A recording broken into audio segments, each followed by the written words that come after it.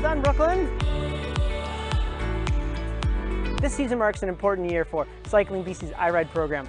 After 8 years of development, iRide is expanding across the country in partnership with Cycling Canada. And we wouldn't be here today without the support of Adara over the last 20 years.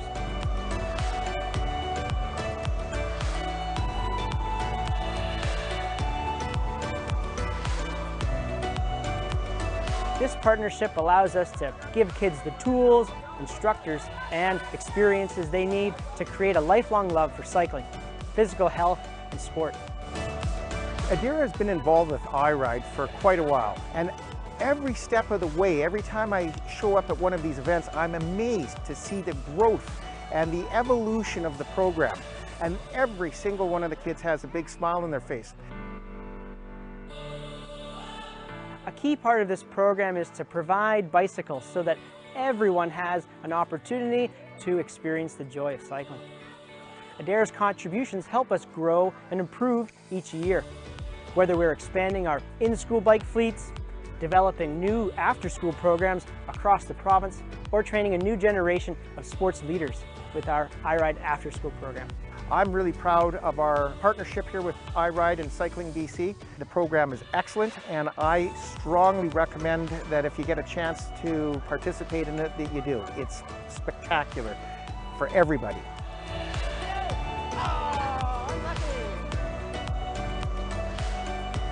I've rode bikes before, but this taught me a lot more than before how I did it. I'll definitely be riding more with my mom and dad and my sister because it was really fun here, and I think it will be also very fun when I'm with my family. Thank you so much, Adara, for helping us help kids ride a little further.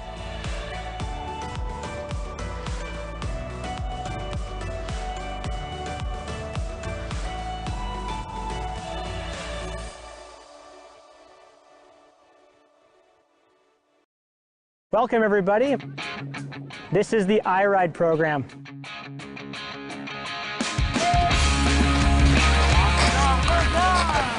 We bring bikes to gym class.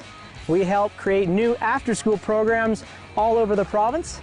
We try to create opportunities for kids to get on their bike, get their legs moving, and feel like they can achieve anything on a bike. Today we're at a local school in the Lower Mainland, and we're bringing our in-school program to students from grade 4, 5, and 6. They'll be learning to ride their bike safely, whether it's on their way to school or preparing to go ride in our beautiful forests here in British Columbia. And push! Yes! Our big exciting news this year is iRide is now expanding across the country. And this expansion wouldn't be possible without community partners. Partners like Concord Pacific that are helping us bring this program to students in schools and help create new after-school programs across the province.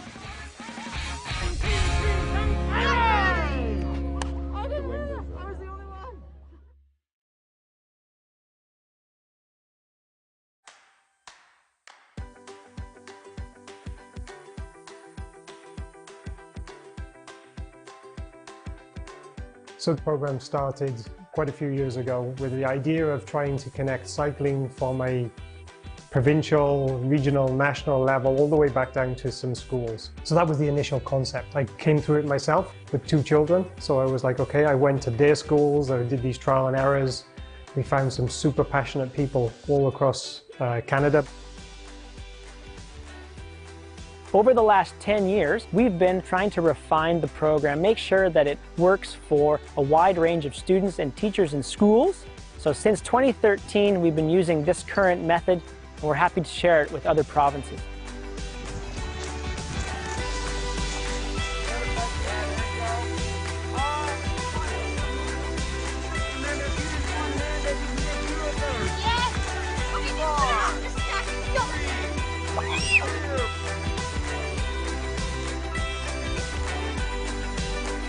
My favorite part is when a kid who was struggling, finally it clicks for them, and so they get the huge enthusiasm, they're really proud of themselves, they can join with the rest of the class. It's really rewarding to see. Squeeze your brakes as hard as you can. You're gonna practice your karate kick. All right, like this. Hi-ya!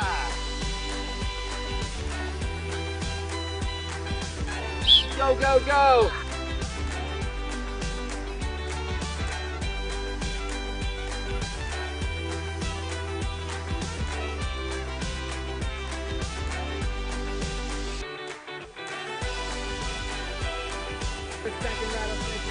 And then when I get to here, I'm gonna stand and do the rooster tail wiggle. To be honest, it kind of makes me more excited to ride my bike. Get back to that grassroots, like why did we start riding in the first place? Because it's awesome, because it's fun. It's not all about training and going hard. Sometimes it's just about pedaling around and enjoying it. And I really appreciate seeing that, and I appreciate being able to share that with the kids a lot. I just want to kick the rattlesnakes. My highlight of the day was probably when we were playing the rattlesnake game. It was just really fun. It was really fun with the jumps and like the ramp.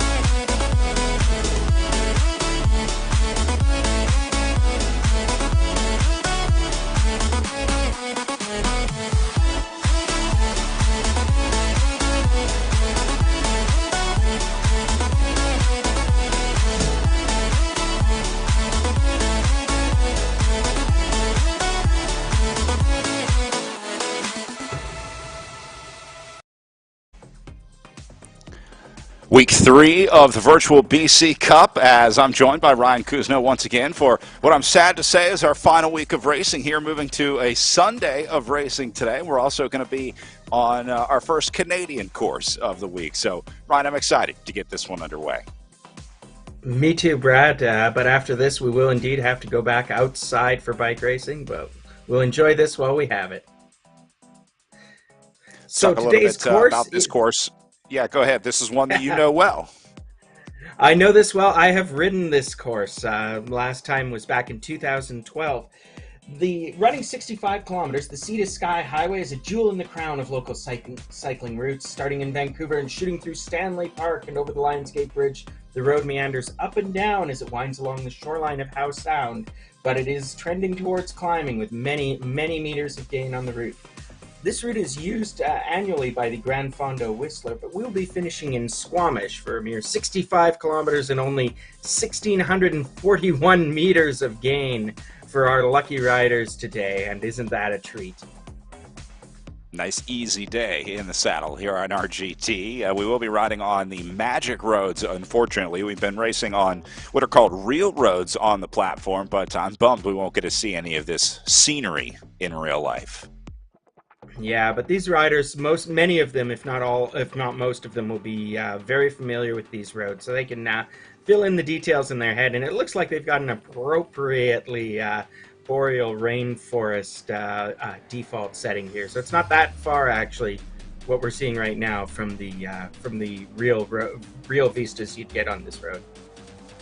Category B and C riders up first today. Category B being led by Andy Kroll, who's got a nice 70-point lead over Bart Gould in second, Matthew Cox sitting in third, and then Tom Flower and Albert Chan in 4 and 5. There's some close battles here. You pick up, I think, 200 points for a win, so depending on how a rider like Andy Kroll does, we could see a rider like Bart Gould or even Matthew Cox moving up into the lead today. I'm guessing Kroll will have another good day, seeing 200-point scores already in the series, but there's a chance that we see some swaps happening there. So you see the Category B's getting ready to go upper left. Nice big field starting today, and then our Category C's underway down in the bottom right. So we'll have those two different races going on at the same time. We're going to be monitoring both. We'll check in with both, but they are in two different virtual worlds, if that makes sense. So riding the same course, but the characters will not interact with each other.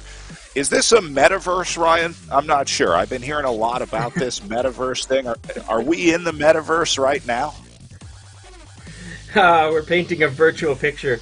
I think what we have to do is we have to imagine what the actual terrain would be looking like that they would be riding through. But sure, I will call this a metaverse, although I haven't seen any riders quite take the next level and slap on the VR goggles as they reside in their pain caves. So this little steep slope, I think, is simulating... Actually, I'm not really sure what it's simulating. The ride normally would start on Georgia Street, right in downtown Vancouver. So you wouldn't see trees, you'd see tall buildings. So just envision the Canary Wharf scenery behind these riders at the moment. And it looks like we've got Kelsey Hamilton, is that right? Or is that Keely Hamilton? Who have we got in this race? This could be fun. Yeah, we dealt with this in previous weeks. The Hamilton duo making things interesting on the platform that only gives the first initial of the first name. I've looked it up, though, finally, Brad. It is Keely Hamilton, all of 15 years old, showing up and racing with the Cat C riders. So we can see the meat of the field here. Shane Alfred, Savarisi, Fazlagic. These are some names that we called last week as well. In fact, last week in the C's, I think we saw Matthew Moore, Shane Alfreds, and Lee Savarisi as our top three. And it looks like Shane and Lee are right there, although I do not see Matthew Moore on our start list, so he may have sat this one out. But right now we've got a small lead by Fazlagic, and but Alfreds is not too far behind, and Zavarisi is right there with Shane Alfreds. Zavarisi did a nice job chasing back on, had a little trouble coming up and over that hill, but then was able to close the gap. It's a big part of this game, just staying in the draft. Well, a big part of bike racing, I guess, just staying in the draft. Yes. So it looks like these three might be able to link up today. Yeah, I can't quite place it, but I think what we're seeing now is sort of the initial roll through Stanley Park, and then you'll see a little rise that'll be our virtual Lionsgate Bridge. But if you look on the course profile down below, you can see the first place where it gets sort of red and steep there. That'll represent their entry into West Vancouver, where there is genuinely a pretty solid, pretty steep climb that sort of weeds out the field very rapidly in both the real Grand Fondo Whistler and also in our really virtual Sea to Sky race here today. So look for that to be, probably especially in the B group, a very important selection point. As here we can see that Andy Kroll is trying to get that 3 in a row, sweep the racing today. And he has the usual suspects right on his wheels. We can see Bart Gould and Tom Flower are right there. And although I do not see Joshua Smith, who was our third place rider last week. It's funny how much real life this is, where Kroll basically has a big old target on his back and everyone is kind of sitting back waiting for him to make the moves. You see Vandergreen coming up here to join him, but it's a common scenario where the leader, often the yellow jersey, is sort of expected to take charge, and looks like Kroll was bearing that weight for a little bit earlier today. Big efforts on the climb here, everyone going red. Yeah, absolutely. As I said, if they're at all familiar with this course, or if they've even just reviewed the virtual profile, they'll know that this wall that we're coming up to is a selection point. So what's going to happen is, if you make it into the lead group, over the top of this first wall, you've got a relatively easy ride before you encounter some more serious climbing. And you can see that it is really that steep. You can see that they're talking about a 20% grade. This is, by the way, not the steepest road, I think, in West Vancouver. There are worse, but this is just the grade on essentially a main climb onto what amounts to the main freeway leading out of Vancouver towards Whistler and Squamish. So in real life, this isn't a cobbled path. This is actually a recently reconstructed 4-lane highway. I shouldn't say recently. So in the run-up to the 2010 Olympics, a lot of money was spent rebuilding this freeway, because it was the main route between downtown Vancouver and all of the mountain venues for the downhill skiing and many, many similar events up at Whistler. And as we say that, the... You guys are incredibly lucky to have some of the riding that you have up there. Not only the road riding, but I'm sure we'll talk about mountain biking and, of course, track as well. But it's a good place to be a cyclist in BC, man. Yeah, BC does treat you well, and Vancouver surprisingly well for a very urban city. I mean, that is the appeal of it. That's one reason why people might want to live here, and heaven knows they do. So we're just peeking out at the top of that West Vancouver climb, so these folks can almost taste their first sight of what would be Lions Bay in, Horseshoe Bay in the real world. But this is kind of the first step, and we can see the C's aren't quite over the top yet, but the B's have, the lead of the B's, Andy Kroll there, has reached the top of the first summit. And so everybody else will be just trying to catch up and regroup with him on the descent. And then you can see that they've got about another probably 10 or 20 kilometers before they hit any serious bumps in the road. But as we say that, it looks like Zavarisi has got a small lead over chasing Fazlagic in the C group. And that's Bennett coming up on third. So the C's are a little more strung out. It looks like on the B side. So with the C's we've got, yeah, we can see them just coming over the top here now. So that would be, if my start list is to be believed, Lee Zavarisi, of course. And you should be able to find this Zlatan Fazlagic. And we're looking back at Shane Alfreds, who, yeah. Yeah, Alfred's had good rides earlier. He's a second-half finisher, let's call it. We watched Shane Alfred's fight back from a couple gaps in the first two stops of the virtual BC Cup. So would not be surprised to see Alfred's get back up to the front here, get back up to the leaders. Absolutely, and he proved his medal last year as the winner of the virtual BC Cup in this category. So I had a celebratory cider with Shane after his win, so that was a lot of fun. And so I suspect Shane is one of the guys who has in fact ridden this road before.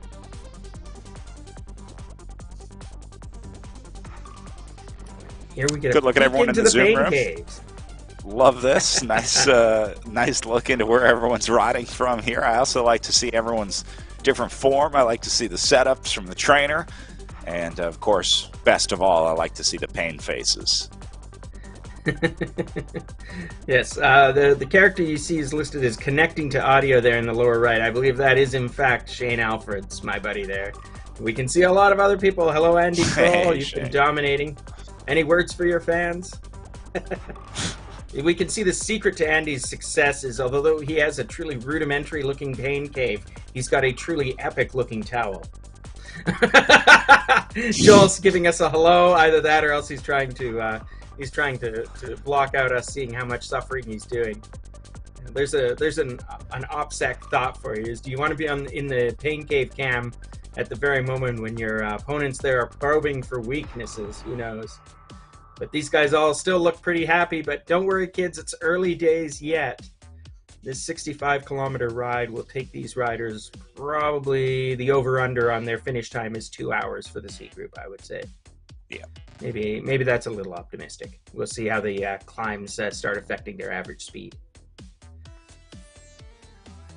Yeah, a lot of it will depend on, I think, how the race dynamics play out here, but certainly nobody needs to be in a hurry to find any space out there today. They're going to have plenty of time to work that one out in the in the C's.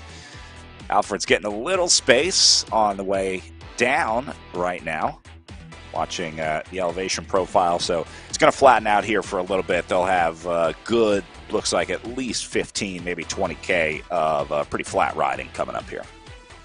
We'll refrain from making any wry comments about the type of riders who are best at descending, at least in a virtual world.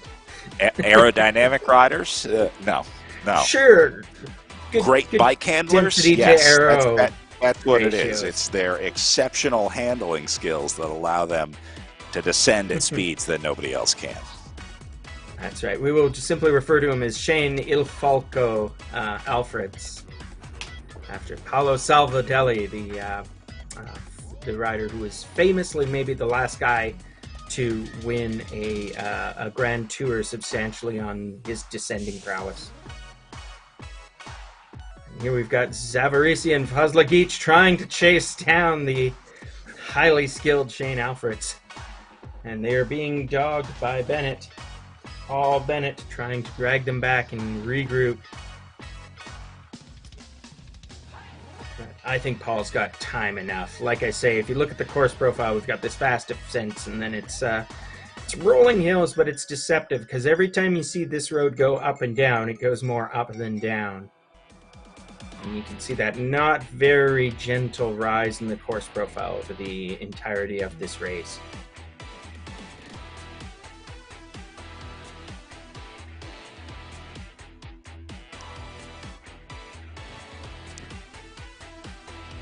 Back over to Van de Green at the front of the Category B. He's got himself rolling away solo.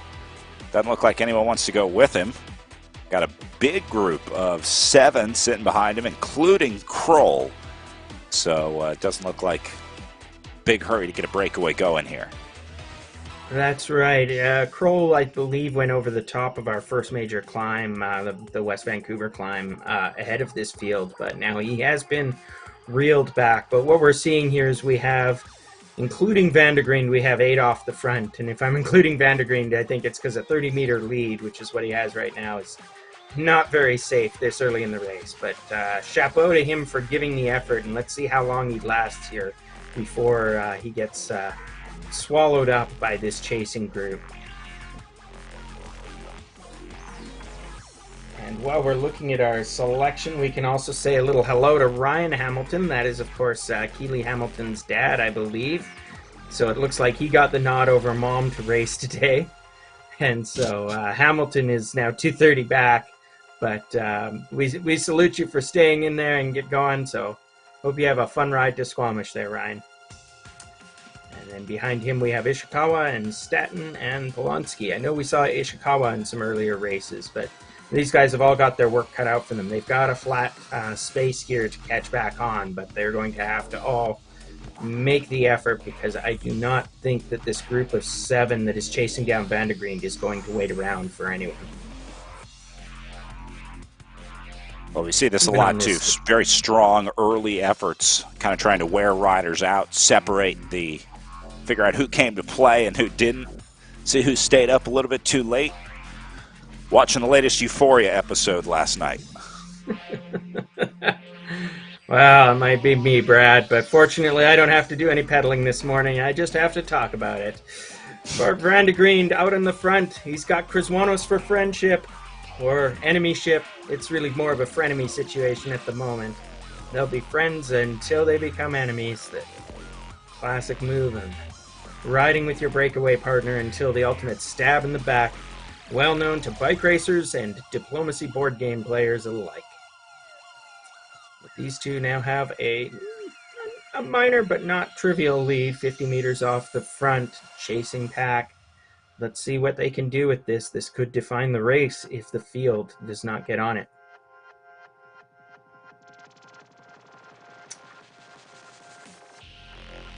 We're looking back at that field, so let's see who we've got for group composition here. It looks like we've got Bart Gould, Tom Flower, I believe that's Matthew Cox, although I may be wrong about that one, Mocht, Chan, and of course, Andy Kroll. This group's settling down here. So if you made it here into this group of, we'll call it 8, it's a pretty good day. Second group behind them at, well, they're all spread out, one by one behind them. One at 200, that's Hamilton.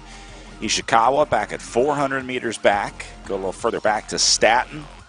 So a lot of solos back here at the back. This is a tough place to be. Eventually these guys, Ryan, will link up, right? Just like these two. I guess like in real life racing, you sort of form this group of riders off the back. They all work together. Unless Polanski links up with you, and then he just blows your doors off and goes right by you on the climb. Yeah, it appears that Mr. Polonsky is not waiting around. You can see how he rolled away, but Statton's trying to get on that wheel. These guys, I mean, the ones that we're looking at right now, Statton, Polonsky, these guys are already very much in the danger zone in the sense that I think you're right. The selection of 8 has happened ahead of them, and if they do not get on that group more or less immediately, this is kind of their last chance before the separation will become too wide, and that's a strong group of riders ahead of them. They will just continue to ride away all morning. Or as it were for you, afternoon, or as it was for our producer, Damon Bates, evening.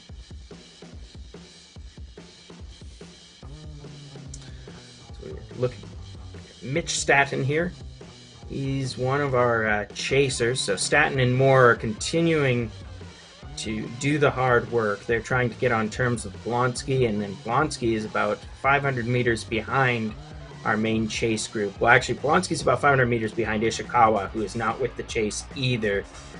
He's so this is a group of guys who, as you say, need to link together, because otherwise it is going to be a long ride to the finish. But I think that will happen. A good effort here by these two linking up. Looks like Alfred's has had a mechanical.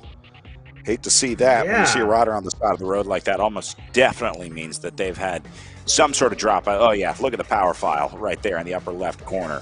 Bummer. Oh, that's gonna kill Shane. He's got 300 meters to make up. If there's any rider in this race who can make up a 300-meter deficit, though, it is Shane Alfreds. So he must be frustrated by that. You can see the frustration on his face right now. There's a little scowl there from Shane, but hopefully, come on, Shane. We know you can do it. So he's got to keep catching up. I wonder if the C group is feeling gentlemanly and is going to ease the pace so that Shane can get back on. But I'm going to guess probably not, because for Zavarisi, Bennett, and Fazlagic, getting rid of a rider as strong as Shane Alfreds probably sounds like a pretty good bargain right now. Yeah. So. Yeah, the best part about virtual racing is you don't have to look the other riders in the eye in the parking lot after the race.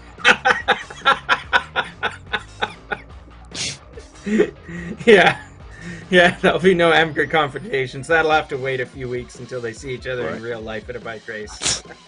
Hey, that's one of the cool parts, though. I mean, he will not forget this. You know, you'll have riders that are hungry for rematches on battles that unfold on these virtual platforms. So there will be scores that are settled in real life this spring and summer that start on the virtual platforms.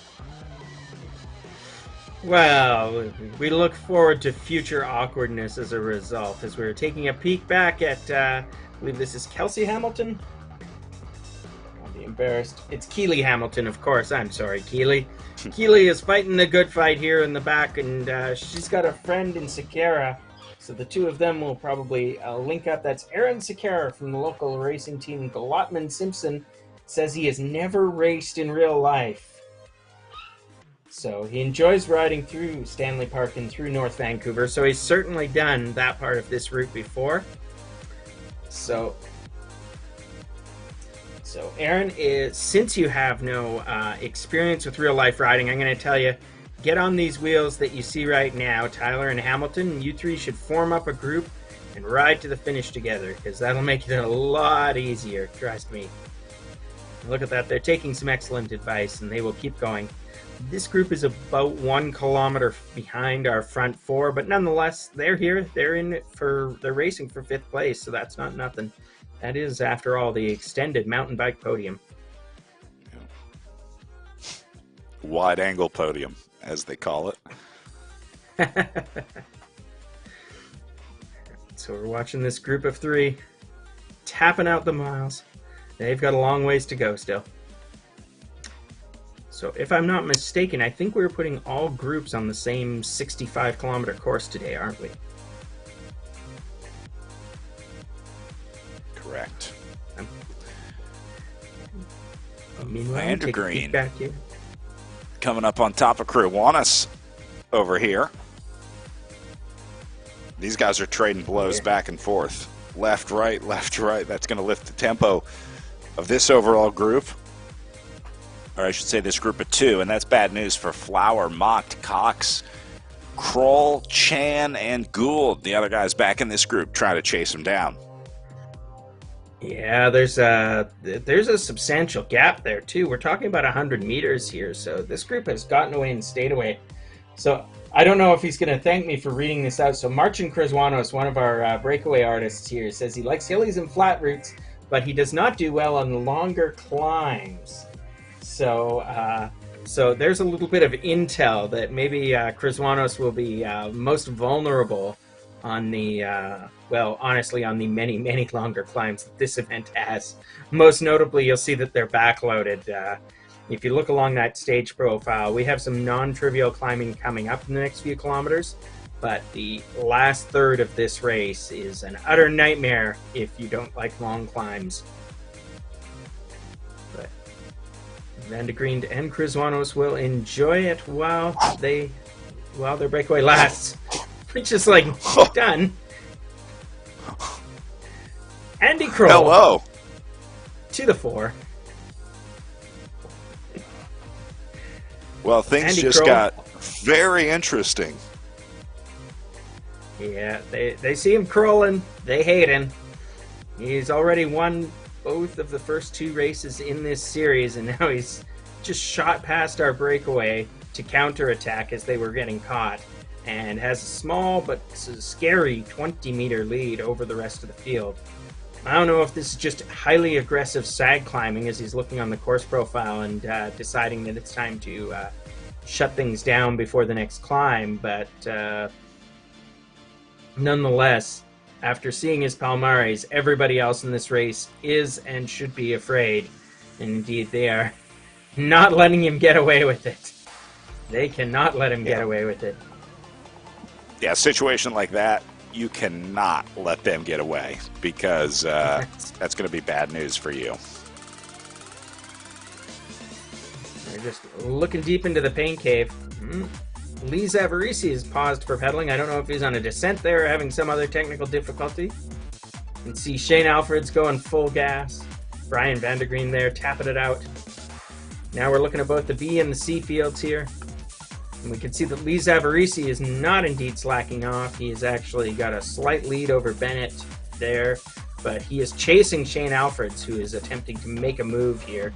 So Alfred's about 40 meters ahead of the field. So remember, this already broke up into sort of a group of 3 leaders, but it looks like Fazlagic is actually not that far from Bennett now. So we've got Alfreds has spaced himself away from Lee Zavarisi.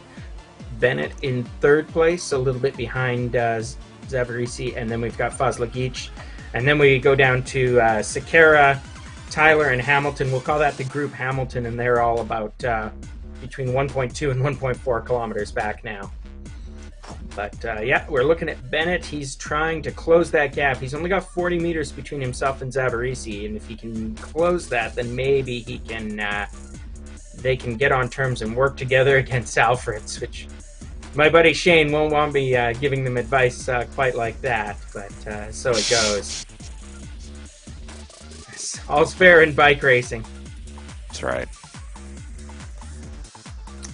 They're just coming over this little rise. Yeah, he needs to get up onto the wheel of Zavarisi here. He's so close right now, but you do gain a pretty significant advantage. In fact, he's getting a draft even right now. Check out the upper left corner. Shows what you're saving. It's only about 1.5 watts per kilo right now, but that's enough. So, yeah, already picking up the draft. Actually, I take that back. The graphic right now is showing the gap that needs to be made up to get into the draft. I apologize. See how it separates right now until you go completely out of view. So it's showing when you have the potential to get into a draft to help you get up to at least the minimum drafting point. Then it starts showing you the number of watts that you're saving. So if Bennett would get up here, I would show you, but you know, easier said than done. Yeah, so it's a sort of a feature of RGT that it has this smart display, right? It goes between showing your power history to showing when you're in sort of potential or actual draft mode. Is that right, Brad? Correct. It's all about really just sort of there's an element of gameplay involved. There we go. See how it now says saving 4 watts in the upper left-hand corner, and then that graphic goes away once you get into the draft. Now, when you're losing the draft, it brings that bar back to help show you that you need to do a little more work to make sure that you stay in that slipstream. And then, yeah, the other thing will be the red numbers that you'll see in the upper left corner. If a rider does more work than they would need to stay in that draft and stay in that position, the game will scrub those watts off until you pass that rider. I understand. I think we've talked about this, especially at the Canary Wharfs course, that the effect is most pronounced in cornering, and I don't think we're going to see a lot of cornering wattage effects on this particular course, but certainly we'll see plenty of drafting and lots of climbing. And we can see here now Paul Bennett and Lee Zavarisi have indeed gotten back together, and they are in fact able to draft each other, I think, at these distances. But they still have some work to do because Shane Alfreds is getting away from them. But meanwhile, let's take a peek back at the B group where Andy Kroll has attacked again and is now being reeled back in. Just testing these guys. Yeah, and then they're on a bit of a wall. You can see that they're up to about a 10% grade here at the front as Kroll gets reeled back into the group. And so we continue to have this group of 8 at the front of the race, and then a pretty big back gap before we get to the back markers. And we're looking at, I believe that is Mr. Mocht, Joel Mocht, coming to you straight out of the Yukon. He's a former triathlete, and he is leading this race right now. He's very happy because this course in real life goes just about due north. So every moment in this virtual world that Joel pedals, he is bringing himself slightly closer to his hometown. Mocht going to get some company with Kroll here. Nice addition to the group. Yeah, we've got all the big legs coming to the front, and we're once again we're calling the same names again and again. If Kroll was any other rider, we might caution him about burning so many matches so early, but Andy has proven that he knows what he's doing, and it may just be that he's confident enough in his legs that he wants to make a selection and make an escape here early on, and then just not have to think about anything except using this race as a time trial. But the rest of the field may be on to that idea. He's just not getting away with anything. The willingness to counterattack Andy Kroll's efforts is still extremely high within this group of 8 riders.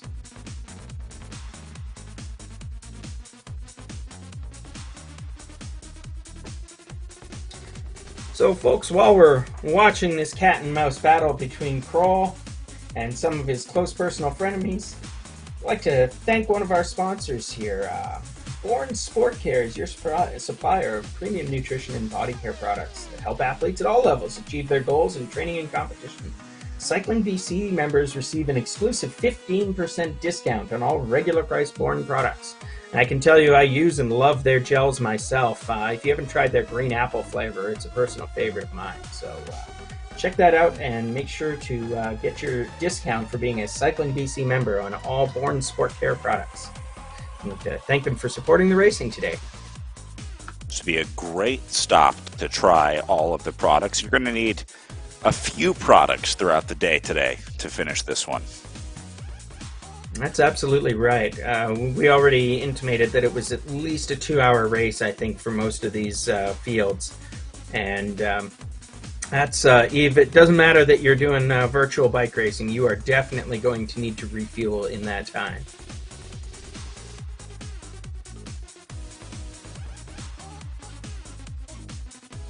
Kroll drops back into the group, just patrolling. Anytime someone goes, Kroll goes with him, but I don't know that he's super interested in trying to roll away by himself. A lot of times on RGT, we'll see these long solo attacks where, much like in real life, riders try to get away, nobody comes with them, and then they have this sort of sunk cost fallacy where they will stay on and try and stay away. So Kroll tried a couple times, went with a couple moves, but nothing developing from it. So it doesn't look like he's in a real big hurry to try and get a gap going. Nor does he need to from a series standpoint. He's in great shape. All he needs to do is just finish with these riders. From a stage standpoint, he's a pretty good finisher too. So looking at that last climb, I'm guessing Kroll is saying, let's just figure it out there. Yeah, I think that's maybe what he's ready to do.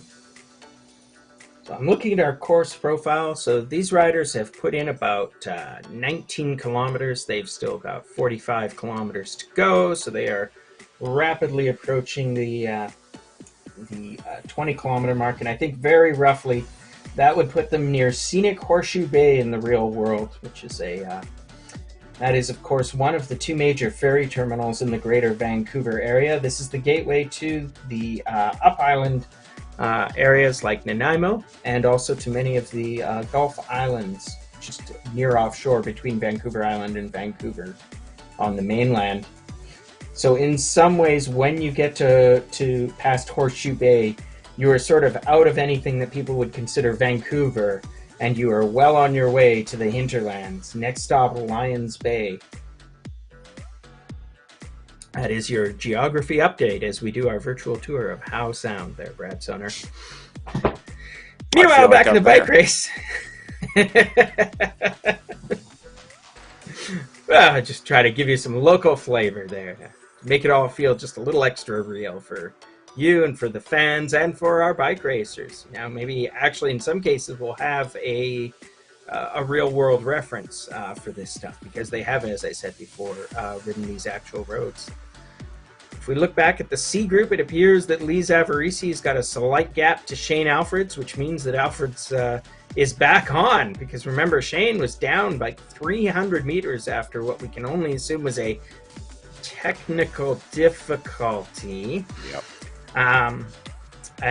So now we have, roughly speaking, Zavarisi, Alfreds, and Bennett are all three back together as a group. So that's big news for Shane Alfreds. He was probably not a little bit worried to see a 300-meter gap develop when he had no desire to get one. And they still have a gap over Fazlagic, and then back there's bigger gaps to Sekera and Tyler and Hamilton. It looks like Tyler and Hamilton are working together, but everybody else is kind of sprayed out all over the road. So we may have a race of three for the major placings here and the win between Bennett, Alfreds, and Zavarisi. And if I'm not mistaken, I think that Alfreds may now be the highest ranked of the present riders, because of course last week it was Matthew Moore, we said, who won the race, and he's not here tonight. But we will let this race sort itself out, and then we'll get the overall Cat C results from Cycling BC on their website. I'm sure they'll have it up by Monday morning. They're very good about doing the recaps. They had the last one posted, midweek actually, but it's really great stuff. I don't know who's writing the recaps for them. Probably one of the folks there in-house, and they're getting the photography, though, supplied by Tammy Bello. Tammy Brimner, professional photographer who is in both the real and the virtual worlds as we look on at our riders. It was a real treat actually reading the recap, because it was sort of like I commentated that race, but I forgot how it went. Mm-hmm. Yeah, you get so into it, and we're watching so many different storylines throughout the race. Sometimes it's difficult to look back at the overall picture. They absolutely do a great job. Props to the team there. The consistency, speed, and quality with which they've done those recaps, and of course the photos from Tammy and the video from Damon. Great team.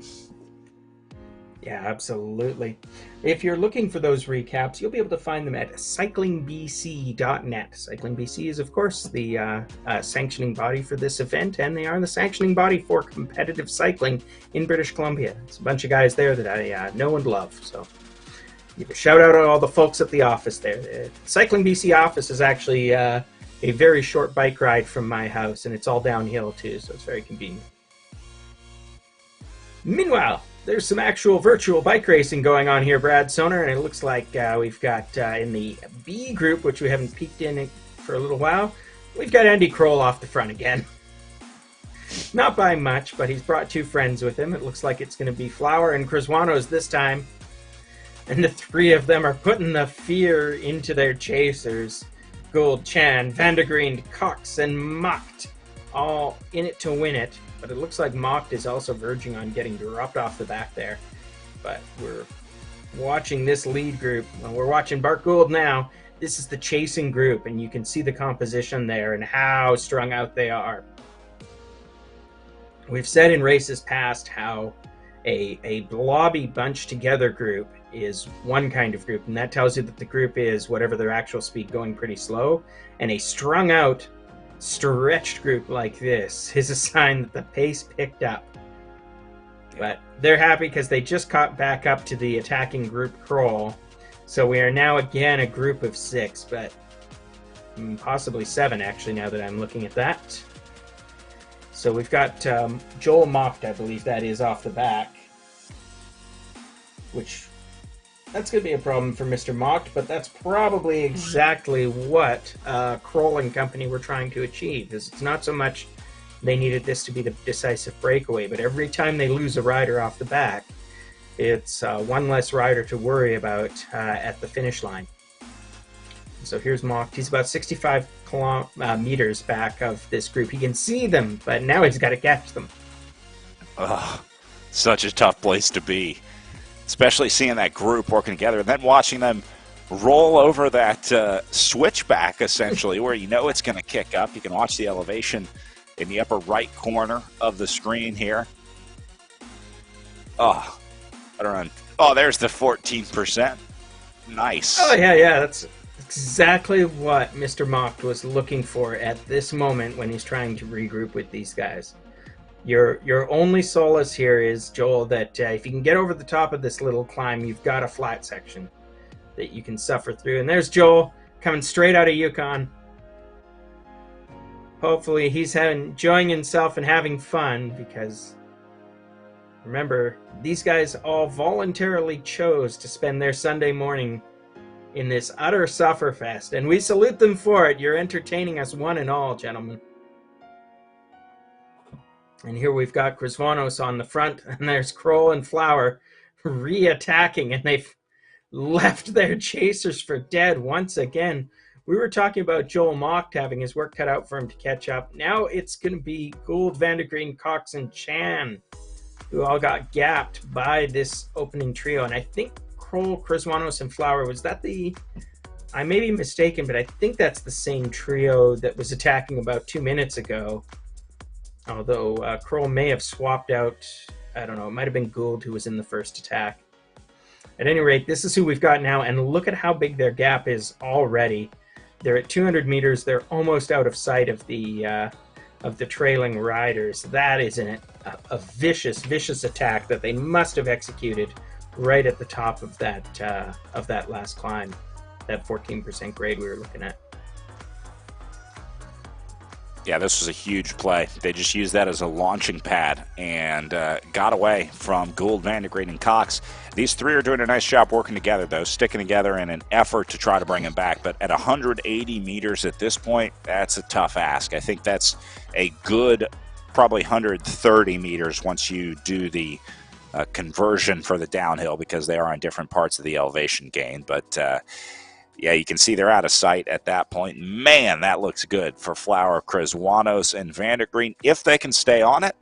Although, it looks like Vandergreen might be linking up with Gould here.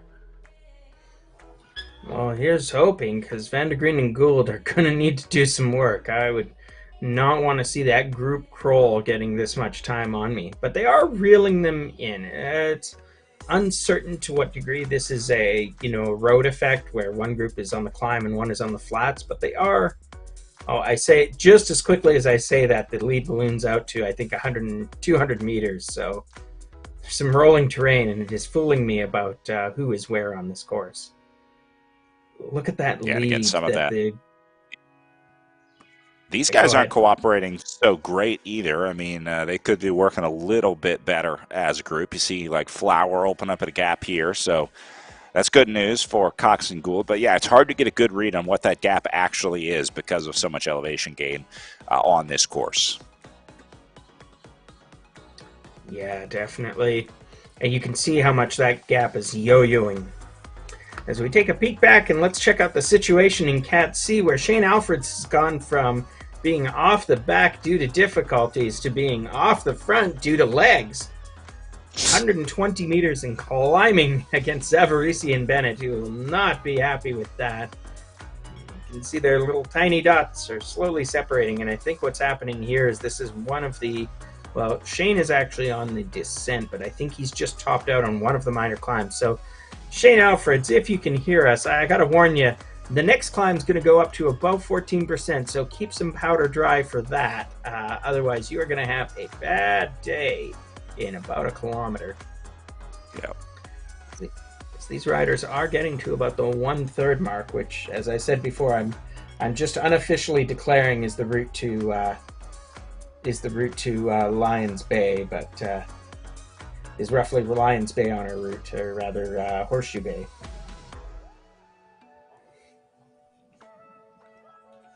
Zavarisi falling off of Bennett a little bit here.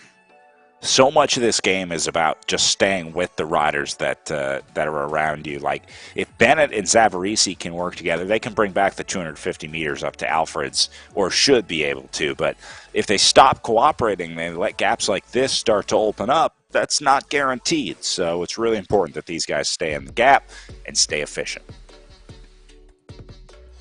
Yeah, that's definitely true.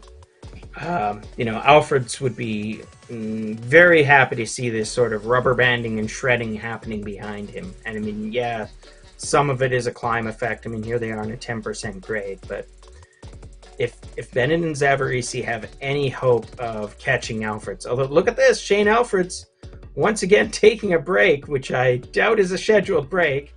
His wattage has gone to 0, so Shane is not going to be happy with that. Here he is leading the race and having to take a pause as his virtual avatar gets... Oh, and back. Shane is back. So maybe he just needed a pause. Perhaps he had to step off the bicycle for a nature break or something similar. Well, probably not. Though Damon is very studiously not showing us the pain cave, so that's still in play. I suppose part of the story there is that Shane's shaking his head, but don't worry, Shane. You still have something like 260 meters over your nearest opponent, so you're doing all right now. If you were going to, I think Shane had to stop. Shane stopped because he's still trying to connect to audio. He was checking the cables, maybe. I see that. Don't worry about the audio, Shane. Your legs are doing all the talking right now. I hope the Zoom is not affecting his gameplay here. I hope it's not like a bandwidth issue, but I think that's usually more of a internet service provider issue. So keep your camera on, Shane, because I like watching you suffer. Yes, that's right. That's right. Dance for us, Shane. Dance. We are entertained. But Shane is being very entertaining. He is entertainingly stretching his lead out over Bennett and Zavarisi to 150 meters, so it's not nothing. 120 meters according to the computer right now, but at any rate, it is a non-trivial lead. 21 kilometers covered in this race, about 43 to go, so this is pretty much the 1/3 mark for the Cat Cs, but bad news, this is not a course that gets easier as it goes on. I think that the first third of this course will have been covered relatively quickly. The second third of this course will probably feel a little bit harder as it goes all roly-poly. And the third part of this course has 2 big mountains in it.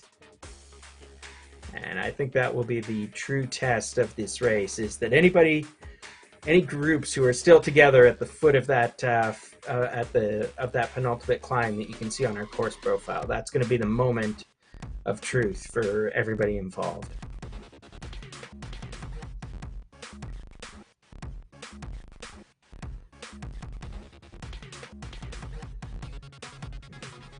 Nice job by these two linking up as we go back over to the category Bs. Looks like they're on their way down. They got a nice long descent. So this part of the course, Ryan, looks pretty lumpy to me. A lot of ups and downs coming up in the next 20K or so. Yes, just like the real road, it does have its ups and downs. This is a coastal road, although it goes pretty far above the water at times. And what you're seeing right now is exactly that rolling profile. It's actually a real delight to ride in real life, and I'm sure these riders are having fun with it too, because it is just sort of this never a dull moment on the course profile. You're going up, you're going down, you're going up, you're going down. There's always something.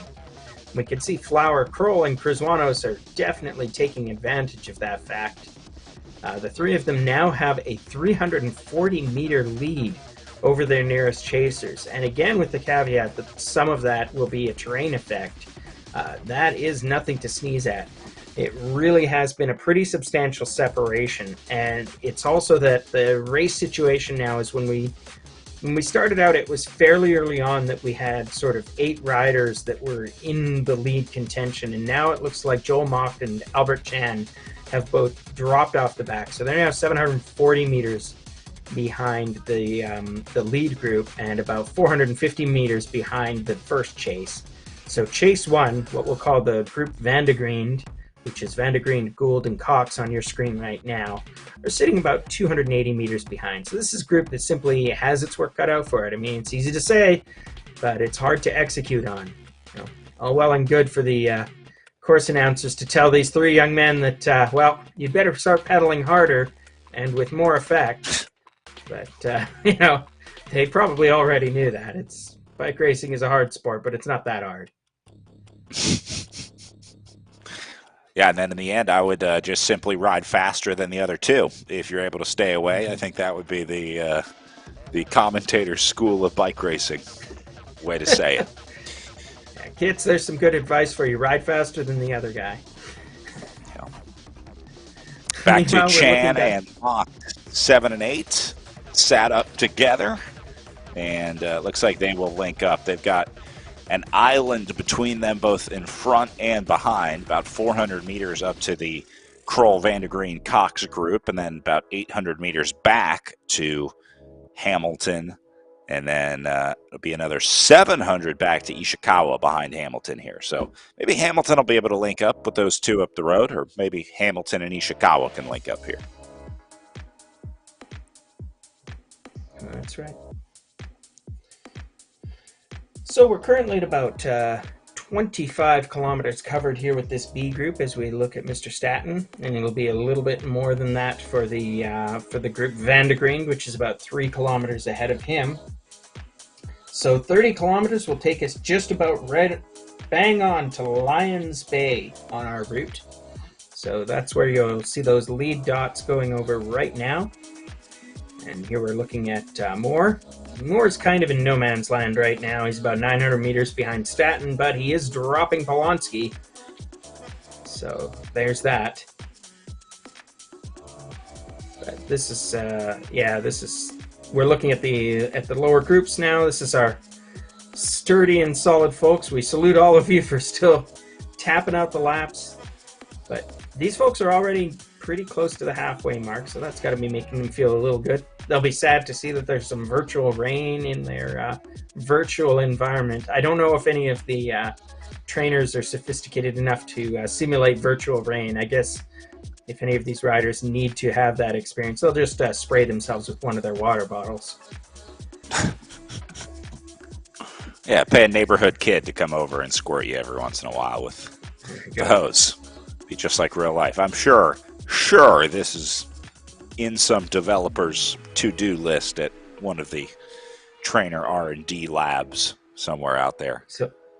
So usually we comment on the pain crave backgrounds here, Brad Soner, but today I feel like we should also comment on some of the sartorial choices in the pain caves. I'm really fascinated that Andy Kroll has gone not only not arrow, but actually cotton. And looking at the fact that his shirt is currently gray two-tone, I would say that cotton is doing what cotton do, but I'm not going to judge because Andy Kroll has figured out how to make this setup work in the last 2 races, so he must know what he's doing.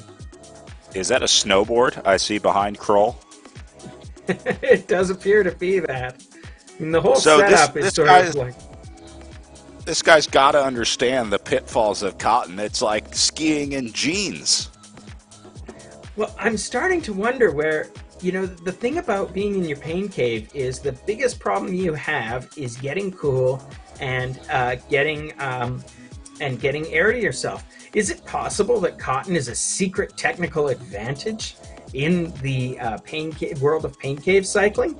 After all, he's getting really wet. He's probably getting a lot of chills, and that's the one thing that you absolutely need. So maybe Andy Kroll is a secret genius, having figured out that cotton is the magic material of the future for indoor bike racing. Just a thought, an idle thought by somebody who doesn't do all that much indoor bike racing. But now I'm intrigued to check it out. I'm going to get on the stationary bike in a t-shirt today and find out how that works out for me. So thank you, Andy. You've given me a lot to think about today.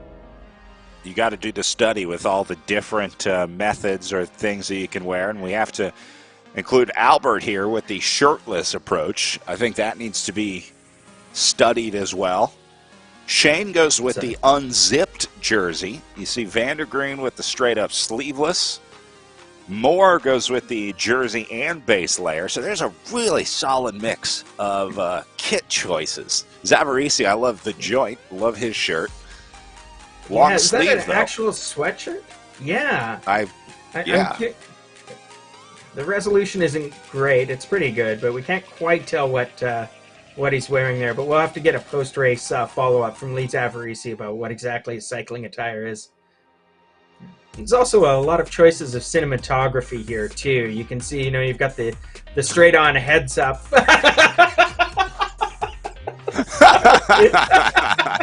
And the pit crew has a little photo bomb for Joel. All right, Joel is now the leader of our Zoom Room competition. Congratulations, Joel. It looks like Joel now has an active videographer. He is now has someone manning the camera here. You don't often see Steadicam effects deployed in Zoom Room selfies, but Joel is definitely on the roll to getting a, I guess we call this an online Emmy for the work there, and he's pretty excited about that. There's something to be happy about and enjoying as all of these riders suffer away, and we salute them all, and we do appreciate that they're willing to let us have this tiny glimpse into their lives, which we use mostly for the purpose of heckling them, because we are, after all, Brad Soner, cruel, cruel men. Back to the bike racing. It looks like Flower and Kroll are continuing to tap out the laps, and they are putting Priswanos, who is still in contact with them, in some real danger. Meanwhile, over on the C group, Shane Alfred's dropouts be damned is got almost an 800-meter lead over Zavarisi and Bennett, who are still working together. So neither rain nor snow nor intermittent network connection will keep Shane Alfreds from his appointed rounds. I think Alfred's just sag racing here. He knows he's going to lose another 900 meters when the connection drops out again. So he's just giving himself the lead right now, so that if or when he has a technical, he can be right back with Zavarisi and Bennett. So yeah, this is a new approach. Sag technicaling.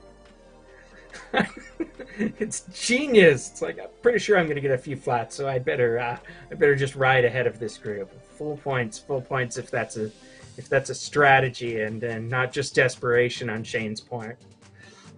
But he is indeed doing the damage to this C field, which has metaphorically exploded all over our course. These riders, Shane is now at the 26.8 kilometer mark. He's got about just under 40 kilometers to go. Zavarisi and Bennett, like I said, about 1 kilometer behind him, so they're also about well past the 1/3 mark on this course. But once again, day ain't over yet. This is 1 hour in for these guys. This might be a longer race than I expected for them, because if they're at the 54-minute mark at 26 kilometers in, well, sir, this may be a 3-hour effort for these gentlemen. And for Keely Hamilton, the one woman in this race. So Keely's actually doing pretty good.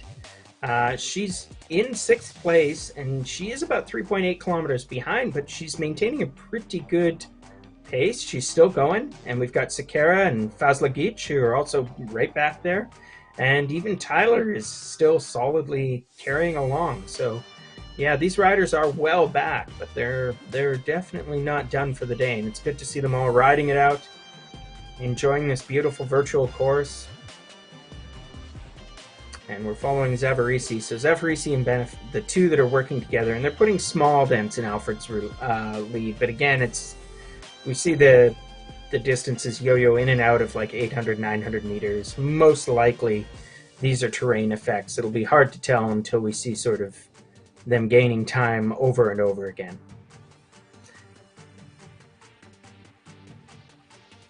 As they finish climbing up that slope. Yeah, so almost halfway through, coming up on halfway mark.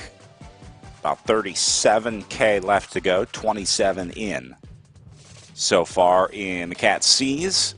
And we're almost exactly halfway over in the Cat B's at 32s over there. As the Flower Kroll Criswanos group continues. Yeah, and they are putting some steady time in. They've got about a 400-meter lead over their chasers. So definitely they are activating this race right now. Now we're looking at Mocht and Chan, who are working together. We saw Chan on our, he's our handsome and shirtless participant in the pain cave there, Albert Chan. And he's working with Joel Mocht right now, and hopefully the two of them can get their way back in terms. They've got about 650 meters if they want to make it back up to the chasing group Van de Griend. And that chasing group Van de Griend is another 400 odd meters behind the group Flower. So while we're watching this all play out, I'd like to introduce you to another one of the sponsors of today's events. Bracelayer Apparel is a BC-based company that specializes in knee-stabilizing compression pants. Cycling BC members will get 35% off on all Bracelayer knee-stabilizing compression pants and free shipping on orders over $100. So we'd like to thank Bracelayer Apparel for sponsoring this event today, and we hope you will check their great products out. Thank you very much.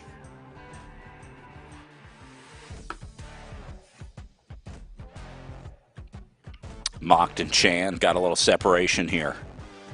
Chan trying to come back. Doesn't get any easier. I'm looking at the course profile ahead. You're either going up or down pretty much for the rest of this race. Yeah, absolutely. And like I say, that is highly reflective of real life, as you would expect. It's all taken from actual GPS tracks, and we're looking at Shane Alfred's experiencing a painful dose of reality right there, although that's just a little 4.7% slope, and he's doing about 230 watts, so I guess everything's kind of baseline here. But you can see how much there's yo-yoing going on. He's at about 600 meters ahead of the field, so I don't... yeah, we were informed by our technical background, so Damon's let us know that Shane actually had yet another technical difficulty, and so we were cutting back to him just to see him get moving again. So, yeah, Shane is having to overcome everything, and indeed now that he's back in action, you can see very much he's rolling along and trying to make that gap. So maybe Shane Alfreds is basically going to have to treat the rest of this race like intervals. He'll have to pedal when his machinery allows him to, and then he'll have to take a break whenever he gets a dropout.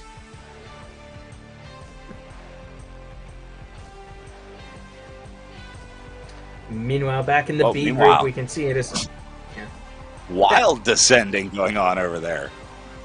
Yeah, that's pretty electric.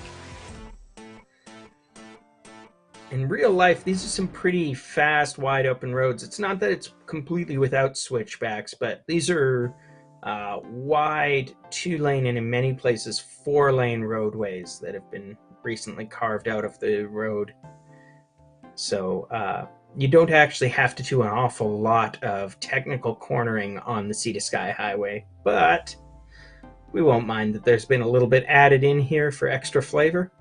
I'm sure these riders won't mind either. Certainly Kroll, Flower, and Criswanos are finding this course profile to their liking as they continue to lead this race by about a 450-meter margin over their chasers in the group Van de Griend.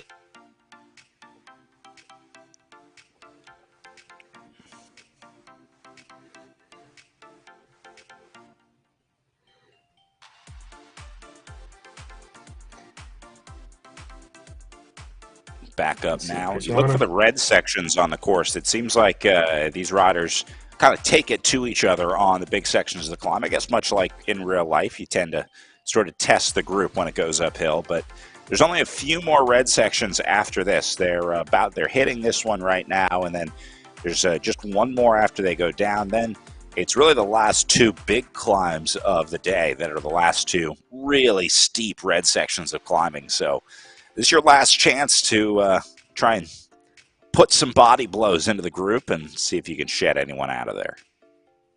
Yeah, that's right. You can see how much it goes up and down over the next few kilometers, but then after that, it's effectively a rolling but descending profile until we get to the high mountains. And these riders are at the 35-kilometer mark, so they have broken the back of this course, well past halfway. However, as I say, that is going to be somewhat deceptive. We take another peek into the pain caves. We can see we now have 9 riders on board. And they're all suffering. They're suffering in the usual ways. Yeah. Yeah. So 35 kilometers to go. Got about 1 hour in. So I suspect that the B group will... Big mountains or not, I think they will be fairly close to the 2-hour mark. That's kind of our over-under on where these guys will be wrapping it up.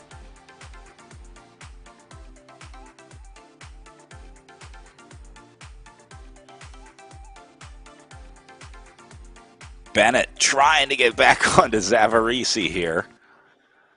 Does a good job of not panicking, too. It's really easy to go too hard to try to close that gap, go straight into the red zone when you want to close a gap like that. But Bennett is doing it right, just sort of slowly getting up there, and then you want to hit it and close that gap and then try and settle in here. We'll see how well these guys are able to cooperate. And there you go, right back into the rotation. Looks like he's even going to do some work up here. Yeah, well, Bennett and Alfred's are seeing basically, they've now got a kilometer between, Bennett and Zavarisi now have a kilometer between themselves and Alfred, so they know exactly what their job is. They understand the assignment, so to speak. Are we seeing a dropout here or something else? Well, it might be just that it's 17% grade. Yeah, I wonder if RGT has a walk animation for these poor guys, because they may need it in a moment.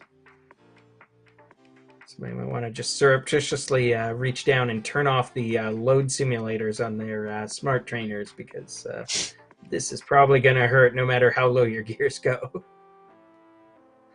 But fortunately for them, they are over that tiny little wall, and there's only a few more to go.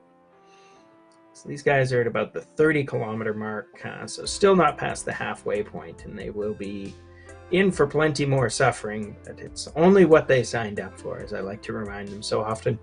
Zavarisi and Bennett are making an incredible case for themselves. They've worked hard, and Shane Alfreds is no slouch as a rider, so there is no sin or shame in having this much effort to go.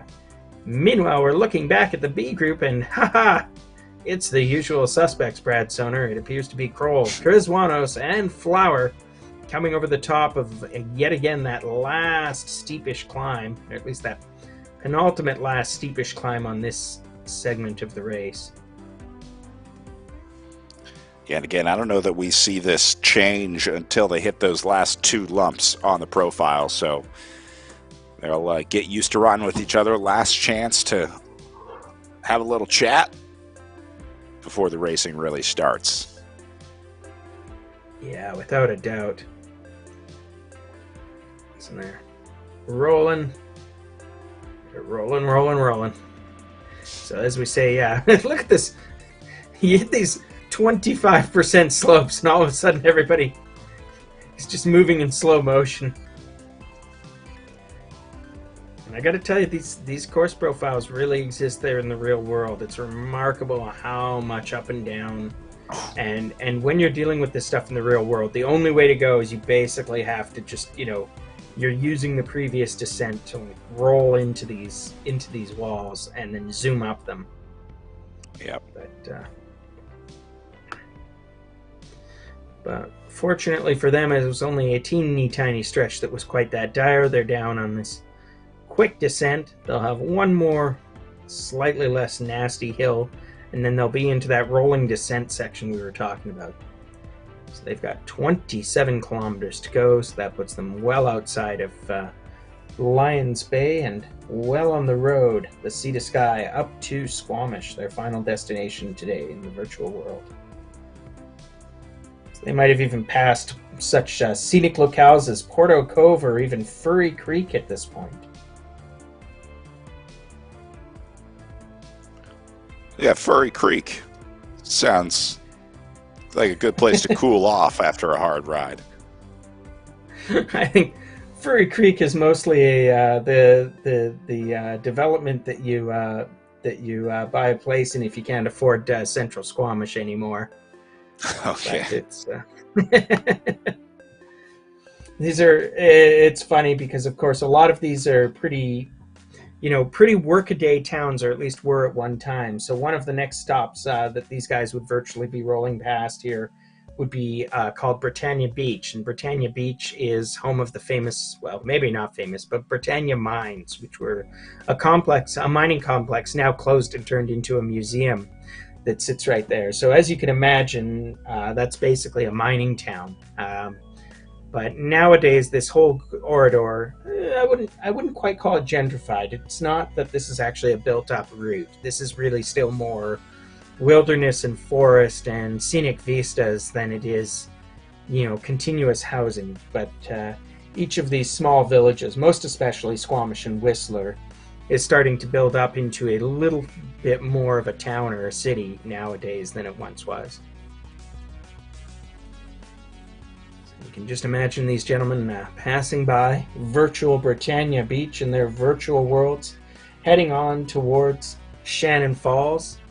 And just as they're past the last two giant climbs on the road, they would be in real life able to see the Squamish Chief, one of the famous rock climbing destinations in all of British Columbia.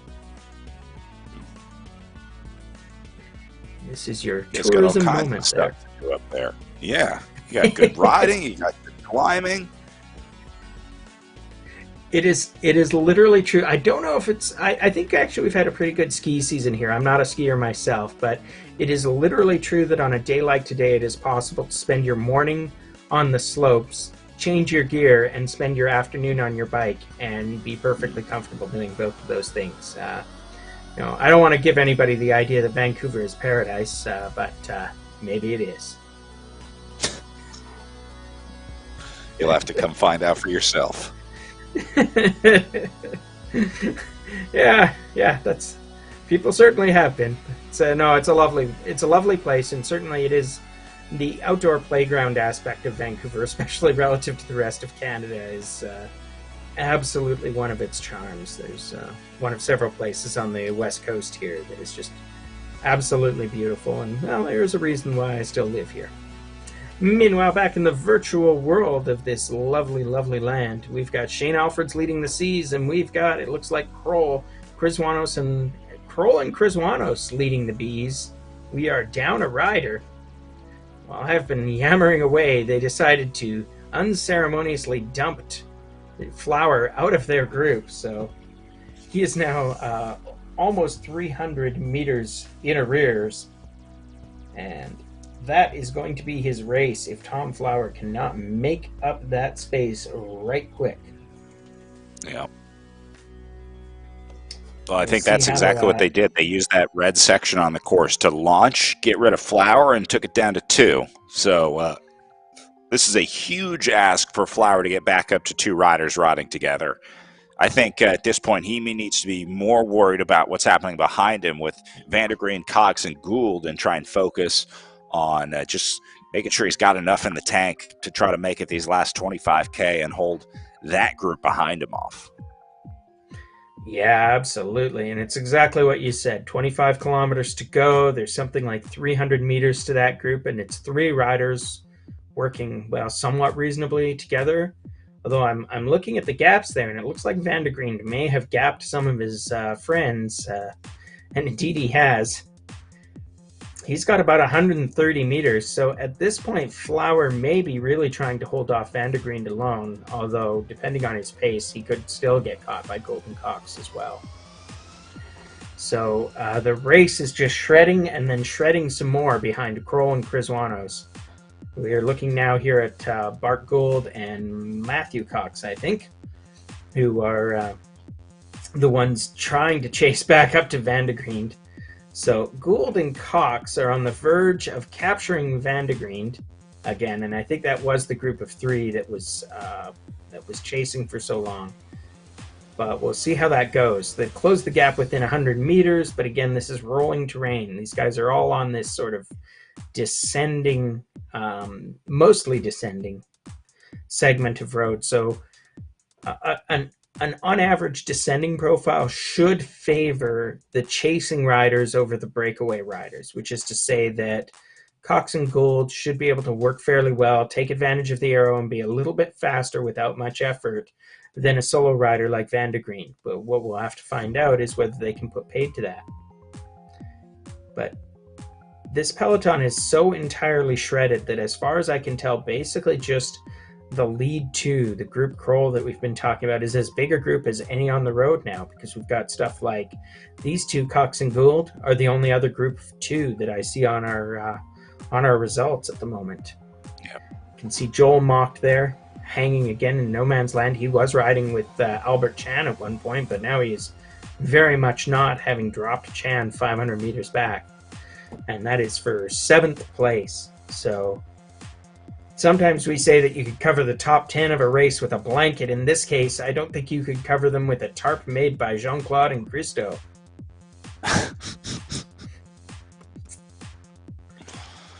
Art references for the kids in the back. Gaps all over the place out here. Yes, yes. Chan coming back up to Hamilton. Looks like a suburban mall in the 90s. There's a gap everywhere you look. Points, Brad. Points. Yes, Hamilton.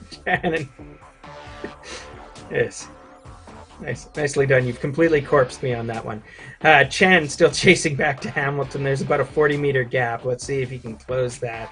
But, this is what we mean. It's just shred here in this B race. The terrain has not been kind to these riders.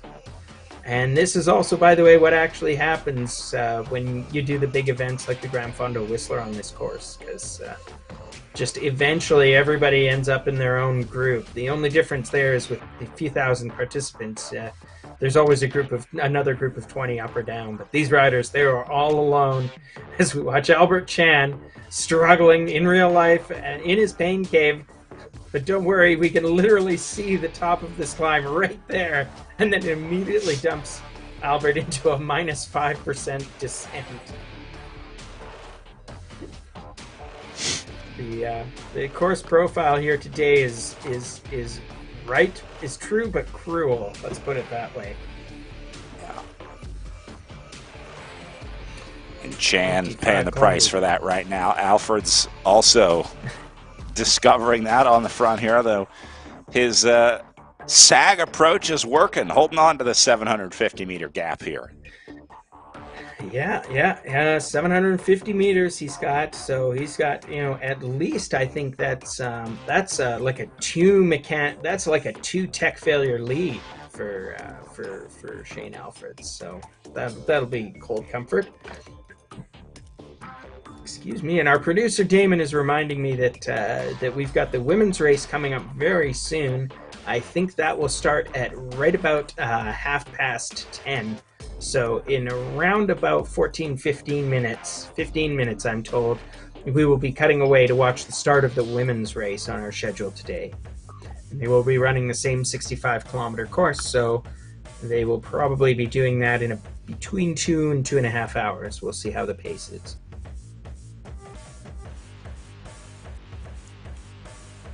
Back to Bennett struggling here. 17% grade. There we go. Add some speed once the character gets up and over the climb.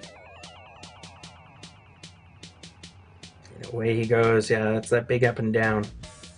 So yeah, this is our Cat C's. They're just hitting those final, this is Bennett hitting that final pair of steep climbs before the long, mostly descending and rolling section before we get to the wall. So neither of our groups is quite at our final 2 hills on the road, but I'm sure they're all looking forward to that, Brad.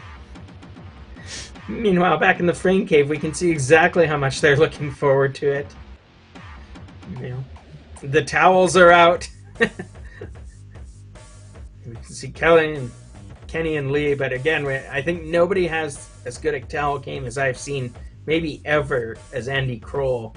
I think he may have actually brought a full-on beach towel with him. But perhaps he's on the sweaty side.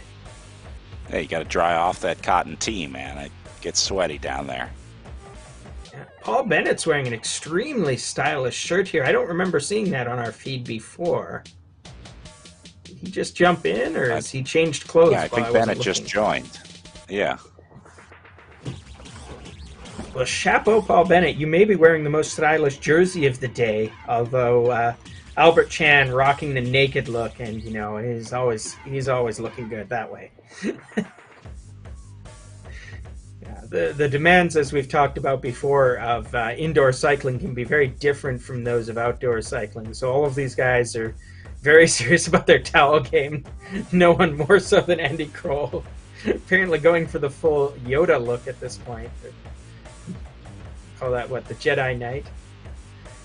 Possibly the Jawa?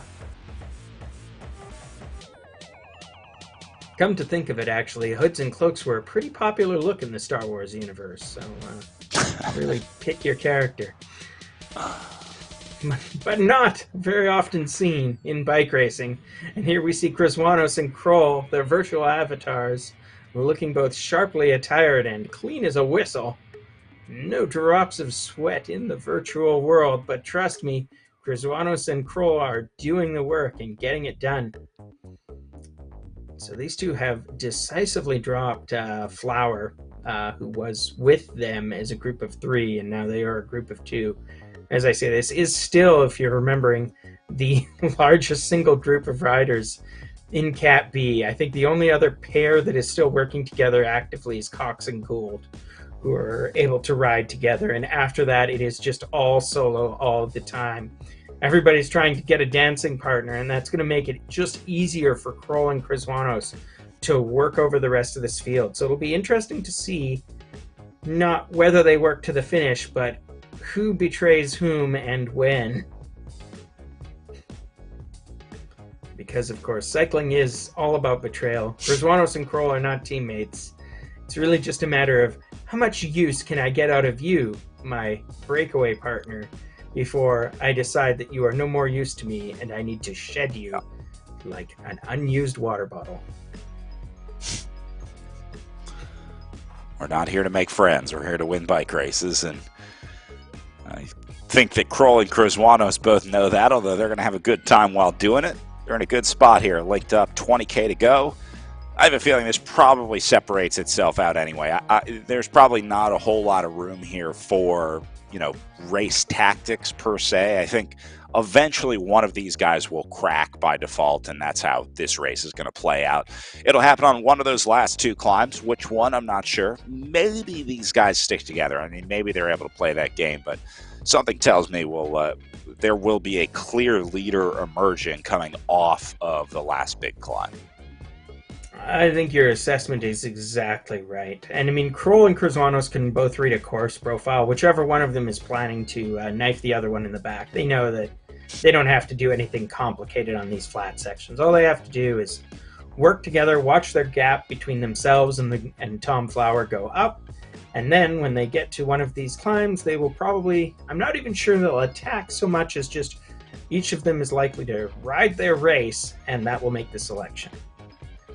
And it's not a crazy prediction if you think it might be Andy Kroll, because heaven knows he's dominated 2 very different races in the B group already this year. And he looks on the verge of dominating a 3rd. We certainly don't want to write Chrysonos out yet. Marcin Chrysonos You remember, he does like hilly and flat routes, but unfortunately, as we said, there's some dangerous intel here. Krzyzwanos does not like longer climbs, and, well, if that is the case, Marcin, then I have terrible news for you. Yeah. I see a dark future in this race. Meanwhile, back on the other side of the field, we've got the Category C group. Shane Alfred's just destroying the field once again. He's riding against his most dangerous competition in this race, the dreaded network dropout. None of these 11%, 20% grades has been able to defeat Shane Alfred's, but the technical gremlins have come for him at least twice, and he's surely hoping that it won't be for a third time. Well, those technical gremlins have gotten even the best of riders, so don't feel too bad. It's just part of the modern era of bike racing. Just like how even Chris Froome got a flat. You know, even Tadej Pogačar drops a chain every once in a while. Yes, absolutely. But Shane Alfred's is showing the resilience of a true champion. It doesn't matter how many mechanical problems he's having. It's how many times he gets back up and into the lead. And while we're watching the domination here by Shane Alfred's in the C's and Krzyzwanos and Kroll with their watchful waiting in the B's, and while we're a few minutes ahead of the start of the women's race, I'd like to thank another one of our sponsors, and that would be Doma. Doma, short for Domestique, has created a new product that they'd like to introduce to you. They hated fumbling with food wrappers while they rode, so they designed a food-grade silicone liner that slides into your jersey pocket. You can fill it with your favorite ride snacks. No wrappers needed, so that you can fill it with stuff that you make at home, Brad. It's really delicious. It makes eating on the bike easier, faster, safer, and it eliminates litter. Cycling BC members get a 15% discount on Doma's products. So that's Doma, D-O-M-A. And you can check their product out. I've got one of these at home, and it is a delightful and beautifully made thing. And I urge you all to take a look at this thing, because Doma makes some really nice stuff here. I'd like to thank them for sponsoring our race today. Speaking of that race, I bet you Alfreds and Vandergreen both wish that they had a little snack pocket all of their own right now, because they'll be reaching into it for maybe some solid courage, as it were, in the form of a few precious carbohydrates. Restock their glycogen stores. Yeah, this is about where you start feeling it. They've now been racing for an hour 23.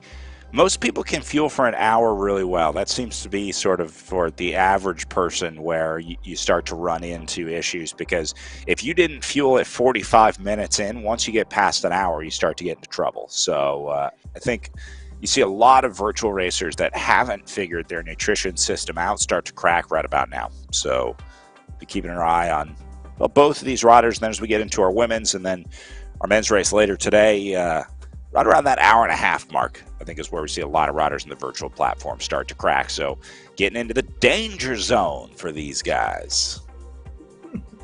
Yes, that's right. They're taking a ride into that danger zone. An astute observation, Brad. Yeah, we'll see how this goes, because I think last week's race we didn't get a real flavor for that, because we were doing about 1 hour in most of the categories, and now we've got we're at the 1.5 hour mark, and the clock is still running.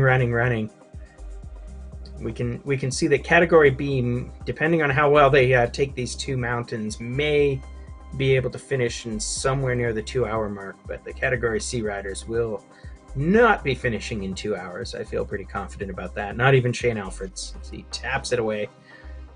We're looking at Tom Flower and Kroll and Krzyzwanos. So Krzyzwanos and Kroll continue to lead that race. They've now got an expanded lead of, I think, over 650 meters against Tom Flower. And Krzyzwanos and Kroll will be the first of our riders in these B's and C's to hit the penultimate climb on this course. We're just going to call this our Category 2 climb, to be followed by an HC climb, or category. coming up right after that.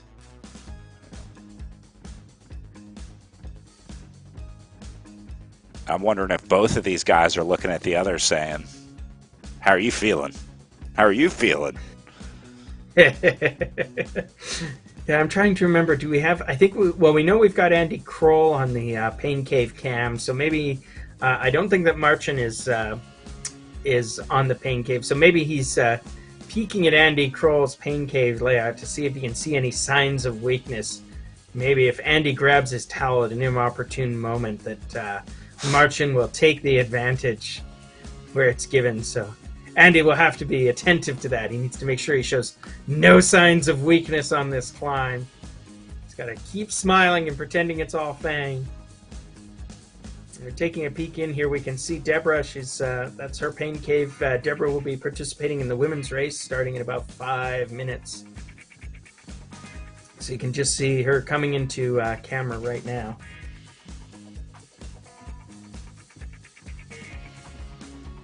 So we will be telling you a little bit more about the women's field when we get to them.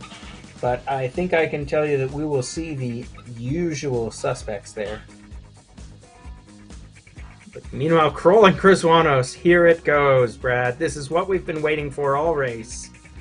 In one of the two decisive climbs, so far they are matching each other on these 12% slopes.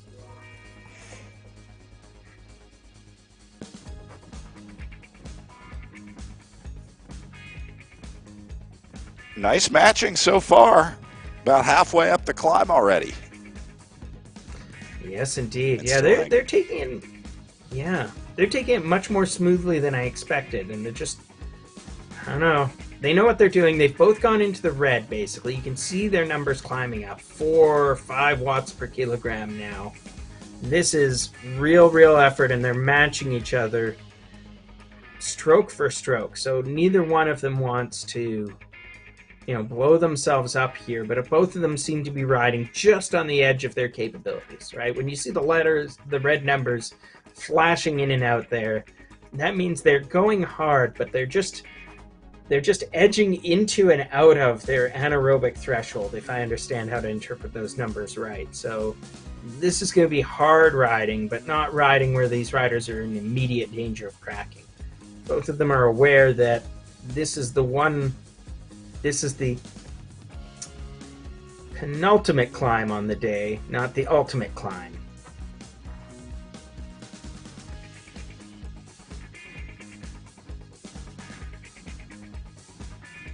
Back into the green zone, taking it easy on this section. Alfred's not taking it so easy on the 7% gradient on the way up here. Yeah, absolutely.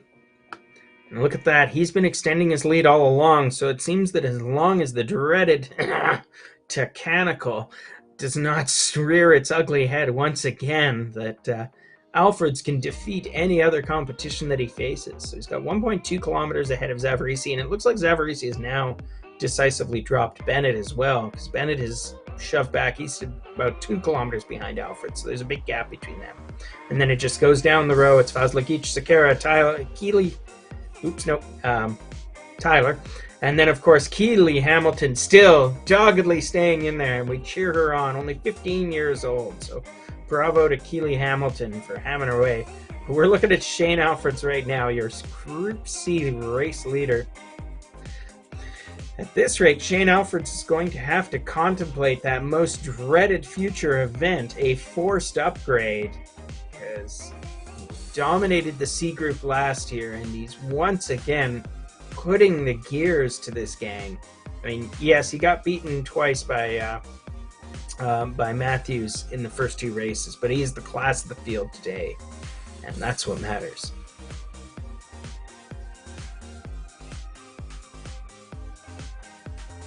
So we are going to cut over very shortly to the start of the women's race. So we will leave you with that thought in a moment. And so it looks like it's going to end up being a light field today. We've got Renata Blauschke, we've got Claire Cameron, and I think that is Diane Bowmans from HPL Cycling. I'm just looking to see. We've got Chancey Knights on our start list, but I'm not sure she's actually in the race. And with the start away, it appears no. So this is going to be a group of... Oh, no.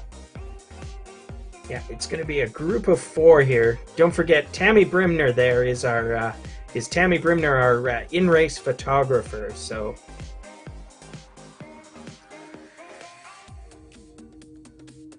So as we look away here, we can see Cameron taking an early lead, and again, this is that wall that they face as they go up the... right as they come out of the off of Georgia Street.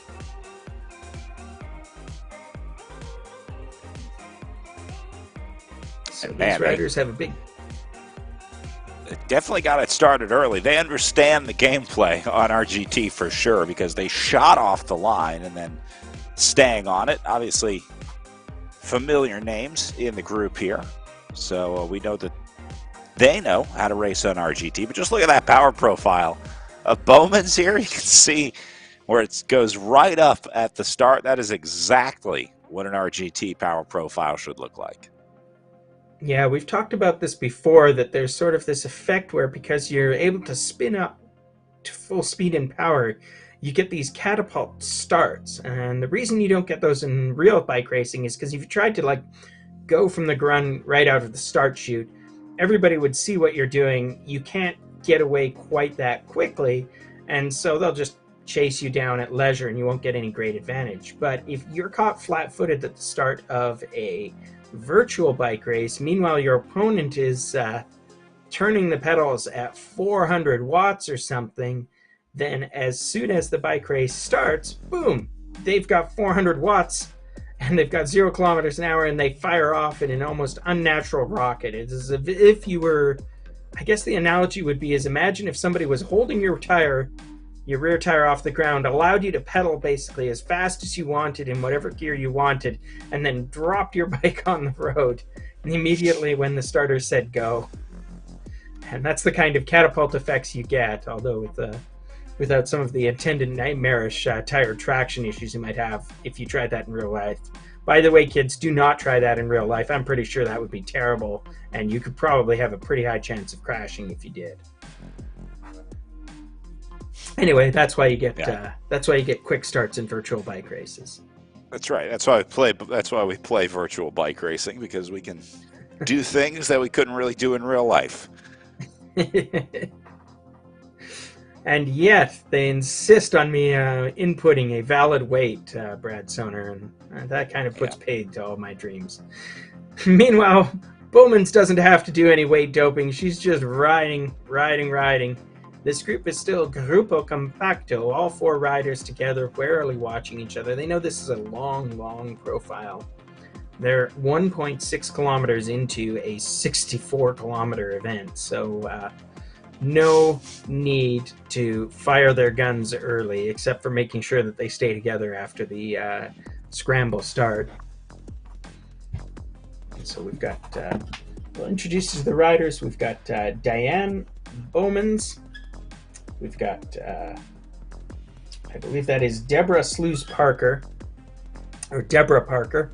Claire Cameron, who we referred to as the Assassin of Dreams after last week's come from behind sprint, in which she captured our 4th of our quartet of riders, Renata Blauschke, who did an early breakaway on the Canary Wharf course, only to be overtaken by Claire Cameron at about 100 meters to go.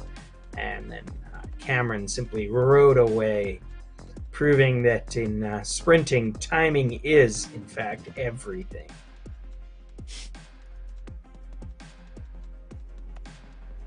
But here it's, we've got Bowmans, Cameron, Parker, and then there's Blauschke. Blauschke will want to get on this group because she did not want to lose time that earlier. That will be your race. Meanwhile, taking a peek back into the B group and the C group, if we look, Shane Alfreds continues to do what he does best, which is lead the race, and his gap is only increasing. But over in the B group, we're watching what will probably be the decisive moments, because here we have Chrysonos and Kroll.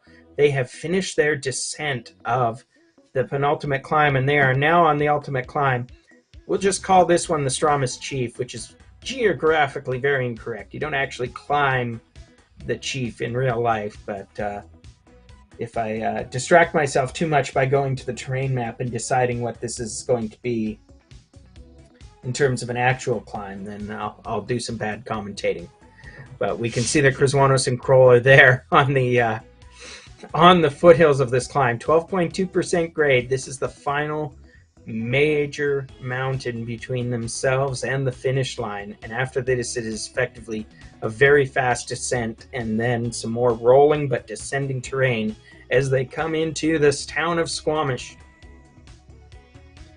I can tell you, if you were an actual rider doing this actual ride on a Sunday morning, then you would probably be thinking a lot about stopping at Squambucks, one of the two legendary Starbucks in Squamish that is the destination of so many people on bicycles or on motor vehicles that do this trip as a pleasure cruise. Of course, the issue would be in that case that if you got to Squambucks, then that would be your halfway mark, assuming you're going to turn around and go back to Vancouver and you don't otherwise have a ride arranged. But fortunately for these riders, their race day will be at an end once they get to Squamish. By the way, kids, if you're wondering, there are many, many better coffee shops than that in Squamish. I can recommend a few, but find your own adventure is all I'm saying. Some traditions were made to be broken. Yeah. Well, Kroll and Krzywanos now breaking the tradition of riding together as a group here. They've got the alliance going strong. Vandergreen and Flower actually not too far back. 700 meters, all things considered, over what has now been 54K of racing. Pretty good job by these guys to keep Kroll and Krzywanos at least within striking distance. Nice to see that they've linked up, and we'll see if maybe they can make it happen on the last climb of the day here. Yeah, that's... I've got to think it's a bit ambitious for them to recapture a 750-meter lead, but if it's going to happen, it's going to happen right now when they're on this decisive climb. So I am sure that Vandergreen and Flower will give it their all, because if nothing else, they're racing each other. And just as this is the last chance to catch up to Kroll and Krzywanos, it's also their last chance to really decisively gap each other. Indeed, you can see the banners there for 7-Eleven in Concord, which is, as it usually does on an RGT course, indicating for us that the start of the climb zone is happening. And so these riders are still seeing a sort of plus 0.1% slope, nothing to write home about.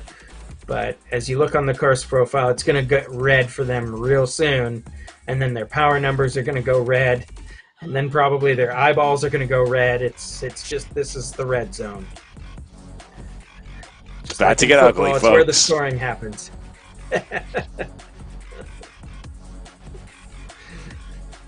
Just like that, 12% grade. The slope number has gone red. Vandergreen and Flower in the 4 watts per kilogram. There's Andy Kroll. You can see his pain face as he suffers away. He's on the upper slopes. And you can see Brian Vandergreen, he's lower left on your display. Tom Flower discreetly hiding his face, so we don't have him, but you can see everybody else is working. Shane Alfred's lower right. He's still leading the C group, but this is where the action is. This is our decisive moment. Kroll and Krzywanos. Let's see if they can ride away from each other. Krzywanos flying the flag of his native Poland, and I can see that he's wearing a distinctive blue and yellow jersey today for reasons that you can easily guess. He is riding his heart out. They're Kroll and Krzywanos are now about halfway up this steep section. They're about to approach a false flat. That is a false hope, only to have their hopes dashed, and then they will once again be on the steep slopes.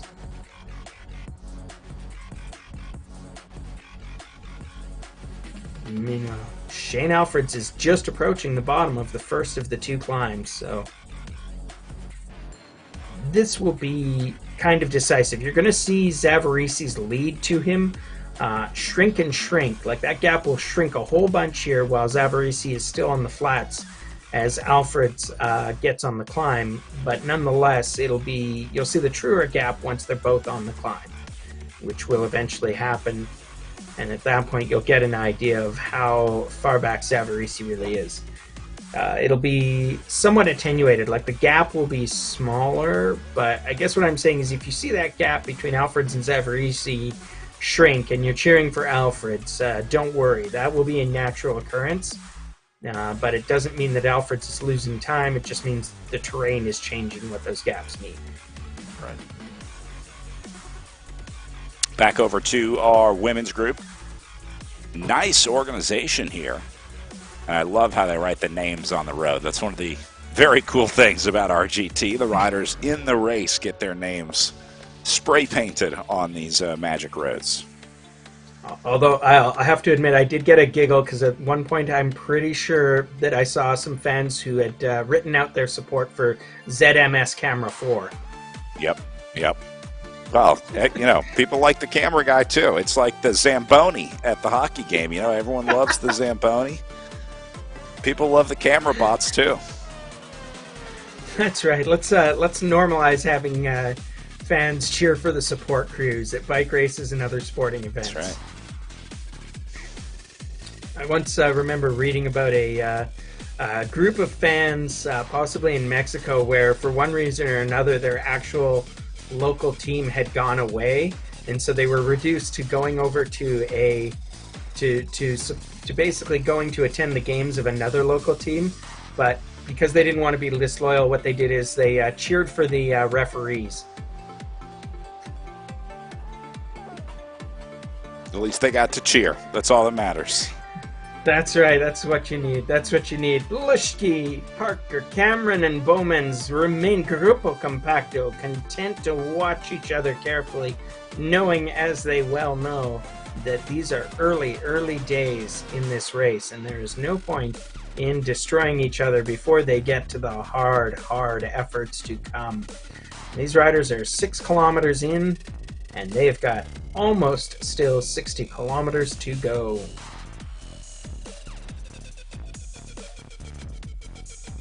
All right, as those guys make their way towards the finish here, let's see if we can take a quick break and get one in before they make it to the line here.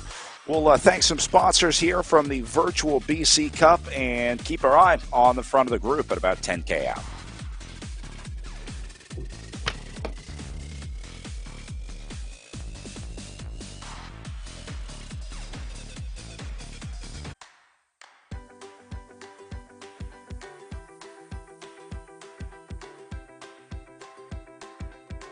So the program started quite a few years ago with the idea of trying to connect cycling from a provincial, regional, national level all the way back down to some schools. So that was the initial concept. I came through it myself with 2 children. So I was like, okay, I went to their schools, I did these trial and errors. We found some super passionate people all across Canada.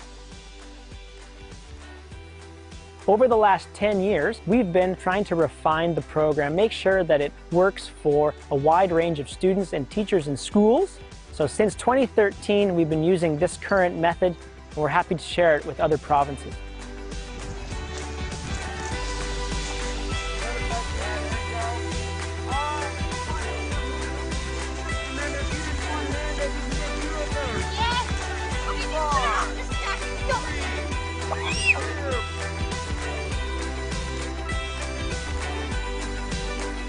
My favorite part is when a kid who was struggling, finally it clicks for them, and so they get the huge enthusiasm, they're really proud of themselves, they can join with the rest of the class.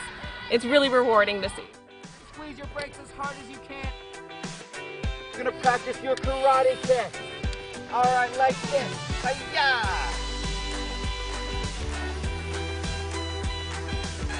Go, go, go!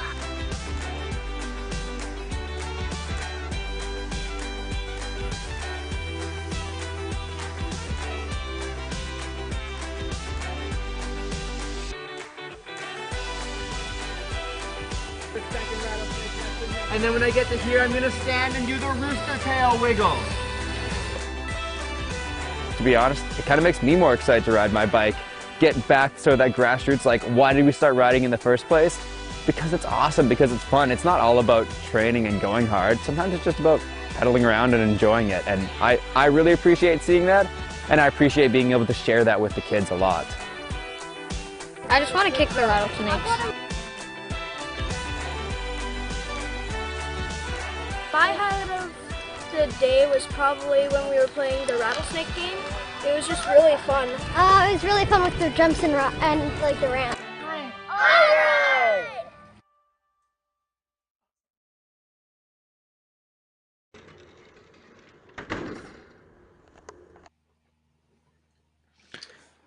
Welcome back. Taking a look at Criswanos on the front here, down to just under 8 kilometers of racing to go. He has now dropped to Andy Kroll, your series leader and 2-time winner here at the Virtual BC Cup. So we might be looking at an upset today, Ryan. Yes, indeed. It's interesting. It's exactly as you predicted earlier in the race, that this decisive climb was in fact decisive, but I think that if either of us was going to place a bet, we probably would have given odds in favor of Andy Kroll. But it is Criswanos who's now carrying a 200-meter lead. And again, that's a little bit deceptive because he's already over the top. But he's got a small lead. Let's see if he can keep it all the way to the finish. This is the chase with 7.8K to go, and it's going to be a fast 7.8 kilometers. These riders will probably finish, given the course profile, they'll probably finish that in, what do you think, maybe 10 minutes at most? Yeah, probably something like that, yeah.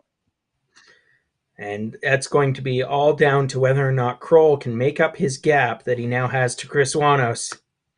Kroll, with the weight of his enormous towel weighing on him. Kroll trying to make the case for wearing a cotton t-shirt on your trainer. Andy Kroll trying to make it 3 for 3 as he chases down Criswanos on this fast descending section. He's got 6.7 kilometers, and Criswanos can taste the glorious air of freedom. He has no drafting partners anymore. He has nobody at all. He has only himself, his personal exertion level, and his wattage to keep him company. Let's see what he can do. He came, yeah. A lonely road here in the last 6K. So Criswanos going all in on this one. You're right. He has no other option. This is a all-in move for this one. So just got to stay on it. Let's see if he can do it. That's right. And I'll remind you that Criswanos told us he liked hilly and flat routes, but did not do well on longer climbs. Well, Marcin Criswanos, I don't know what your definition of longer is, but you did just fine on those last two. So now you've just got to make that work pay off. 275 meters between Criswanos and Kroll, and that is the race for first, with Vandergreen, Flower, Cox still in contention for the beloved third place. And I think that's Gould is probably just barely close enough that if he makes a real effort here, he might be in touch for getting 5th place or competing with Cox. We're looking at Vandergreen now, all alone in 3rd place. He's got a big gap between himself and Kroll, probably too much to make up at this point. But he's also got a big gap between himself and Flower. So Tom Flower was previously involved in some pretty big moves earlier in the race, is now trying to chase and desperately hold on to, as Brad Soner would call it, the wide angle podium in 4th and 5th place.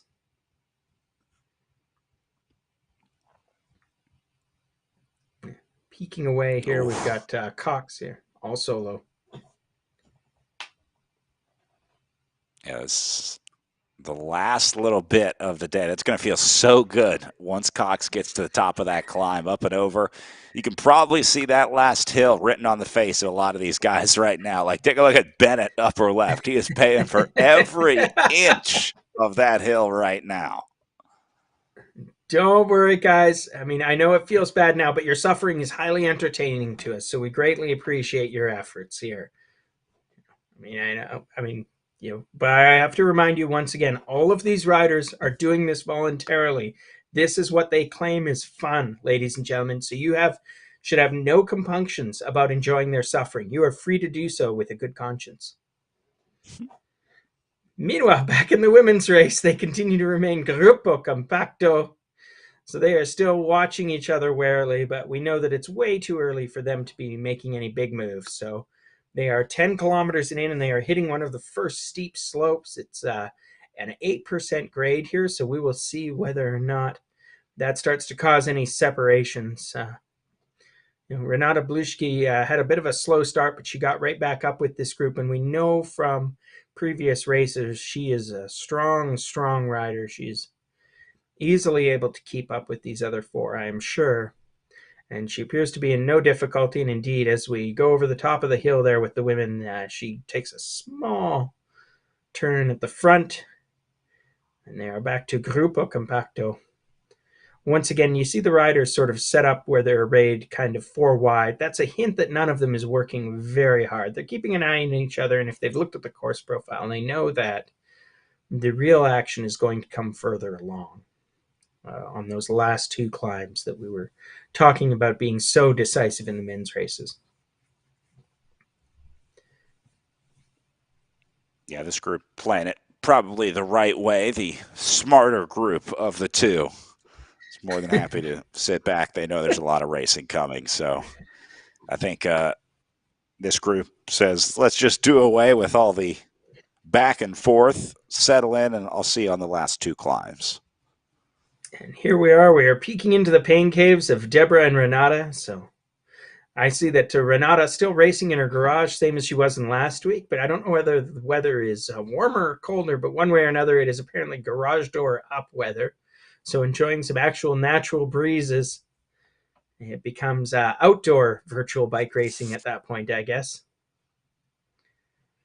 We now take a peek back, and we're looking at the B and C's of the men. And I think the race to keep an eye on right now is probably the Group B, where we're watching Marcin Krzywanos continue to extend his lead. He's up to 440 meters over Andy Kroll. And with a strongly descending profile, that's looking like Krzywanos may have done enough now to establish a firm lock on this race.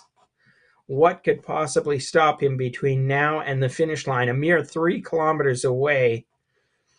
He gapped, and then he pulled away from Kroll on that final climb.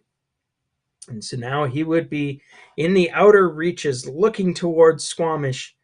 If he was riding on the actual road, just to his right, the vista would be dominated by a huge granite half dome, not completely dissimilar to the one in Yosemite National Park. However, this one is, as we say, a little closer to home. It is a rock climber's paradise, famously climbed just outside of Squamish, the Stromas Chief. And it is one of the many beautiful things that you can see up in Squamish. Squamish also has a major logger sports show every year, Brad Soner. You can come and watch for loggers doing hand sawing, log climbing, and of course the perpetual fan favorite, log rolling, where two loggers stand on a single log in the water and try to spin each other off of it. I highly recommend that if you're in town at the right time, that you indulge in taking in that wonderful event, which I have seen myself in years past. But I want to get on a log with you, Ryan. We got to give it a shot. I think you and I if we're half as good at log rolling as we are with passing off this commentary, we'll be up there all day spinning that thing. Brad Soner, I fear that half as good would be optimistic at best. But meanwhile, there's another competition of sporting prowess that we can see right here on our monitors as Marcin Krzywanos, the pride of Poland, is destroying the field, and most specifically destroying the hopes and dreams of Andy T-shirt Kroll. Krzywanos, the pride of his country, he is riding away with this. It's 859 meters to go. He is going to stop Andy Kroll's sweep. He's got only 1.7 kilometers remaining, an almost a kilometer gap on Kroll, and he's gained all of that in a mere few Ks because he had about a 100-meter lead coming off of the top of the mountain, and he has been just pedaling away from Kroll in a way I'm actually shocked is even possible for him to do. He's just time trialed the heck out of this last 5-6 kilometers of this course, And now with 1.4K to go, he's not going to have to worry about a sprint or anything else. He is just going to be able to parade his way to victory. And Kroll similarly has a gap. He won't have to worry about second place. Second place is settled, unless there is, in fact, some kind of mechanical difficulty. Andy Kroll will cruise to a well-earned, a hard-earned second. And behind him, it looks like Van de Green and Flower may still have some matters to settle. It's more like, I think at this point, Van de Green has to keep up a steady tempo. Otherwise, Flower is only about 200 meters behind him. But with 1.2K to go, Krzywanos is able to dream of victory. And we salute him. Krzywanos and Kroll did an entertaining job of activating and animating this race for most of the day. We saw Kroll getting to pretty much every early breakaway. And he really was, a crucial factor in this event. And then finally, Krzywanos and Kroll, remember, they basically were, I think, away as a two-up group for about the last third of the race. And they stayed together on the first of our two giant climbs. And then on the second climb, Krzywanos simply pedaled a little bit more than Kroll. And that was the whole of the thing. He had a lead over the top, and he not only didn't give it back on the descent, he has in fact extended it on the descent. Although, as I say that, Kroll is catching up surprisingly fast. Kroll is getting back within 500 meters of Krzywanos. So there might have been some terrain effects there in the varying distance between the two of them. But nonetheless, Krzywanos is within 300 meters of the finish. There's no chance of him getting caught. Marcin Krzywanos, 250 to go. Man, Krzywanos played this one perfectly today, really figured out how to use what we now know as his time trial prowess to his advantage today on the third stop of the virtual BC Cup here. He'll take Kroll by about 800 meters to the line, and Krzywanos upsets on the final stop of the series. Nicely done. And if kids out there, if you're wondering what the bike racing lesson to take from this is it's good to be tactical, but it's also good to be good. But none of that takes anything away from Andy Kroll, who won the first two events in this series and is going to come in a not that close, but still pretty darned close second after 65 hard kilometers in the saddle. He's got 300 meters to go, and he will finally be able to step off his bike, change out of his cotton t-shirt, and finally exchange his giant towel for a fresh one.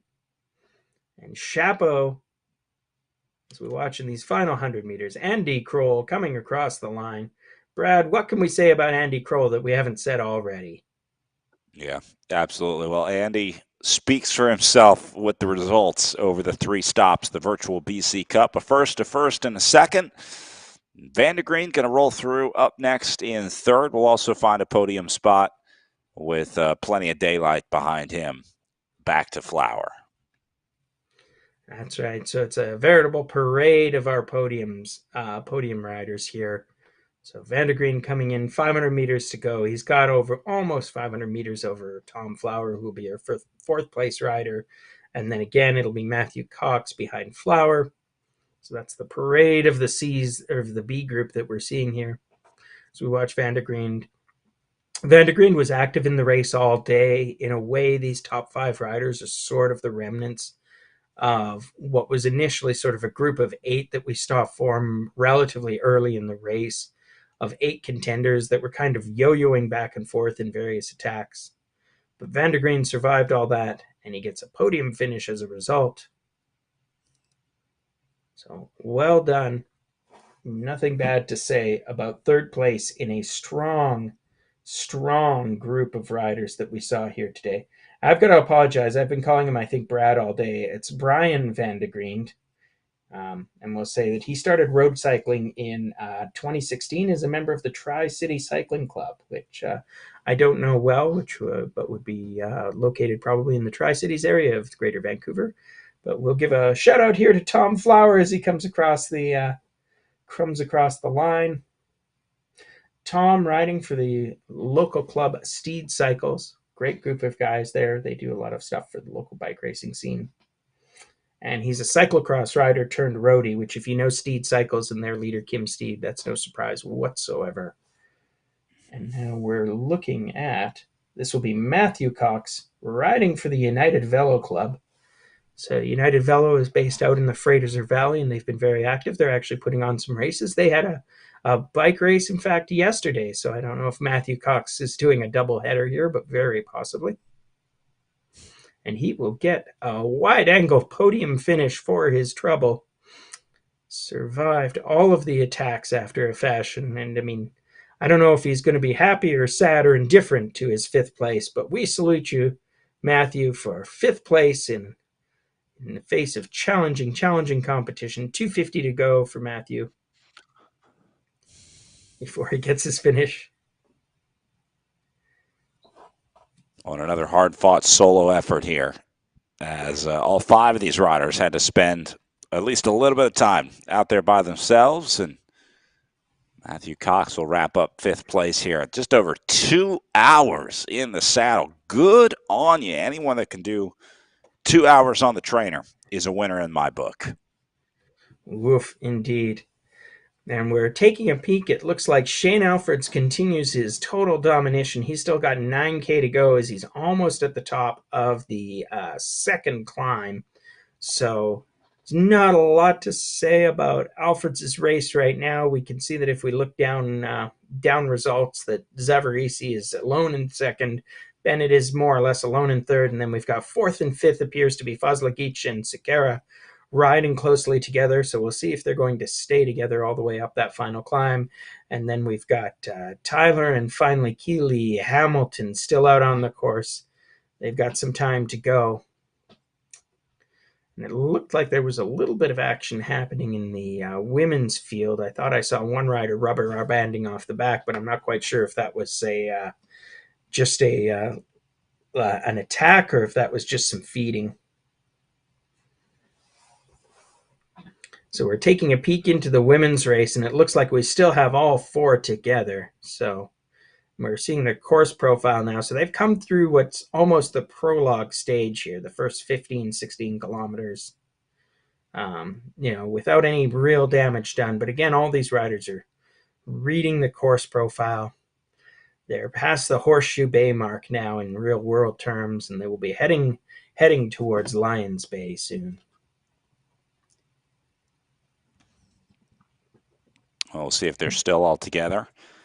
Again, usually the separation comes on those red sections, so I'm counting maybe a half dozen between now and the 2 biggest ones at the end. Just those brief little red kick-ups a lot of times are the launching platform for separation. So, and a lot of times it's not that a rider necessarily goes forward, it's that riders are going backwards.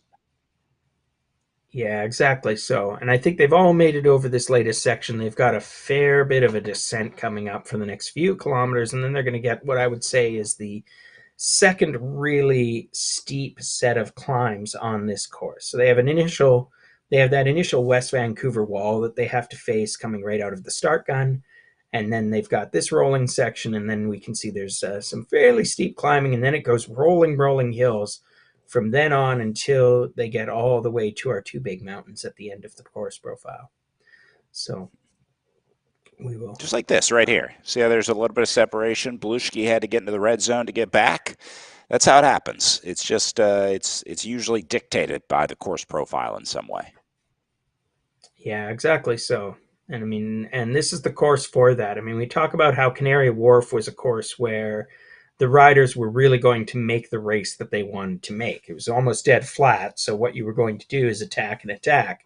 And you could pretty much attack anywhere because it was all pretty flat. But here, you have the option of letting the course do the work. You still have to pedal, but it's natural to attack on the slopes as opposed to on the flat sections. And one of the simplest reasons for that is drafting effects matter much less and gravity effects matter much more.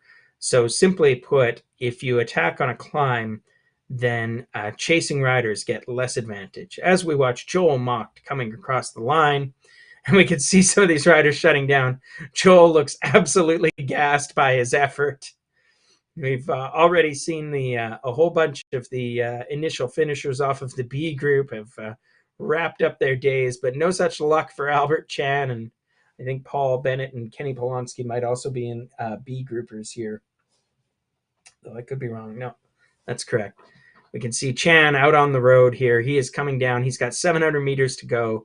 He will be your 9th place finisher, but well done, as you say, a long 2 hours and a bit in the saddle, all on the trainer, all without a shirt as far as we can tell, and all worth it, I'm sure, because he got a good 9th place result, beat some real riders. We saw Ishikawa do very well in the last few races and that, so no shame in finishing 9th in this field, I would say. But then I would say that, wouldn't I?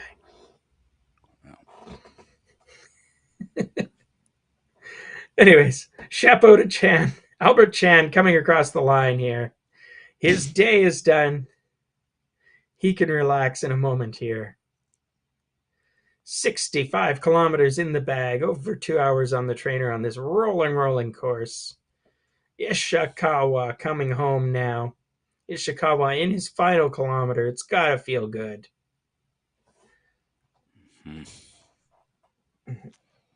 Yes, Joji Man, that feeling Ishikawa, to just finally be done. Go ahead. Yeah, tell me more about Joji. Yeah.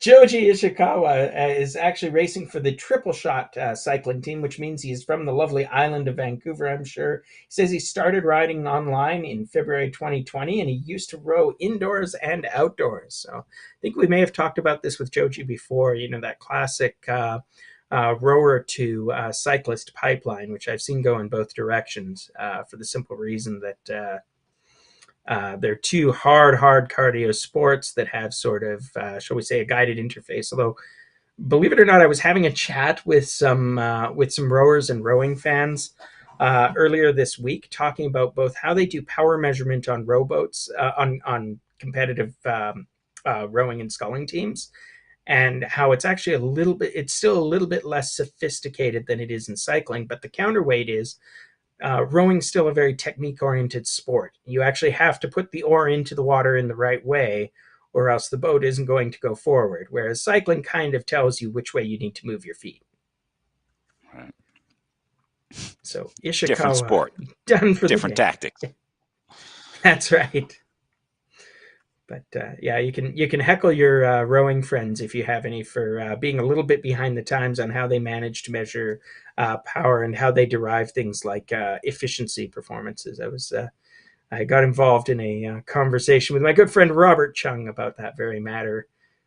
He actually also surprised me with another bit of insight, which is that he'd done a little bit more. That they'd done more attempts at power measuring and gained some interesting insights in that sport, which is another efficiency type sport.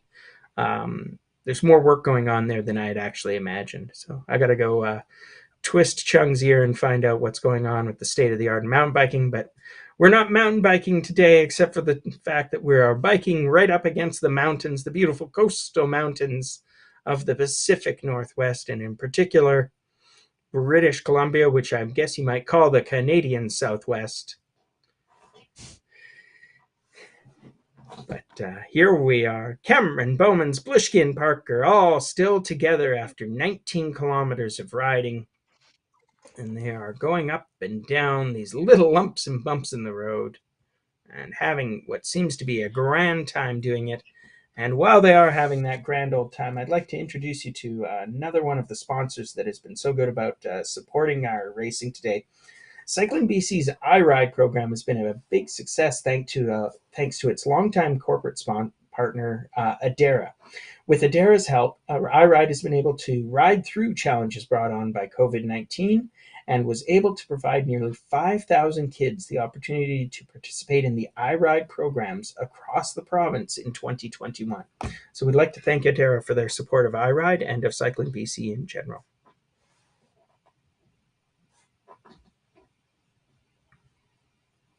And back to the bike race. I'm not sure if any of these kids have started with iRide. I'm pretty sure Shane Alfred's is, well, between you and me, I think Shane Alfred's existed well before the existence of iRide. And but nonetheless, he didn't need it. He's 5K to go. He has got a solid and decisive gap. And so as we're watching him pedal out his last 5 kilometers to victory, we can see that things are getting fairly active looking in the women's race. I think I saw Parker getting a little bit of a jump on her competitors, but now she's getting reeled back. Cameron Bowman's and Bluschke all right there. This course is aggressive. When it goes up by a lot. I mean, it seems like that just from watching it on the virtual platform. Is that a good read of sort of how it rides in real life? We know there's rolling hills and then there's like steep hills. Where I come from in the Midwest, we have these glaciers come through a while ago, and so all of our hills are kind of muted, if you will. But I'm getting the sense that those glaciers didn't make it up to BC.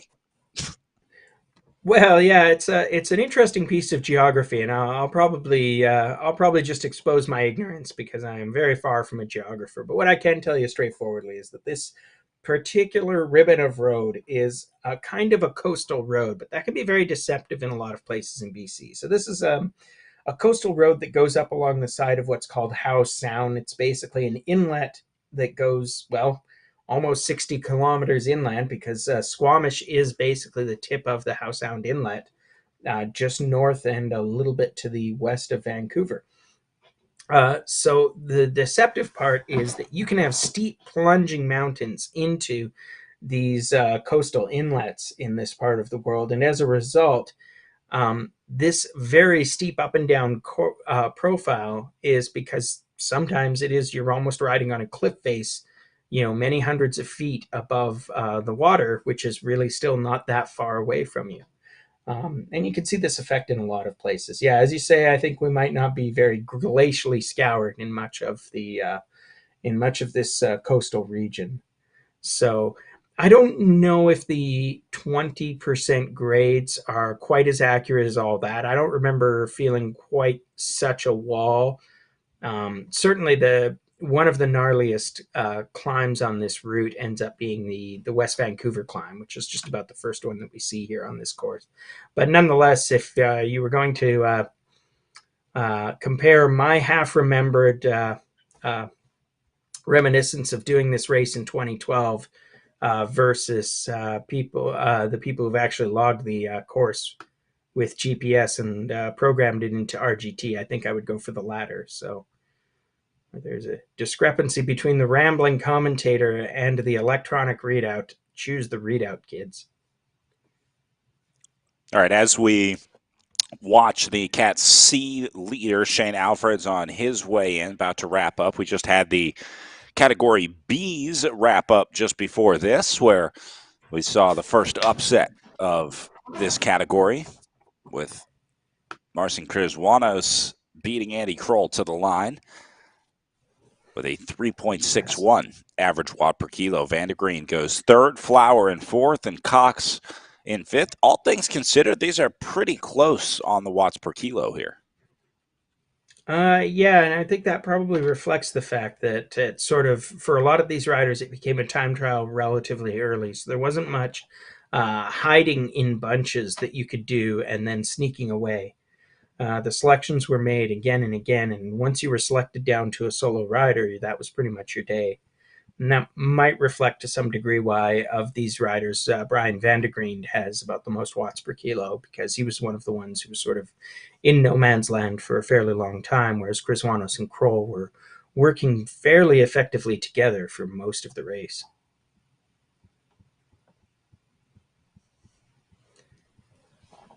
And meanwhile, as we look downfield, you can see that Ryan Hamilton is our least efficient rider of the race. It's a dubious honor at best, perhaps, but chapeau to Ryan Hamilton. He did a lot, and he got sixth place, so that's not too bad for his efforts. And interestingly, I think we can cite Bart Gould and Andy Kroll as the two sort of did the most with the least. Matthew Cox in there. I think he's actually the efficiency winner inside of the top five, and Albert Chan putting out 3.25 watts per kilogram and still getting a top 10 finish. So that's some sneaky riding, however he did that. Yeah, a lot of times you'll see these watts per kilo sort of normalize when you have a long day like this, where the riders really separate out a lot, because that's oftentimes they have a very similar comfort zone of riding. And for these guys, it's right around 3.5 watts per kilo. So it gives you a good idea of kind of what that feels like next time you're out on the road. If you have a power meter, see what 3.5 watts per kilo feels like, and then imagine doing that for 2 hours while staying in the same place the entire time. And we return you to the front of the C field, where with less than 3 kilometers to go, Shane Alfreds continues his victory parade. He now has almost 1.5 kilometers on Lee Zavarisi in second place.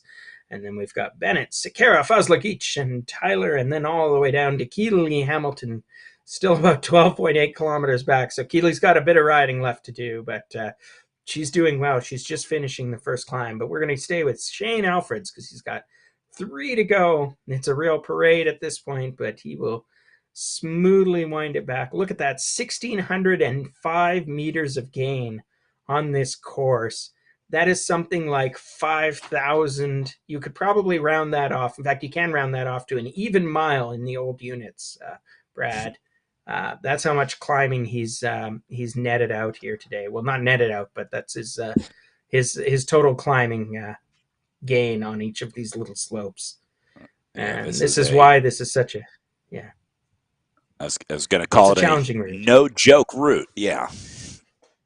It absolutely is. And like I say, there's a reason why this is one of the signature rides that, like I say, has an annual major event where, honestly, Squamish would be the halfway mark if you were doing this at the Whistler Fondo. But I don't think anybody really wanted to see a 4-hour virtual ride here, least of all the athletes. 2 hours on a trainer is great, but I'm not sure 4 hours would be twice as good. Maybe. Not how that works, huh? Not how that works. And at 2 hours and 16 minutes, I can't comment on whether Shane Alfreds has had just the right amount of riding or maybe a little bit too much, but he's just got to be glad that he's managed to see away his closest competition, who were in rough order of difficulty today, Lee Zavarisi and technical difficulties, but he has managed to overcome both of them. And now he is able to ride happily to the finish. He's about 1.3 kilometers out. So in another 300 meters, you should see just appearing on your screen now the beloved Flamme Rouge, the hope of all cyclists. Nothing more glorious than seeing the Flamme Rouge come into view when you have a decisive lead. And that will be the experience that Shane Alfreds is having right now. And yet he is doing it in the comfort of his living room, or possibly some kind of den. I'm not really sure. We're just basically judging by that very tasteful brickwork in the background. But either way, it's been lucky for him because he's had a pretty great race today, and he's going to win this event in just a couple of minutes. As he pedals under the red arch. I can only imagine how painful this is for the last kilometer when you're all by yourself, trying to push through. But look, he doesn't even change his wattage. Nice and steady. Alfred's profile is actually really impressive. It's hard to create a power profile that's that steady. A lot of riders would have trouble keeping it within that range. They would see a wider range on their power meter, but he's doing a really good job of, even though he's out by himself, he's not letting that power fluctuate a lot. You see a little dip right there. A lot of people would be having that happen multiple times on this power graph. So Alfred's doing a really good job of steady power here. Yeah. And he knows this is also a slight descending section. If you look at the course profile from the Flamme Rouge on in, it's basically a downhill finish, which is interesting. But it means that really he doesn't even have much to pedal for. Shane could almost literally coast to victory at this point, depending on what the rolling resistance model of RGT looks like. But enough talk, 30 meters to go, celebrate.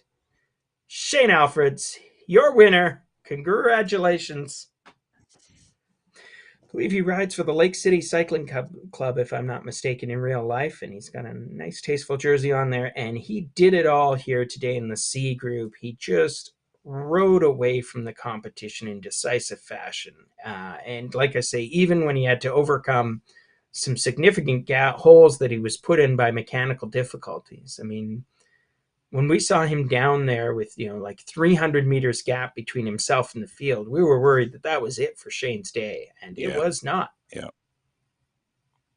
Yeah, especially when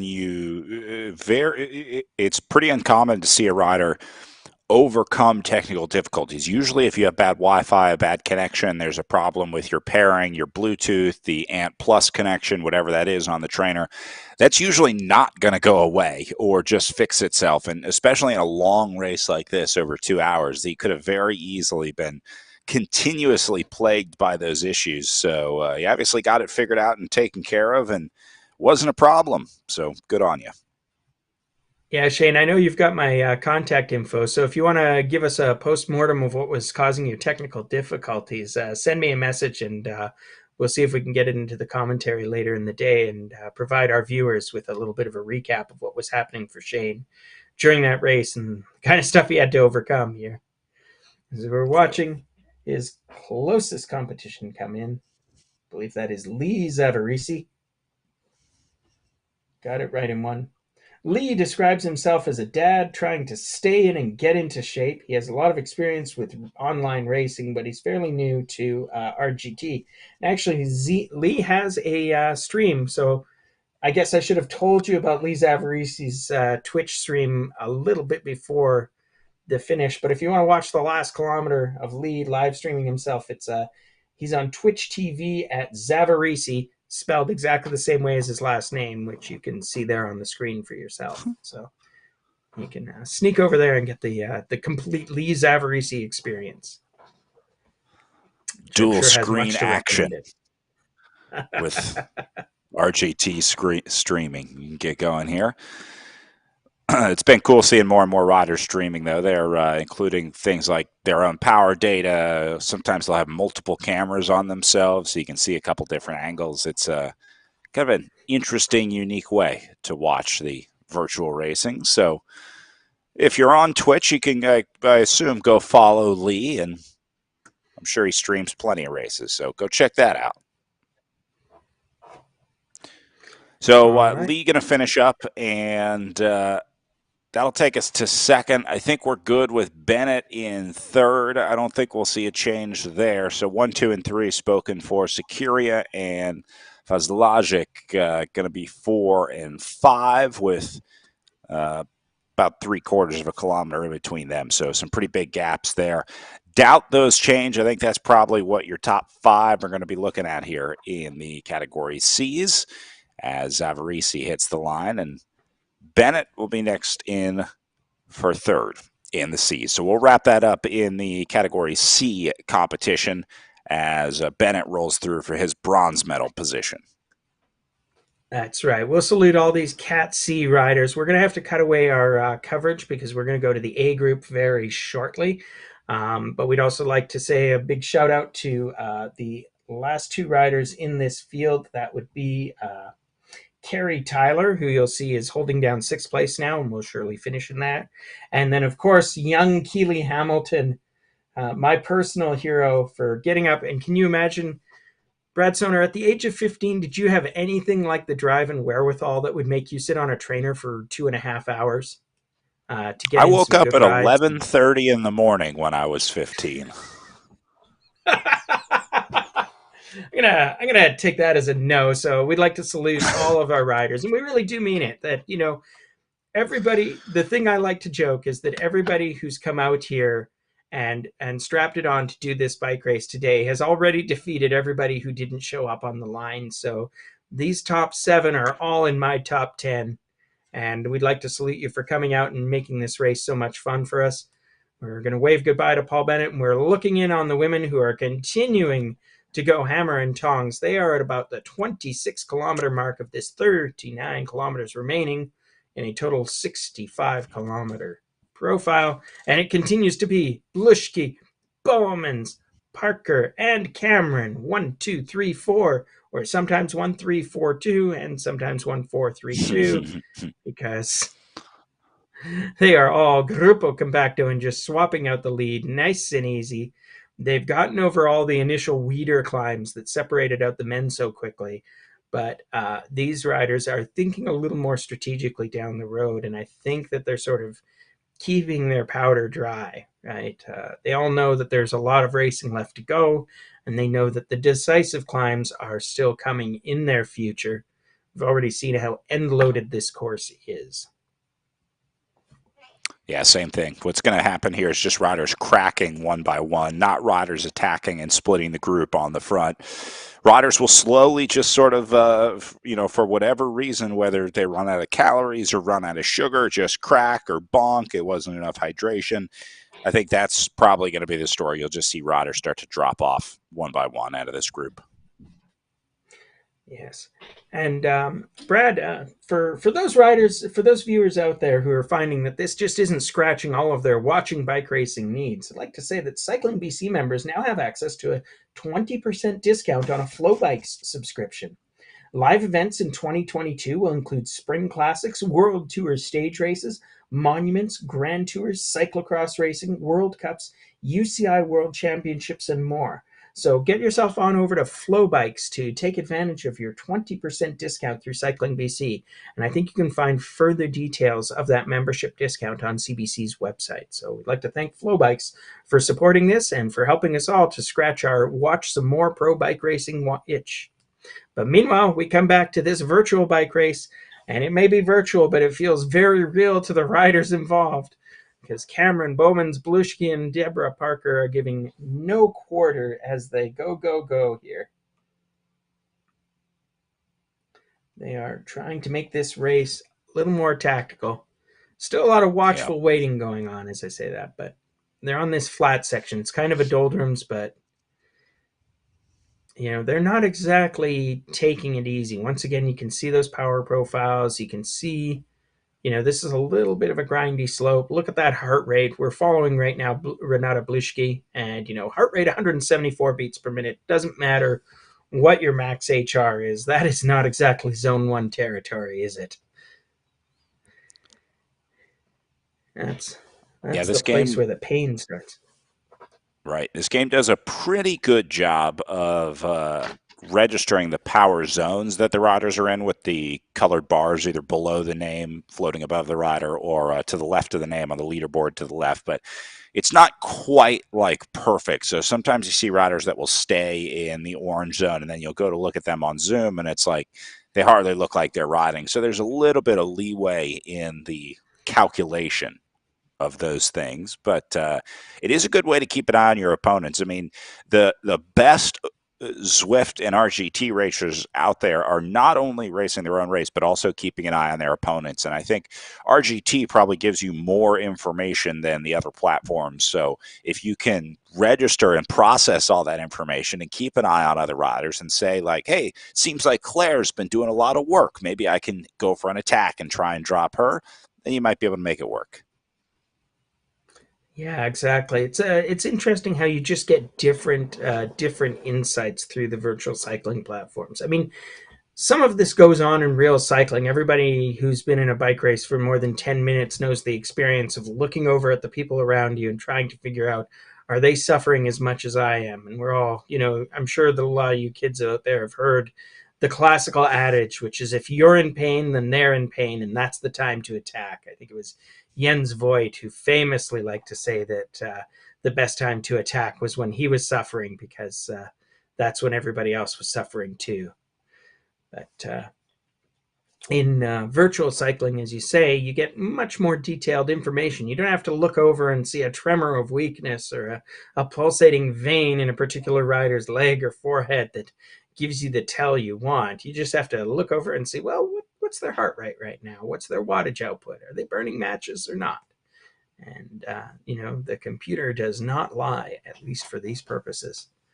So we Yeah, in see. fact, this was an issue in the early days of broadcasting live power data and onboard cameras. The riders were talking about how they wanted to kind of protect that data and protect that information because they didn't want rival teams to be able to track the riders. And if, let's say, the broadcaster was leaving up the power number of a big star, then the teams were worried that the other teams would be able to track that data. So this is their worst dream coming true, all in one app here on RGT. But that makes it just a different kind of racing, I guess.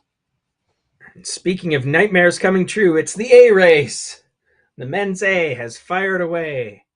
And it looks like it's Jamie Dumper out in front, Matt Usborne, of course, Gaviolis, the Greek, and Tammy Brimner, who I don't think is actually going to be much of a participant in this race because, of course, she's the photographer. So this is going to be an interesting event. We got 1, 2, 3. So I feel like we can make a pretty good prediction of what the podium composition will be today, Brad. I think it's going to be these 3 riders we're looking at right here. Yes, but in what order? The eternal question. In what order, indeed. And I think the other thing we can say is it's not like the top half of the field is the group that's absent here. When you see Matt Osborne, Jamie Dumper, and I believe that's going to be Michael Gavelis, Mihalis Gavelis. We're just going to say it like that, whether it's right or not. These were 3 riders who have been strong throughout this season, whose names we've been calling a lot. And so this will not be a trivial affair. This is going to be a good, hard race. And look at how hard they are going from the gun. The current race pace is 47 kilometers an hour per Jamie Dumper. And they hit the bottom of a 9% grade at that 47K. They're not doing no 47 anymore, but still. 19 kilometers an hour as they just blow straight through a 9% wall that would have stopped me darn near dead. These 3 are on a mission. Speaking of on a mission, it appears my guest commentator Pinter has decided to voice his disapproval of this race. Oh, Pinter, he's just excited about this group because he knows there's going to be some action, going to be some attacks coming out of this group. These guys are aggressive and they like a good time on the bike, so I wouldn't be surprised to see some interesting attacks out of this group, let's say, to keep the racing fun and interesting. Dumper already lifting the tempo a little bit here into the orange. I know Osborne is not a guy who likes to sit back and take things easy, so I'm expecting some big things from this group of 3. Even though it's a small group, I think they'll make the race plenty interesting here. Yeah, absolutely. And these are all smart, tactical riders. They know what they're doing when they're faced with a situation like this. In a way, these 3 are just going to treat this as the final selection. They've all been in races longer than 65 kilometers before in their life. So if they've gotten a good warm-up, in some ways, this will be a bit of a glorified crit distance for them, a mere 2 hours in the saddle as they tap it out. And I feel pretty confident that we saw the B riders ultimately finish in just under 2 hours. And I think this group of 3 A's is going to come in considerably faster than that B group. And we're getting a peek into the pain caves here as it looks like we've got Matt Osborne in the corner and Jamie Dumper right beside him. Both of them going for what we would now call the Albert Chan, the full shirtless look. Just a heart rate monitor and some bib short straps. And that's it. And you can see they've both got the tastefully attired bikes in the background pain cave design. I'm very appreciative of that. There's nothing quite like the flex of saying, hey, I've got this bike on my trainer, plus I've got a spare just in case anything happens. It's like your daily driver in your sports car. You know, you got to keep one in pristine shape. That's right. That's right. So I don't know. These guys are coming out of a long winter. Maybe these are their daily drivers at this point. Meanwhile, we're taking a peek into the women's race, and we can see that Renata and Deborah are suffering away, and they've got Claire Cameron and Bowman's for company there. It's all to play for as they go. These riders are now well into their race. They're just crossing, they're not quite crossed the halfway mark. 31 down, 34 to go. So, as I said, this is roughly the Lions Way marker, or Lions Bay, I should say, Lions Bay marker. For those of you riding along at home, perhaps some of you are, out on the actual Sea to Sky Highway right now, but live streaming this commentary via your phone, burning up your data just to hear how things are going with some of your favorite local riders. Maybe not. It's hard to say. I mean, we've got dozens, I say dozens of viewers on this channel, and we're thankful for every one of you. So we really appreciate your support. We hope you're having an awful lot of fun out there. Brad Soner, do you have any other events that you're going to be commentating on in the future, in the near future, if people want to hear your sonorous tones after today? Canadian Esports National Championships coming up here in about a week. We'll be crowning some Canadian champions for what I think will be your second national championships. We just had our first ever in the United States, but we're going to be linking up with the crew from Cycling Canada to do Esports Nationals. So that'll be exciting. Oh, that sounds fantastic, and I would not be surprised if today's event is a warm-up for some of these riders who will be participating in that next weekend. I can tell you for myself, I'm going to go from this straight on to what is called the Western Challenge, which is an in-real-life bike race that happens at the Burnaby Velodrome. That's happening next week, and folks, spectators are welcome, I believe, under the present regime of rules, and that as long as you bring along a mask, that you will be able to come and watch some of the best track cycling that is available in the western side of the continent. And that will be happening for 3 days, Friday, Saturday, and Sunday. And I will be on the microphone there in person for once, although perhaps occasionally live streamed on Facebook. Depends on what the race organizers get up to. And I'm looking forward to that because track cycling is always a hoot. But meanwhile, we've got two hoots going on at the same time because it's like we've got two tracks in one. The Cadets are going hammer and tongs. The women are going hammer and tongs. It looks like Renata Bluschke has activated the race. She is off the front by about 18 meters. And look at that. I'm not saying this is the first serious attack, but it's the first serious attack in a few kilometers. And she is digging deep. A young gun here, Renata Bluschke. She raced dead level against Claire Cameron at last week's Canary Wharf. So she's taking advantage of a bit of a lull in the race to try and get a gap. And the three riders behind her are chasing hell for leather. Look at those red numbers in the background. Big part of what Bluschke's doing right now is just laying the groundwork, laying the foundation to wear these riders out, try and get rid of some riders. Again, you just have to crack them, right? Just make sure that they're not there at the finish. So this is a really good move by Bluschke here. Maybe sensing that someone was in trouble. She might have gotten a read on the field and said, hey, I think maybe I can, I have one rider on the ropes. So that might have been the sense behind the attack. But maybe she was just saying, you know what, I've got a little bit left in me. I'm going to use it here and see if I can knock anyone out of this group.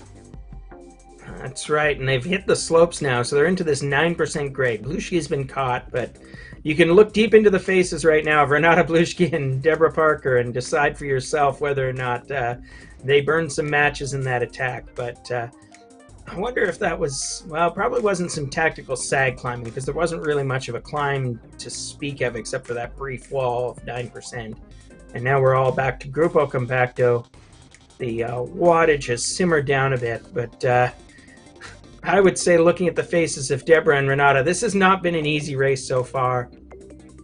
We can comment because we got a brief glimpse on Renata's towel game. She's going for the classic hand towel move, whereas we saw some of the riders in the B group going, as I said, for the beach towel. And it'll be interesting to see how that plays out. Which towel is most tactically preferred? Which one gives an advantage in a long race like this, 65 kilometers.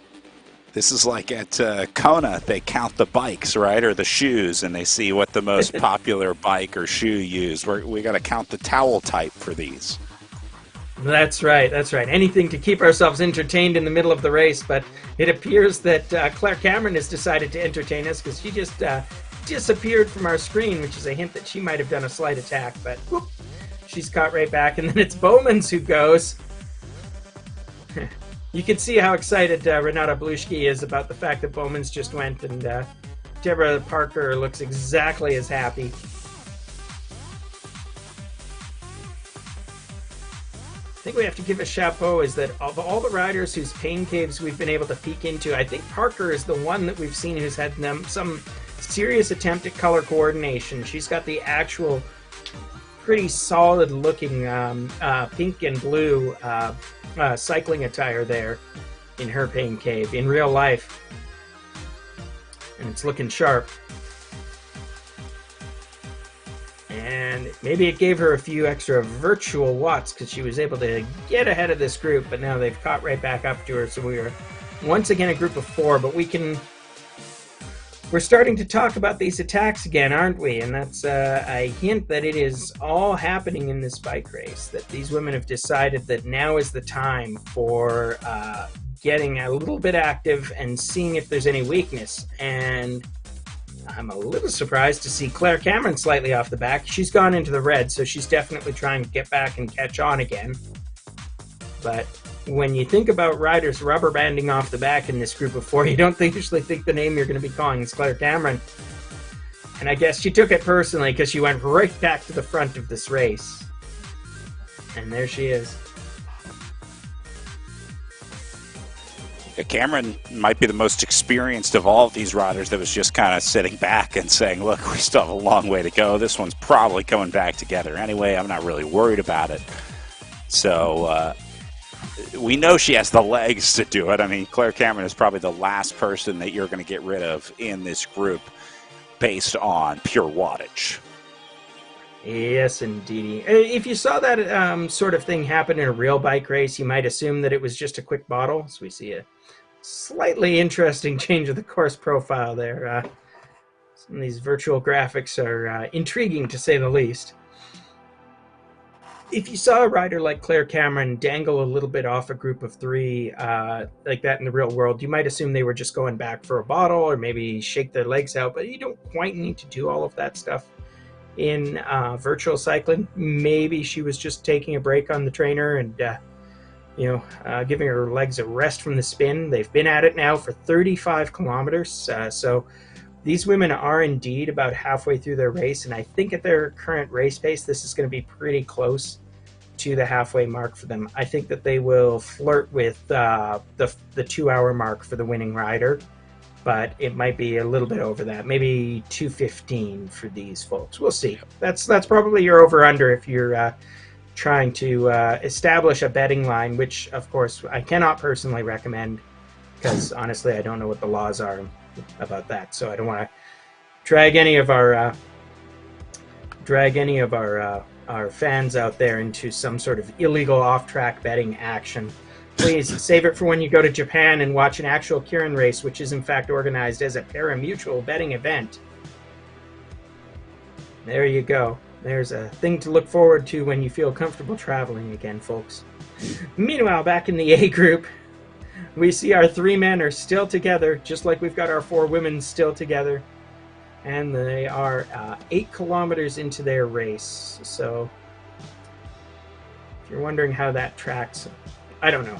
The men, we can say it pretty comfortably, will finish in under 2 hours, but there's enough of a time gap between the start and finish that I'm pretty confident we will comfortably see the women finished, and then we will have plenty of time to cut over to the finish of the A group and see how that's going.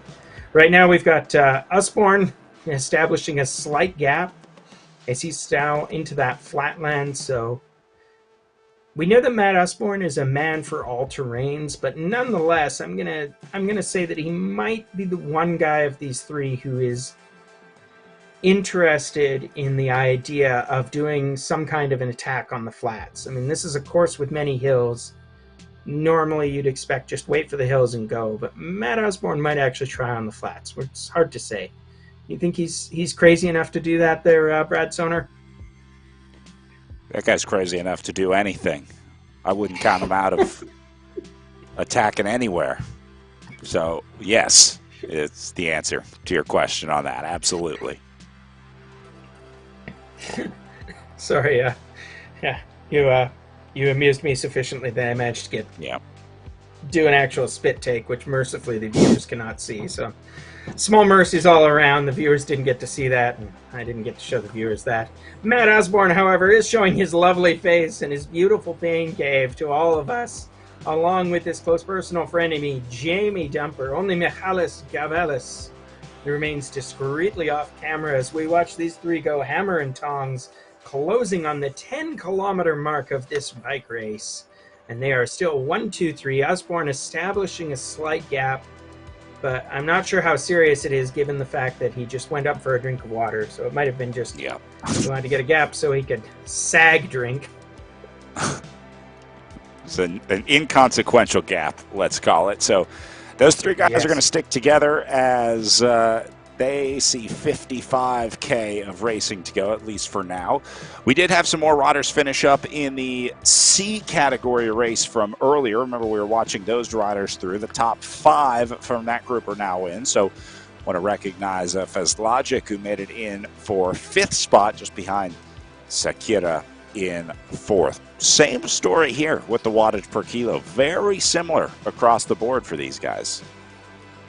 Yeah, and I think it reflects that all these riders, although you look at that and think, well, those are pretty big time gaps, but the reality is we're talking about minutes out of hours, right? So 2:19 versus 2:39, literally 20 minutes out of 2 hours. You know, these are not enormous gaps, and what happened is as these riders spread apart and as these riders spent a lot of their time riding solo, they were kind of all doing a similar solo effort. It's actually interesting to see Aaron there down in 4th place, putting out a little bit more watts per kilo than anybody else. And it's also interesting to see how efficient Zlatan Fazlagic was in 5th place. You know, as much as you want to win the race, I always have a certain admiration for a rider who can be super efficient. It's like you did very little and yet you still finished fairly well. Intriguing. So I guess that's kind of like how the sprinters live their days in the mountains when they're on the Grand Tour, right? You know, the whole story of the laughing bunch and calculating their efforts so that they come in right ahead of the hors d'oeuvre time. Just survive. That's all you have to do. Yeah. You just have to survive, and you just have to be classified. So for you crazy kids who don't know, hors d'oeuvre is basically there's a percentage of the winner's time in Grand Tours and most other bike races where if you finish outside of that, you won't be classified as a finisher. And for Grand Tours, that matters because it means you won't be able to start the race the next day. So sprinters in the mountains aren't trying to win the general classification. All they're trying to do is be allowed to start the next day, which hopefully for them is a flat stage. Speaking of flat stages, today is not a flat stage. It is not a flat stage for anyone. We've got the women on one of those steep climbs.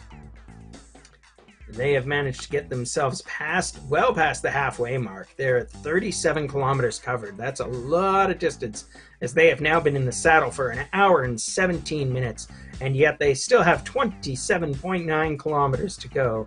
So plenty of trainer time is in store for all these riders. Bowman's in a spot of bother. She's only 30 meters back. This is still easily recoverable, but she won't have wanted to get in that trouble in the first place. And they're going to hit another ramp really quickly, so Bowman's kind of has to get back in contact or at least manage the damage here, because it's about to go uphill again, which is exactly the last thing that she would want to see, given that she's trying to close a gap here. So while we watch Bowman... Go ahead. Yep, sorry. Oh, yeah. No, you do your commentary. I got to look up something anyways. I was going to say... But once Bowman's gets in there, the important thing is to not even let the gap open up a little bit. Once you already show that little sign of weakness, and she might make it back on here, it's an artificial gap on the climb. It always looks like you're about to get back on, but then because those riders started the climb earlier than Bowman's. But this is the place to make it up. Like when they're in the yellow right here, she needs to be in the orange. She's doing this perfectly. Bowman's knows exactly how to get back into the group here. And it's a slow, steady effort, too. It doesn't do you any good to get back in the group if you blow the engine up on your way up there. And Bowman's knows that, so she didn't go all the way into the red zone. You don't need to go all in here, but you do need to keep the pressure on and just keep your power higher, again, than those riders in front of you. She hung with them for an hour 20, so all things considered, a good day either way for Bowman's. If she did, in fact, crack here and doesn't get back in, that's still a great day to hang with this group for an hour 20. Yes, indeed it is, Brad Soner. And I'd also like to compliment Diane Bowmans on choosing what I think is the most tasteful and classy of the virtual jerseys that we've seen so far today. I really like that sort of vague allusion to the Mondrian, to the Pete Mondrian jerseys of the early look cycling team, which I think looks very nice. But while we're watching, I'm going to let you silently contemplate, dear listeners, this attempt by Dan Bowmans to close this gap on a 13% slope while we thank another one of our sponsors. Based in Golden, British Columbia, Mountain Lab knows that good gear can make or break your adventure. Mountain Lab's flashlights are powerful, ultra-compact, and perfect for all your nighttime cycling adventures. From 800 to 1800 lumens, they have a flashlight for any need.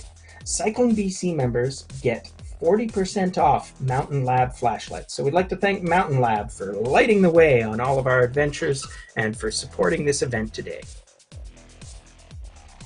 And speaking of lighting the way, Bowman's still in trouble and now Blushki's in trouble. This is not the way that things were expected to go. Blushki digging deep because it's Parker and Cameron off the front over those little rollers. Yep. They look so innocent on the corpse profile, but not to Renata Blushki and not to Deb Bowmans. Well, yeah, it's turning out that just as one pops off, two more do as well. So I wonder if they lifted the tempo in that group. I wonder if Cameron and Parker here did something to get rid of Blushki and Bowmans, because it's pretty rare that you see two riders after an hour 20 of riding together crack at the same time. Yeah, absolutely. And there was just enough of a kick up in the profile that I think it might have been the moment for a decisive attack. And I have to apologize. It's, of course, Diane Bowmans, Deborah Parker, Claire Cameron, and Renata Blushki. My usual total inability to remember names is struck once again. I think I was calling out Deborah Bowmans there for a while, which is like some sort of strange composite rider that doesn't exist. But in fact, we were following Diane Bowmans on her quest for glory. She's in 4th place right now, and she's got to turn the pedals over because she's in trouble. Speaking of trouble, Renata Blushki, usually she's in the role of making trouble, but right now she's having trouble. She's about 80 meters back, definitely not an insurmountable lead, and the terrain is frankly favorable for her to catch back up after she gets off this nasty little 10% slope, which, come on, Renata, we know you can literally see on your screen right now the top of the peak, and I can assure you that should be it for the nastiest part of this climb. She is, in fact, closing on Cameron and Parker right now, and we can see Cameron is just gliding over the top. If you saw that she was sort of standing to climb, and we can see Renata is now standing to climb, she's going, come on, Renata, we're all cheering for you. Make this a race of 3. Look at that wall that you get. 21%. That's just miserable. Well, bike racers, better you than me. That's all I can say. Blushki gets over the top. She's got her work cut out for her in the form of a 200-meter gap. Still, as I say, plenty of time to close that up. And it is somewhat favorable terrain, and it'll be a rolling descent until we get to the penultimate climb of the day, the first of those 2 big hills, the one that I've come to calling Category 2. Meanwhile, Cameron and Parker seem entirely unperturbed by the savage damage they have left in their wake. They are still riding together as if this was just a pleasant little outing and not some kind of merciless shred fest, which has left a broken Diane Bowmans and Renata Blushki in their wake. Meanwhile, as we look in, it appears that, No, Usborne, Dumper, and Gavelis in the men's race are still more or less all together. I thought Usborne was getting a little bit off the front, but it appears that his gap is negligible at most. So we've got lots of action here. We're giving you the big old split screen to show you as Usborne, Dumper, and Gavelis climb another one of these little 10% grades. That's basically the end of that first flattish phase of the race. And then they're going to get some rolling, descending terrain before they do a little more of a climb onto that plateau. And it looks like they're not really doing any damage to each other. So whatever attack Usborne had in mind is not really going anywhere. We've got Dumper off the front a little bit. But looking back at the women's race, we can see Cameron and Parker continuing to tap out the times. Belushki is holding it steady at about a 200-meter gap behind them. And Diane Bowmans is about 400 meters behind the lead group, so about 200 meters behind Belushki. So it is kind of becoming a decisive moment. What we've seen over the last, I think, 5-10 minutes here in the race, I guess that would be about 3-4 kilometers on the road, is it has all come apart for the women's race. And you can just watch those gaps in there.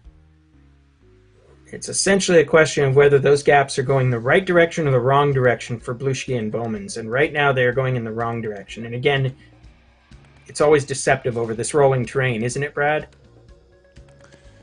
Yeah, it's tough to get a good read, especially on this course. This is not an easy course to read on the gap, again, with so much up and down. And I would imagine, same for the riders. It's probably tough. You think you're about to do an effort and you're coming back, but then all of a sudden you're like, I just brought back 100 meters. So how did this gap go back up to 100 meters? Well, it's, an element of the elevation. Absolutely. The one thing you can say about this course, if you don't like the current profile you're riding, wait 2 minutes. It'll change. Right. And we've got Diane Bowmans off the back, tastefully attired, trying to close back up. She's still chasing Belushki, but she's now in the realm of 400 meters behind Belushki, 500 in climbing, and 800 meters behind the leaders. And like we say, terrain effects, yes, but not all of that is fake. She is, in fact, losing some time on the road, and she's got to get it together or hope maybe for better things when she gets to the climbs. But right now, the one consolation for both Bowmans and Belushki is, as I say, this is favorable terrain, if there is any on this course, for the chasers. You can get a bit of a descent, you can ride into it. Yes, there's still climbs, because we can see that, as I say, oh, it's descending terrain, and here's Renata on 11.7% slope. So, as I say, cold comfort that this is the good part of the course, I'm sure. And we can see the effort written on Belushki's face as we peek into her pain cave, and we can see that Deborah Parker has been just imperturbable. She's been the measure of calmness. I think she's been like the most chill person we've seen in any of the pain caves all day. She's just tapping it out, staying right on pace with Claire Cameron, which, as we've seen in the past, is no mean feat whatsoever. But she's just making it look like this is what she does every Sunday morning. Not sure if I believe that, but she's making the case. Certainly looking like an expert out there. Up to 175 meters back to Belushki, and then Bowman's now at 445 back, so maybe Belushki and Bowman's link up. But, man, what a ride here with Cameron and Parker. This race is a race of attrition today. It's much different than the criteriums that we had earlier in the virtual BC Cup, those shorter stages. Even that Iron Horse course was pretty flat until you got to the last, 10K, and then there's the uphill kick. But this course is just brutal, sawtooth, up and down. And looks like Parker and Cameron took advantage of that and split the group in half. Yeah, just so, and I think you're going to see a similar outcome in the men's A race as well, and it's what we saw in the B and C fields too, which is just the course itself does the work if you let it do it. And speaking of the course doing the work, here we're seeing an attack on a descent, because of course we are, because it's the A group and because Matt Osborne is in the race. Jamie Dumper and Gavelis will have none of that. We'll see if their choice of the common no war jersey that has been specially added will be will cause them to ride like teammates, but right now they are keeping pace with Matt Osborne. So it's sure to be a good race. It's nice to see them trying a little experimental attack, whomever got the fireworks lit off. But look at these paces. They're doing 70 kilometers on a slight descent. Like, okay, all well and good, it was minus 2% grade, but that, for them to be doing as quick as they were, means that they were pedaling pretty hard. You can see they're still putting in the watts, even as they're on these false flats.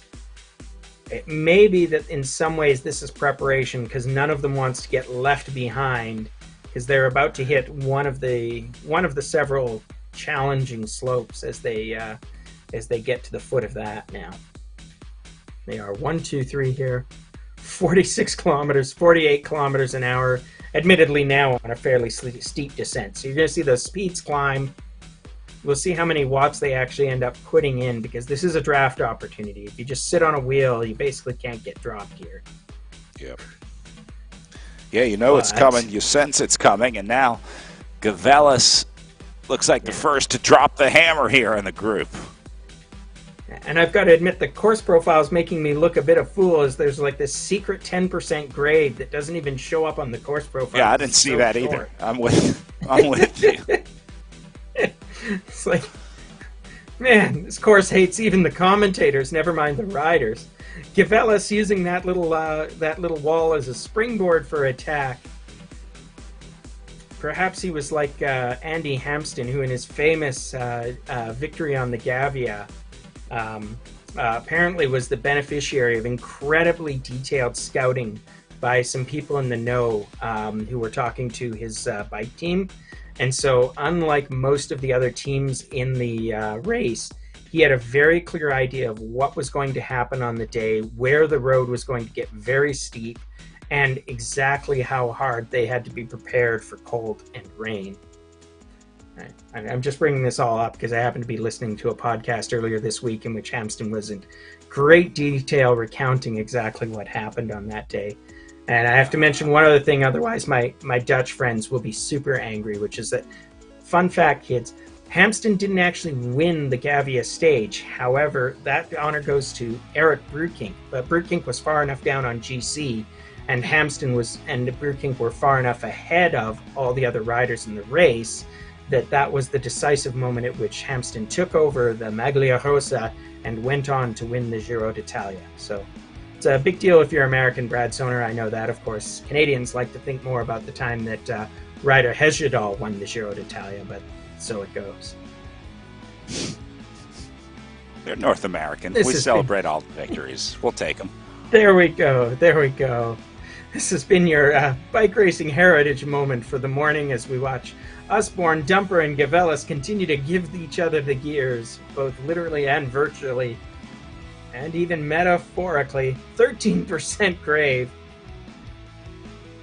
Welcome to bike racing. 16%. These numbers are just unreal, but I do believe they actually exist. I mean, this road really is up, down, and all around.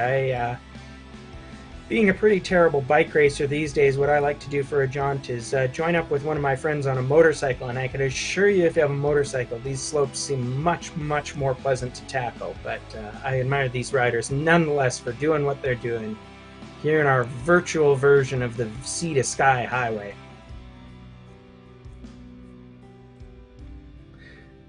And it looks like, no, we're continuing to follow Gavelis. He's just maintaining contact. Slightly, the camera angle was fooling me, but in fact, these guys are still Grupo Compacto after 20 kilometers have been bagged and 44 remain. Oh, they survived over a little bit of separation, survived over those early attacks, and now they hit the reset button, regroup a little bit, and just wait for the next one, because you know it's coming. You know there's going to be another hill and another attack, and it's about a kilometer or two from now. You see the next red section coming up. So I'm sure there'll be more separation there, and looks like they found another one of those hidden climbs on the profile right now. Yeah, there's never a dull moment in this course profile. Even as we're watching three riders go 1, 2, 3 over the last 20 kilometers, nobody gaining more than a few meters of advantage for more than a few seconds at a time, it seems that no matter whenever we look, there's yet another change in our course profile to keep us excited. Let's tell you a few things about our racers today. Jamie Dumper, one of the three here, describes himself as a serial virtual racer, and he claims that due to COVID he may have forgotten how to race outside. He's a dad who enjoys letting his kids watch him get thrashed on RGT, and he's a member of the ZRL team.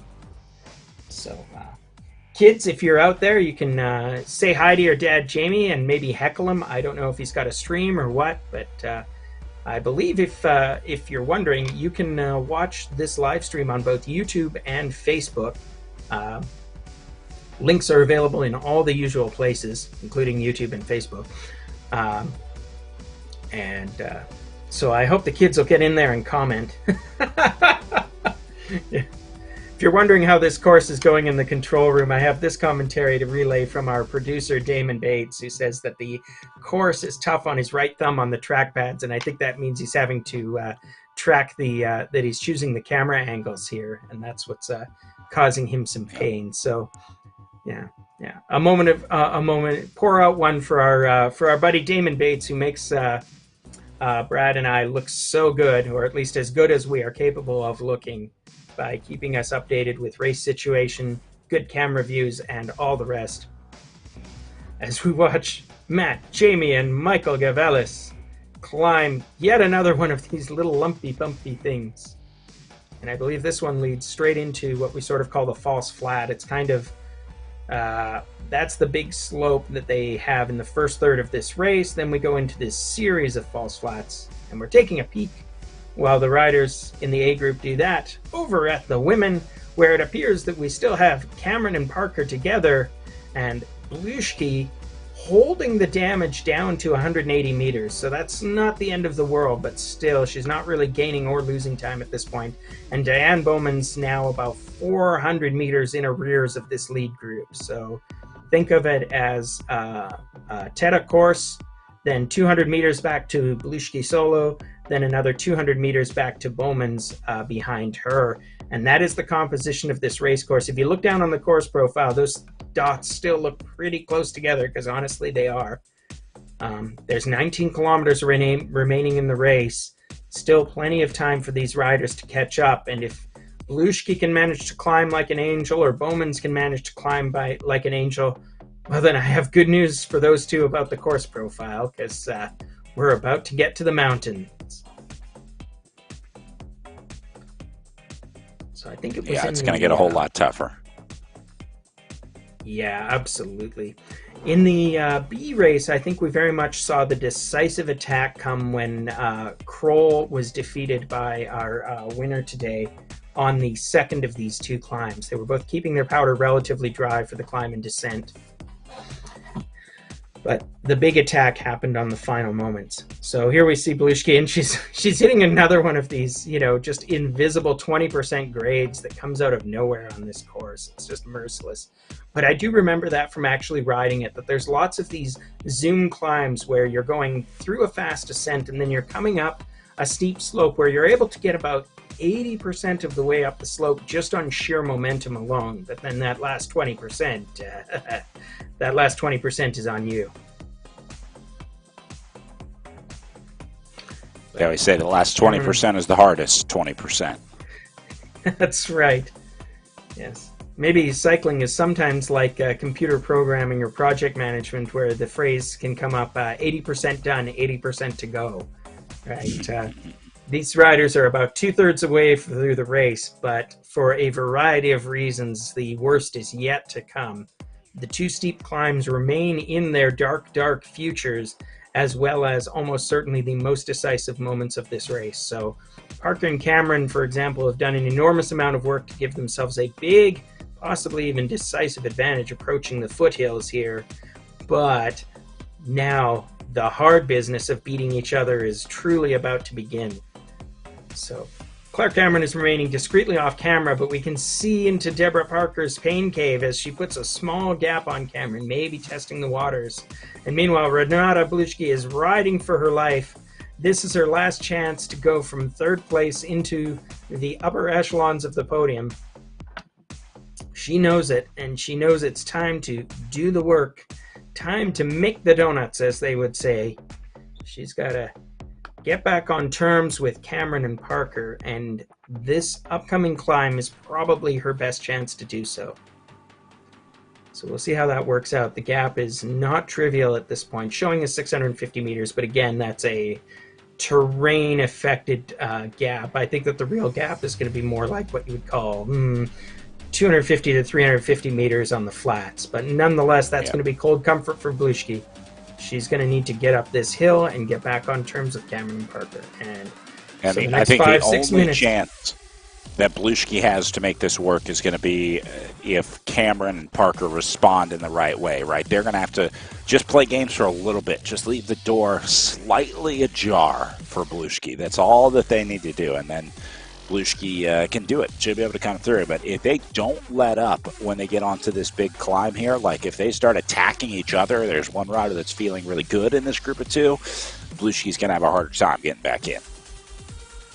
Yeah, absolutely. It's hard to say. Cameron and Parker might see some benefit in trying to attack on this first slope, but the way to guess is they won't. That for both of them, because it's so easy for groups to regroup on a descent, it's much easier to catch up to someone on a descent, and it's much easier to get away from them on a climb.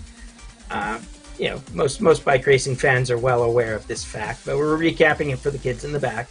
And because of all of that, the second climb is probably the one that will be the most decisive in this race.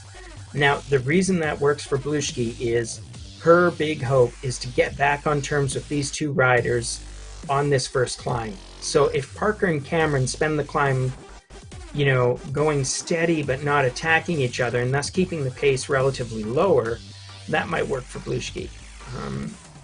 There's some other arguments there you could go back and forth with, but the core of it is the secret to Blushki's success at this point will be if she can ride real hard for the next little while. The secret to Cameron and Parker's success will be if they can ride really hard for the next little while. So, you know, I guess what we're saying is if you pedal good, you might win a bike race. Maybe. Everything else has to go right, too. The other people have to pedal at least a little bad. It's part of it. Absolutely, yeah. I mean, there's other events, there's other kinds of bike races where you can say that there's much more strategic challenge when you've got larger groups or when you've got more team tactics. All of those things come into play, or just, you know, the series of attacks. But this, we can see this is like a war of wattage. It's not quite a pure time trial at this point, but it's really, you got to do the work, and the way the course is pretty much defined for you. I mean, is there any complication? Do you know, have to make your own attacks? No. There's two big mountains. You have to get up over those mountains faster than your opponent. And in every race we've seen so far, that has ultimately been decisive. That if you could keep your gap or make your gap on these hills, that was the race. And Cameron, Parker, Blushki, and Bowmans are about to learn that, as they are all four of them effectively on the first slope.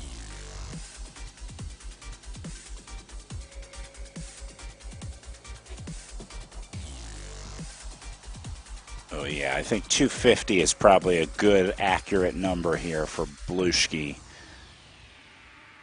because now they're both on to the vertical part of the climb enough.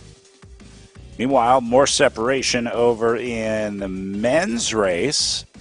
It's like Gavelis taking a little look off the front here. Usborne and Dumper going to work together to bring him back. So, not sure, maybe this came from that little orange section that you see on the profile just before this. I'm not sure where Gavelis launched or if it was just on the way down. Maybe everybody else tried to get a little rest, and Gavelis was that guy that said, I'm going to pedal on the descent, and now you have to too.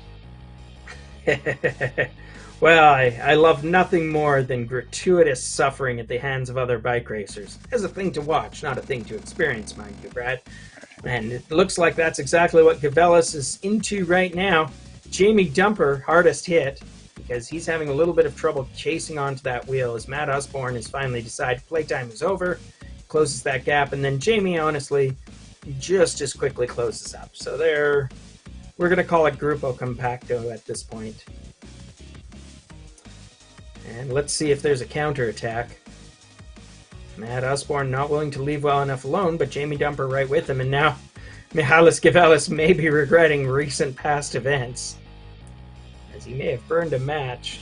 Now he's having to catch up. But again, we're on a relatively flat section, so they're feeling each other out, but they're not doing any really crucial damage. So as we have this moment of quiet as they've returned to Grupo Compacto, I'd like to thank another sponsor that we have supporting our event today. Sea to Sky Sports Nutrition is a direct-to-consumer e-commerce nutrition provider based out of the North Shore. Sea to Sky offers natural products such as Honey Stinger, Go Macro, Little Big Shot, the Ultima Replenishment, Stoked Oats, Fatso, that's a name after my heart, Brad, Tailwind Nutrition, Hornby Organics, Naked Snacks, Epsom Gel, and Rock on Clay. Cycling BC members will get a 15% discount on these products and free shipping from Sea to Sky Sports Nutrition. So we'd like to thank them for having a tasteful name that reflects the name of our course today, and we'd like to thank them for supporting this race in Cycling BC. Meanwhile, back in the action, apparently powered by perhaps Sea to Sky Nutrition or perhaps Born Nutrition, it's hard to say really, Matt Osborne, Jamie Dumper, and Michalis Gavelis. Sorry if you go by Mike, Mr. Gavelis, I'm just being snarky. Anyways, Michael Gavelis off the front. He's re-attacking after the regroup, taking advantage of perhaps a slight lull. He's going to sprint climb, I think, here into the next little upslope. Maybe that was his whole purpose, was to just get himself into a sag climb situation.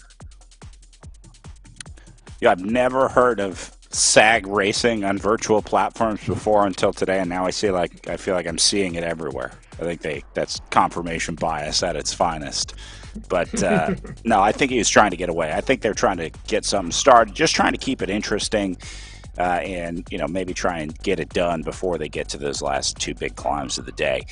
46 minutes in, they've still got 36.6K of racing to go, so probably looking at an hour, maybe a little under that of racing left. That sounds about right. We know that the hardest part of this course is yet to come, and yet we've seen these riders go through this second half of the course faster than I expected, and I guess part of it is the decisive part, so if you're going to put in the wattage, it's going to happen on those slopes. Right.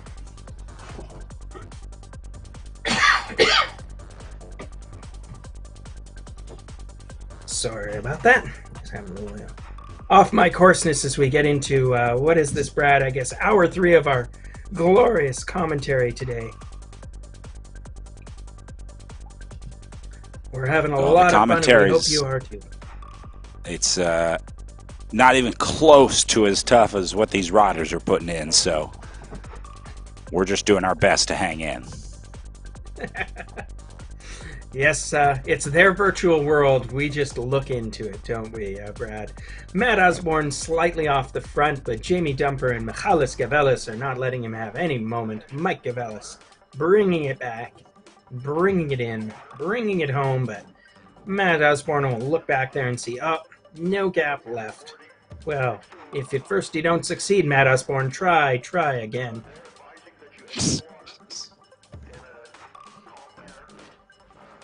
And knowing Matt, I'm sure he will.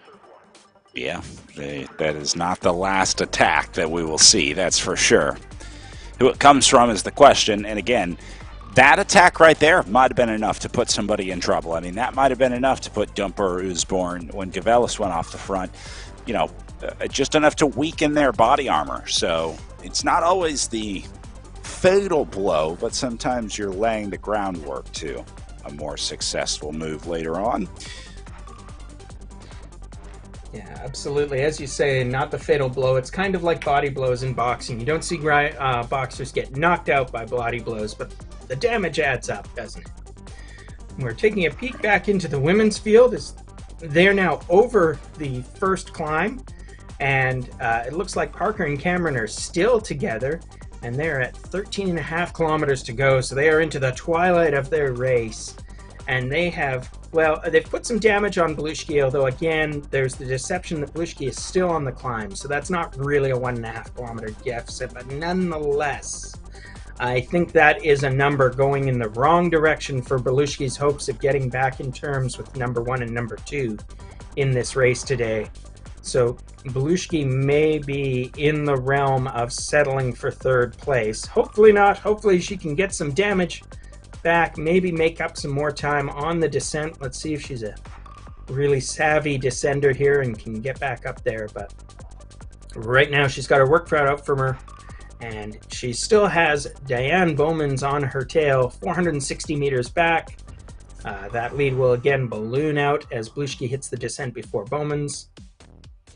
And soon we will start getting a sort of a more realistic idea of what the effective flat terrain gap would be as we look back at the tastefully attired virtual Diane Bowman's. Once again, I really like that checkerboard jersey. I'm going to have to sign up for RGT just so I can get one of those sweet, sweet virtual jerseys for myself. The other appeal, of course, for virtual bike racing for a guy like me is, hey, your bicycle is always clean. You know, you don't have to oil the chain so much. Nobody complains about the state of your bar tape on your virtual bicycle. Just a lot of things to like about it.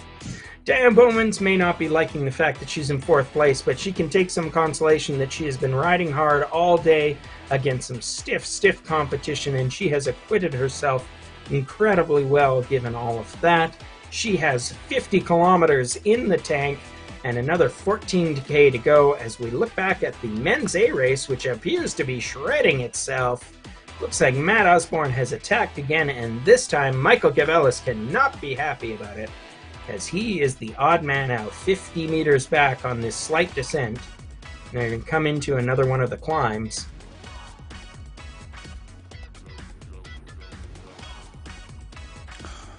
Man, back and forth all day. Remember, Gavelis was off the front earlier, goes off the back now. See if Osborne and Dumper keep the pressure on. Try and get rid of the guy. Dumper into the red zone. Gavelis going to go red 2 onto the climb. Yeah. And Osborne Gavelis is going to hit it. Oh, yeah. They sense the weakness here. Look at these murderous watts per kilogram outputs. 5 and 6 are the numbers that are appearing on Osborne's computer. Dumper catches up to him with a big red line effort. Gavelis is still dangling 55 meters back as he crests this hill. This will be a small chance for him to catch up, as long as there's not one of those secret invisible climbs that keep catching us out, like the one that they're on right now. And you can see that Dumper is pounding away, keeping on terms with Osborne. Osborne is keeping up with him. And you can see them in their virtual pain, in their real pain caves, as their virtual avatars do battle. Both of them just very sanguine, almost tranquillo on the bike, tapping out the laps. But Michael Gavelis can have no such calmness to himself as he is falling back. This could be the race for Gavelis. This is going to be...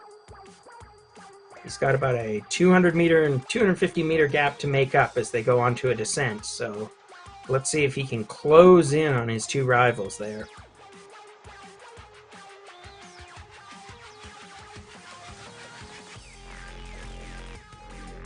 And here he comes. And this might be a bridge too far. Once this goes over like 200, 250, statistically your chance of getting back in there significantly drop. So he needs to close that gap soon. The problem now is that he's been off for too long. If he doesn't get back in the next like minute and a half, 2 minutes, odds aren't looking great. Yeah, I think that's exactly the right assessment. That Gavelis, I mean, yeah, time is against you in these races. And also Matt Osborne is against you in these races. And Matt Osborne is not a guy that you want to have to chase down in a virtual bike race, because we've seen him get these gaps and expand these gaps against all manner of competition over the last 2 years. And here he is making a gap between himself with Jamie Dumper and against Michael Gavelis, and not letting it come back together in the least as they continue to pedal along. We'll see what Gavelis can do, but Osborne and Dumper don't appear to be giving him a moment's rest. As we look back on the for some exciting developments in the women's race, it appears that Claire Cameron has a gap over Parker, 90 meters. Looks like she's gained that on the early slopes of the second climb. And what did we say? This might be the decisive climb of the day.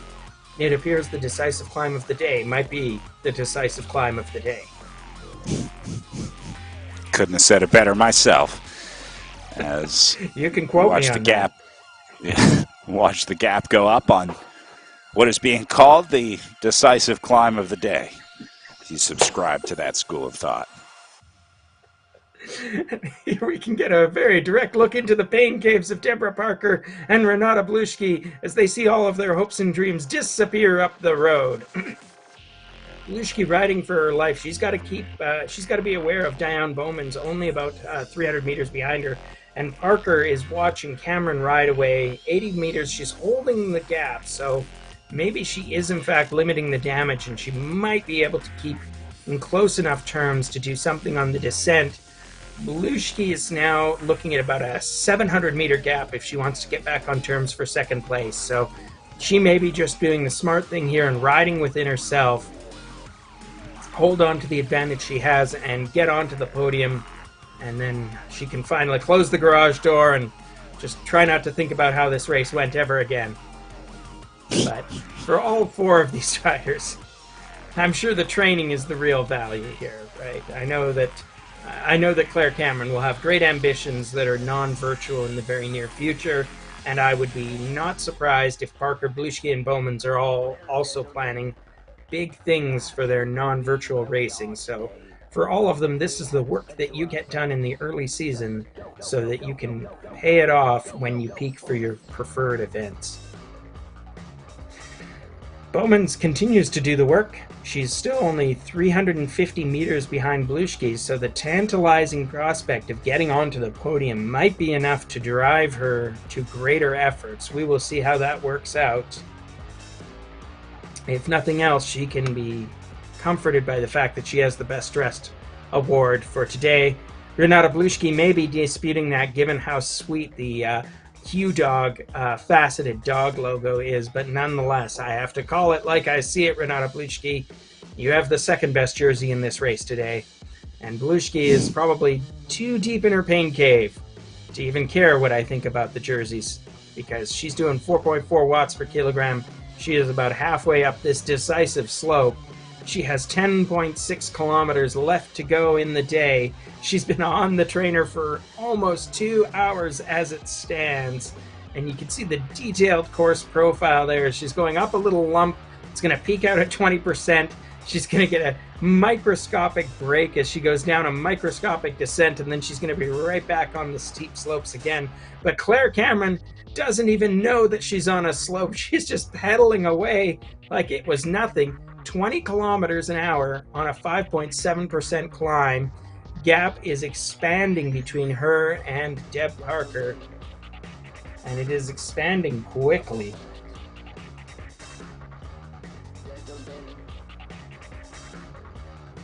Wow. There's just not a lot to say about that. She's doing what she came here to do. And we're taking a peek back at the A race, and it looks like we've got Usborne, still got Dumper with him. Gavelis has made up a lot of the gap. He's down to about 120 meters. Not sure where we left him, but this is an achievable gap to close. The problem is, as you say, the longer that you let Matt Osborne run free, or let Matt Osborne do a 2-up time trial with Jamie Dumper against you, the worse your prospects become. And right now, Gavelis is suffering on one of these minor slopes. It's one of these things that goes up, down, and all around. And you can follow on the mini display in the upper right corner exactly where the course is going for the next kilometer or two. And also, if you're following along, you can see that On a course with about 1,600 meters of climbing, they have done about 800 meters of it. So if you want to think about this as the halfway mark of the course, that's one way to think about it.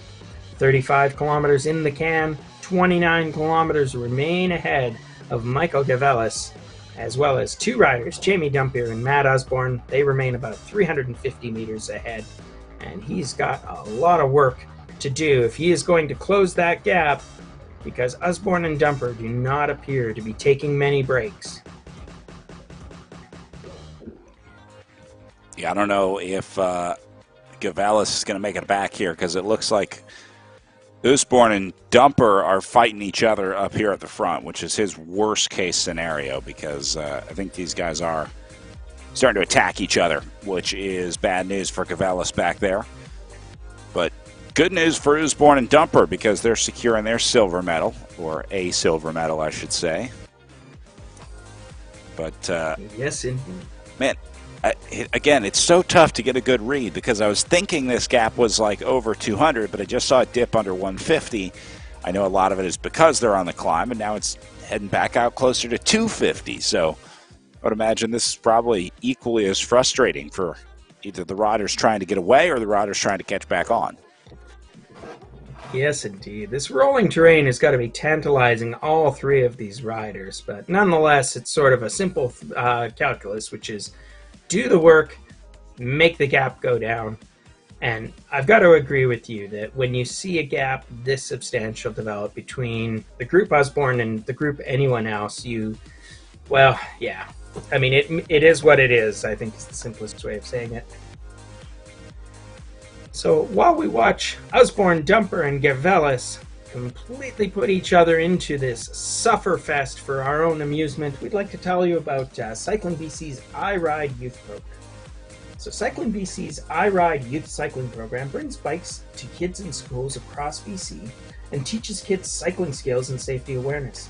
Thanks to new community partners like Concord Pacific, iRide is able to grow its reach across the province and start new community programs like after-school clubs and cycling camps. So if you've got some young kids who could benefit from an introduction to cycling, or if you know some young kids who could benefit from such a thing, get in contact with Cycling BC and find out more about how to put them in touch with the iRide program. I'd like to thank Cycling BC for being the sanctioning body in support of this, the virtual BC Cup, which right now is being led by Matt Osborne as he gaps Jamie Dumper very slightly over this last climb. Will it regroup? Who's to say? Only Jamie Dumper and Matt Osborne can decide that, and decide it they will, as they are now 37 kilometers into this race, and they've got still another 28 to go, including the two big climbs. Osborne is away and free on the descent. He'll get a few moments of respite before he hits the next big climb, and you can see he's like just gliding, spinning his legs to keep them moving, but not doing much effort yet.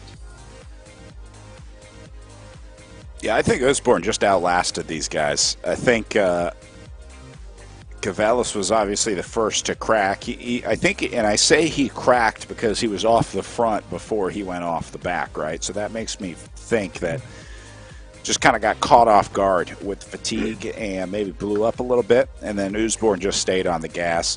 Osborne is so good at these virtual races and so good at longer format races, partially because he's done a lot on RGT on this platform, partially because the guy's just an animal. He's incredibly fit.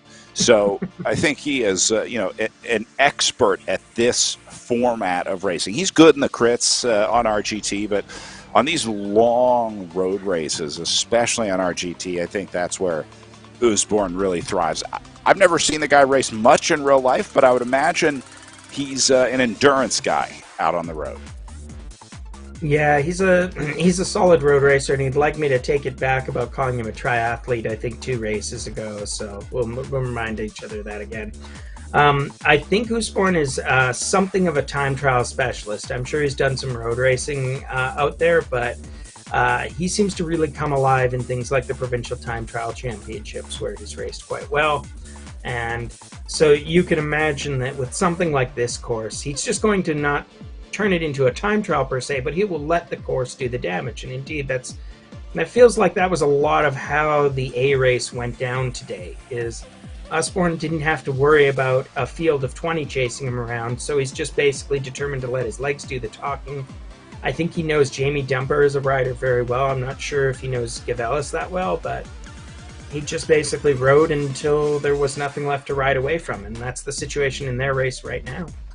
Meanwhile, looking back at the women's race, it appears that Claire Cameron has taken her small lead over the hill, and she is at the decisive part of the course, or at least she's basically, let's be honest, on her victory lap here. She has 5.7 kilometers to go to the finish.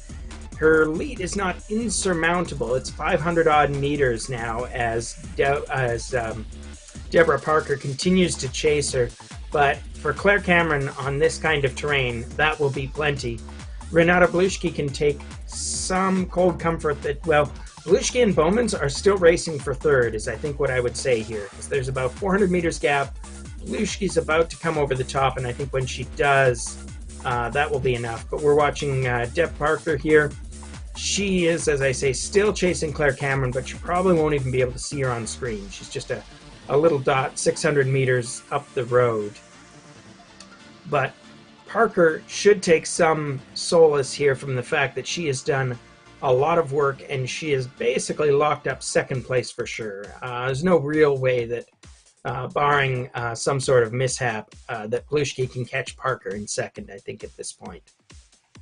So, and Parker is still on terms with Claire Cameron, which is not a thing that we've been able to say about a lot of riders over the last 2 years, as we've commentated on virtual cycling with them. Well, okay. There was Jacqueline Godby, but we don't talk about Godby. In a league of her own. She was. I think she's been, last I heard, she was blowing it up in something like one of the virtual World's Cycling Championships as well. So we wish great things to Jackie Godby. I'm sure she's doing very well at whatever she attempts to do, both in her personal and professional lives and in her cycling life as well, both virtual and real.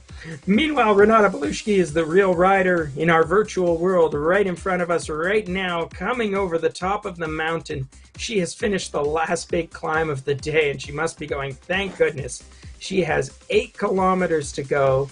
It is not flat by any means. There's still about 100 meters of gain to be had over the remaining 8K of this course, but at least there are no more giant walls to face off against. Diane Bowmans is almost in the same position. She's on a little false flat here before she hits a 22% wall. And bad news, Diane, there's one more gnarly little piece of this climb coming in a few hundred meters before you're done. So we peek back into the A group, and it looks like Matt Usborne has been caught by Jamie Dumper. So there you go. Nice. He was not able to stay away. Dumper manages to do the work and get back on terms. Gavelis still adrift, 500 meters, and it looks like that gap is slowly climbing. So we may be down to a race of 2, but we do have a race of 2. We thought for a moment there that we were about ready to write our congratulatory speeches for Matt Usborne, but it appears that was somewhat premature, as Jamie Dumper not done yet. A little bit of a downhill, sort of a net downhill between this and the bottom of the next big climb. They're going to overall lose elevation. I wonder if Gavelis can get back in there. If he stays, like if he's in the orange right now, which he is, while these guys are in the green, if Gavelis makes a concerted 10-minute effort and goes really deep, he might be able to catch these guys just before they drop him again on the climb, because he's too tired when he gets there. I mean, that is the danger, but nonetheless, who dares wins, right? You may think that Gavelis is sort of, chasing at fainter and fainter hopes of catching and getting back to these guys, but a true Bryce racer is inevitably going to be thinking of, what's the one thing I can do that could win me this bike race at this point? And the one thing Gavelis could do right now is put in a big effort over this last piece of terrain that might actually favor him. A rolling descent into the penultimate climb on the day. And so if he does the work, as you say, if he puts in the effort, this is the only piece of favorable terrain for him in the remainder of this race. If he can get on terms with Usborne and Dumper, he's got a chance. And that's all any bike racer ever wants, really, is the best chance that he can get. And I'm sure that Michael Gavelis is telling himself that right now on the trainer, trying to do that positive self-talk in your head, trying to tell yourself, I can still do this. I'm Mike Gavelis, darn it. I'm not just some so-and-so racing in the C group. Sorry, Shane. Usborne and Dumper, hammer and tongs. At the front of the field, not leaving any room for Gavelis to get back on terms. As we switch back quickly and we can look at Claire Cameron, she's in her final 2.7 kilometers to go. So she is pretty much on her parade route at this point, over top of Deborah Parker. Well, Cameron going still into the red, though. I'm guessing she's not comfortable with the 500-meter gap right now. She wants a little bit more, just to be safe. Want a little bit more. She might also just want a little bit more training. But we can see Deborah Parker is not having any of it. She's still going. Look at how she's rocking back and forth. This is not the mean of a rider who is just content to let things happen. She's going for it. She's got 3 kilometers left in her race, and she's going to go out. And look at Renata Parker. She is still gritting her teeth and getting in there, racing from her garage, racing against who knows what demons, racing to get into 3rd place in this race. 2.5 kilometers behind the leader. She's still got quite a few Ks to go. But all of these riders are in the last little bit, just thinking about this is the training time. This is the time when it's hard and decisive. And even if they're racing for nothing else but, honor and glory and just their personal self-esteem, this is when they can dig deep, get in a few valuable training miles, and, really have that work pay off in the next few months of their racing seasons. But right now we're looking at Claire Cameron. She's within sighting distance of the Fiamme Rouge. If I had a higher resolution computer, I could probably see it for you in the distance already. But as it is, it's not happening. There it is. You can see the bridge, the familiar bridge that actually blocks the view of the Fiamme Rouge up ahead. 1.4K to go. I was fooled. There's one more little lump here, I think, in the road before there's she always gets the 1,000 meter mark. That's part of being a cyclist. There's always one more hill before you get home. Yes, indeed. Deb Parker not letting up for a moment. She's going to chase Claire Cameron right to the finish. 1.9K to go in her race. There we go. Claire Cameron, 1.2K out. Seeing the giant billboard. So if she was on the real course, as I say, she could see the Squamish Chief to her right. Go look up some photos of that. It's a glorious sight to see from the road. She'd be just about to pass into Squamish proper. She'd probably be on the outskirts of town.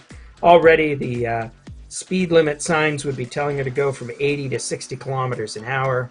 She passes under the Fiamme Rouge. That is heavily enforced, by the way. If you think it might be a fun thing to take your motor vehicle and do a swift jaunt up the sea to sky, beware. It is heavily patrolled on a nice sunny day like today, and therefore it's a good way to get your vehicle impounded if you are a little bit too loose with your throttle. But Claire Cameron has to not worry about that one bit. There are no speed limits in RGT. All she has to do is pedal for another 650 meters at whatever speed she prefers. Currently 60 kilometers an hour and a lot more. So she's actually exceeding local speed limits as she powers towards the finish. I won't tell if you don't. I'll keep it to myself if you're willing to keep the Omerta alive here. That's the best part. It's a closed course and she is a professional rider. There are no worries here. Brad Soner, she can ride as fast as she wants, which is currently 46 kilometers an hour for the final 150 meters. Big finish. She's seen off all of her competition in this series. Your winner, and I believe your virtual BC Cup champion, Claire Cameron. And what a great champion to ride in the red zone all the way through the line, all the way to the finish. Gives it the effort all the way through. Bravo. That's how you ride. Great ride from Parker today as well. What a show to hang with Cameron for the day. Almost made it over both of those climbs with Claire Cameron. So that is absolutely a ride you can hang your hat on. Parker's got a lot to be proud of today. Absolutely. And smart riding too. By staying with Cameron, she saved her energy. She made sure that, you know, every moment she was riding with Cameron was another moment that she was riding away from Blushki. And that really was the composition of the race. I can't speak for Deb Parker, but I suspect that she sees this as a pretty good success because she dug deep today, she went hard, and she stayed with some serious competition, and she's going to get a well-earned, fully earned second place for her trouble. 300 meters left in her race. And we want to congratulate Deborah Parker for her glorious podium finish here today. And I'm not sure how she did in the overall, but I suspect we'll be able to find those results either not too long from now or else in a few days when Cycling BC posts them. Either way, folks, you'll be the first to know. As long as you keep refreshing the website. Right. Deborah Parker, second place. That means we only need to wait for Renata Blushki as she rides through some green fields, suddenly transformed into verdant fields on each side. It's a beautiful French countryside for her. She has 3 kilometers remaining in her race as the rain starts to fall. Hopefully it doesn't fall inside of her garage. That would be certainly indicative of an expensive to repair leak. And we wouldn't want to wish that on Renata.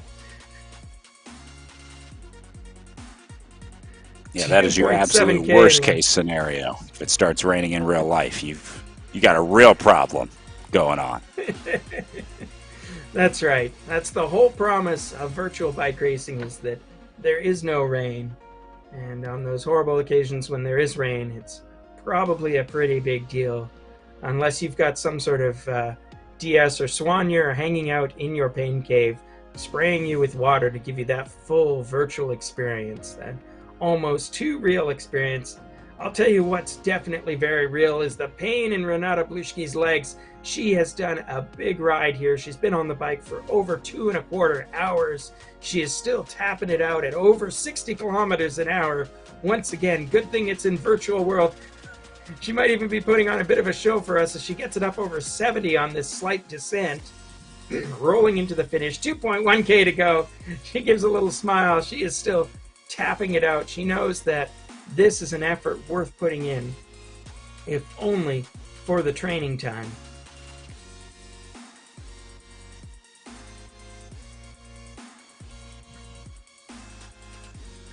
And we salute her because she made this race terribly entertaining for us all the way to the finish line today. Yeah, Blushki definitely had a hand in how this race played out. You can at least say she was an animator in this one. So, bravo, all the credit in the world. And I think Blushki is starting to get better at this RGT game, too. Really starting to figure out the platform, hanging with that front group a little longer. So if Blushki keeps racing on here, and I hope she gets out and races in real life as the weather gets nicer, but if she continues to race on RGT, I think she has the potential to be really good. Well, the fact that she's got that Hugh Dog Racing jersey, the team founded by my old buddy Stephen Hewick, gives me real hope that Blushki will in fact be a road racer this season, and that we should see her out on the road. So my own club, in fact, is hosting a race. Our first race of the year is going to be on March 26th. It'll be in the real world out by Aldergrove Lake Park, and I am looking forward to it. And I hope a bunch of you will be out there either watching to see the racers go, or even better, participating in your own way. And I'll even give out a call. If any of you are interested in volunteering, Escape Velocity actually has an email on our website that you can find to contact us if you want to volunteer in support of our race efforts. We can always use a few helpers.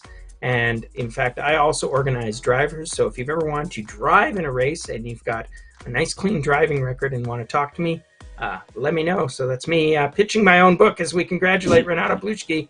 She is about to hit the Fiamme Rouge. She only has 1 more kilometer of this pain before she can get off the trainer and take a break, a much-earned break after over 2 hours of riding today here in the comfort of her own garage in parts unknown.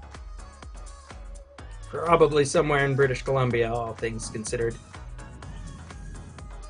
But the race organizers were smart enough not to give me more information than that. So Renata Bluchki coming to the finish. 880 meters remain. She is almost done with their day. She is going to get 3rd place for her efforts. She put in some big wattage. I can't wait to see what her average watts were, because she was, after some initial attacks on the group, she was kind of out in 3rd place all on her own for most of the day. That cannot Would have not been be easy. surprised to see her with the highest watt per kilo on the day. I think you can see every bit of those watts written on her face at the finish here, but she fought it out, she hung in, and now the last 400 meters in front of her on what is arguably, well, I'll say the toughest day of racing, certainly the longest day of racing that we had at the BC Cup, but with those 2 big climbs at the end, I don't think that compares to what they did at Iron Horse, so safe to say this is also the toughest day of racing. So Bluchki made it, and she'll roll into the line here for a bronze medal. No doubt about that. That assessment of these courses, Brad. This was the hard day. Bluchki, 3rd place, chapeau, and you could see the relief on her face as she stops pedaling in her pain cave. I think that's the most relief we've seen on a rider's face all day. She was tired. She put in the work. So not far behind her is our 4th rider. Yeah, we're going to see, looks like Denise Bowman's about 1.2K back. So as she makes her way in and we get ready to go back to our Category A men, let's take a quick break and thank some of our sponsors here from the virtual BC Cup, and we'll be back with more live action.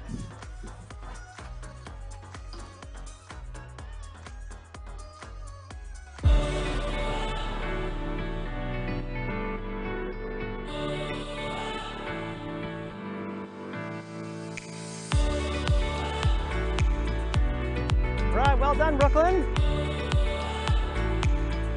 This season marks an important year for Cycling BC's iRide program. After 8 years of development, iRide is expanding across the country in partnership with Cycling Canada. And we wouldn't be here today without the support of Adara over the last 20 years.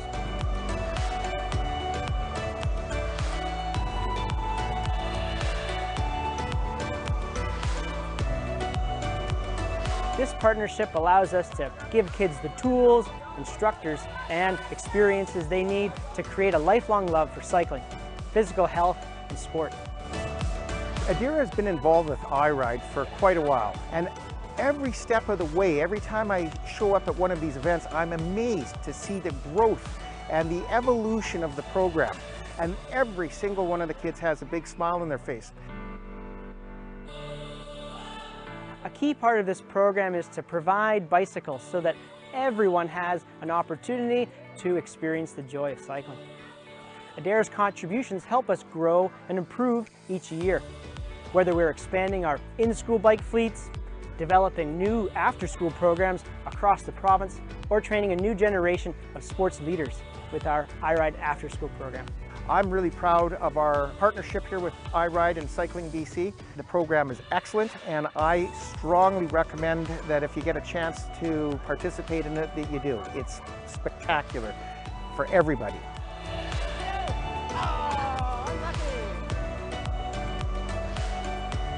I rode bikes before, but this taught me a lot more than before how I did it. I'll definitely be riding more with my mom and dad and my sister because it was really fun here, and I think it will be also very fun when I'm with my family. Thank you so much, Adara, for helping us help kids ride a little further.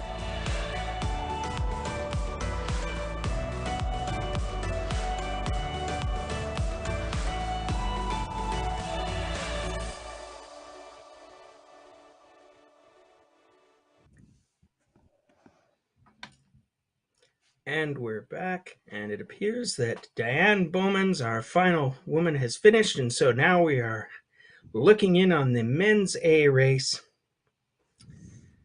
And we've got Dumper and Osborne still out front. 360 meters back is Michael Gavelis. And we're going to have the complete results for the women's race for you in just a moment, and we'll cut to those as soon as we get them. But meanwhile, we're watching Dumper and Osborne as they are halfway up the penultimate climb, the non-decisive climb of the day. But it has been decisive enough that it is keeping Gavelis in their rearview mirrors. Gavelis still 400 meters back. And all three riders are sitting at about 15 and a bit kilometers to go in this race, having covered over 49K of our 65K course.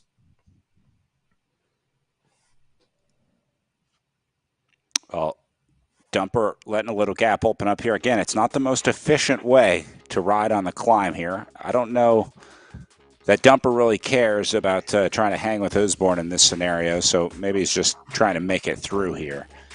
But he's sacrificing just a few watts, but every watt counts in this scenario. Yeah, that's interesting. I can't remember what the team relationship is between Dumper and Osborne, if any. I assume there isn't one, but nonetheless, we're in a race of three, and these are the last two standing. So, yeah, if I'm Jamie Dumper, I don't really want to give up a gap to Osborne at this point. But you can see he's sagging right back there. I mean, maybe he's just riding his own tempo on this somewhat varying slope. They're almost at the top, but this is that ugly little false flat. They're actually going to descend very slightly before coming to what I think is the final crest of this first hill. It's just a really complicated profile on these climbs, which is kind of part of the fun, isn't it? So we're seeing this little false flat. We see a few banners. I guess the computer considers that the top of the hill, but I assure you they are not done climbing, as we see both Dumper and Osborne there. Osborne's getting a slight gap through this little false flat.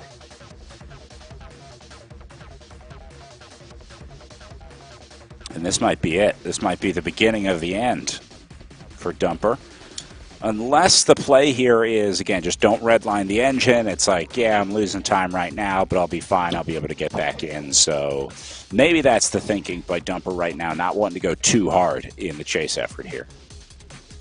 Yeah, that would make sense to me. So we're watching Osborne and Dumper here, and you can see there's going to be one more sort of false flat here. This looks like the peak, and it sort of is, but they've got one more mini climb to go before they finally get off this this hill.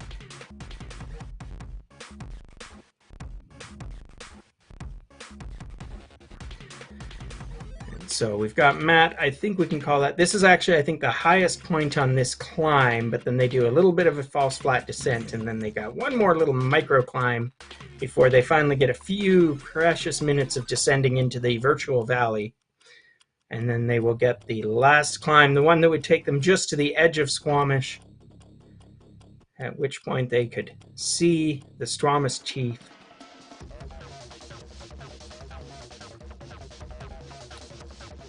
And here we go. Dumper and Osborne are once again all together. And they're going into this little valley together, so not much to be decided. You can see they're actually, neither of them is even pedaling at this particular moment. They'll have this little climb that they're going to kind of sag into, and then they're on the descent proper. Ooh. Osborne getting a slight gap, though, even on that little climb, though. Maybe Dumper is more tired than I thought. Yeah. Yeah, I'm wondering if maybe it's the body blows that are finally catching up with Dumper here. Still got one big climb to go, so Osborne will have plenty more opportunities to try and jettison Dumper out of the group. Look at the power profile here. He's very clearly just responding to Osborne when he needs to, and maybe just when he can. The rest of the time taking it relatively easy. So I think Dumper's hurting right now. This guy's in trouble. Yes, indeed. So he's got some time to catch up on the descent, but as we watch Dumper and Osborne chase each other down the hill, I think we've got some results from the women's race to share with our audience. No real surprises here. Claire Cameron was your winner, Deborah Parker in second, and Renata Bluschke, 3.24 watts per kilogram. So, contrary to our predictions, she did the least work of anyone today. Guess she was able to take a breather during that long period when they were riding together as a group of four. And Diane Bowman's no sin or shame in fourth place against these riders. She made it close. Look at that. She came in only 2 minutes behind Bluschke. So these were 4 strong riders today, and they put in 4 strong efforts. And we've got a worthy wide-angle podium here to share with you. So congratulations to all 4 of them. I don't know if we've got confirmation, but I'm pretty sure that also makes Claire Cameron the winner of the virtual BC Cup in the women's category. So chapeau, Claire Cameron, the assassin of dreams, the ageless Claire Cameron. What more can we say? She came, she saw, she spun it up, and she won this virtual bike racing series.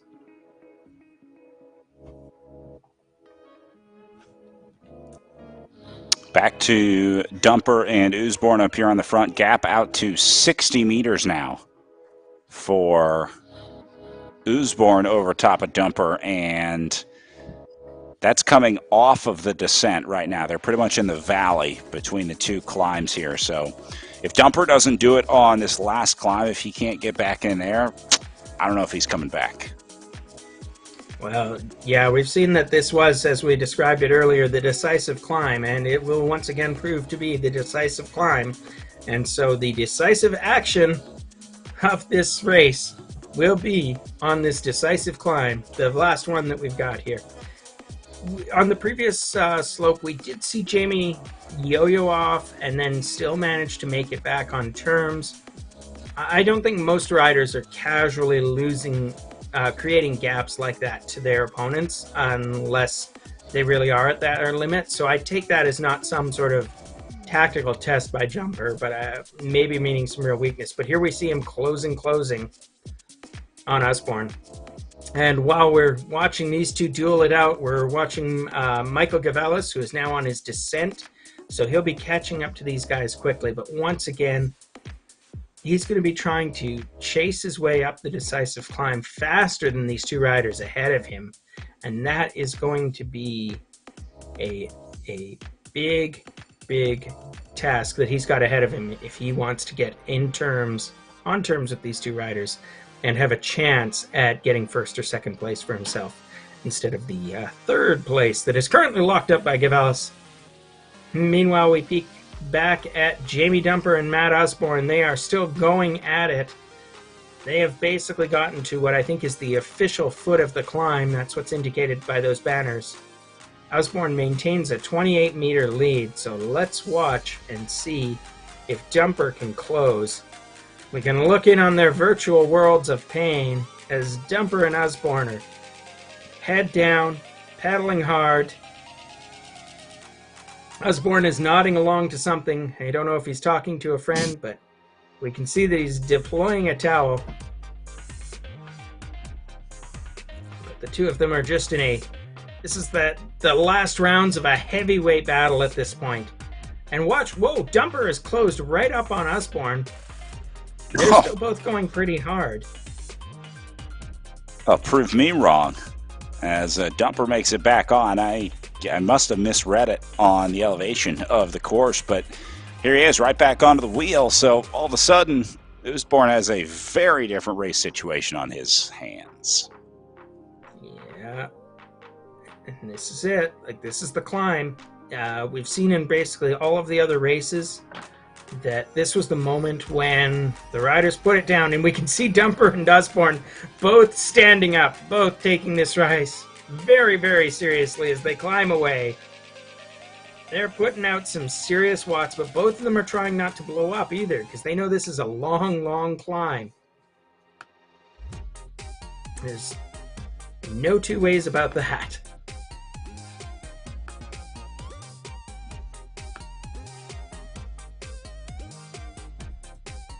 This is just going to be back and forth all day for these 2. I think Usborne is probably going to be the antagonist here, but man, still 10K of racing to go.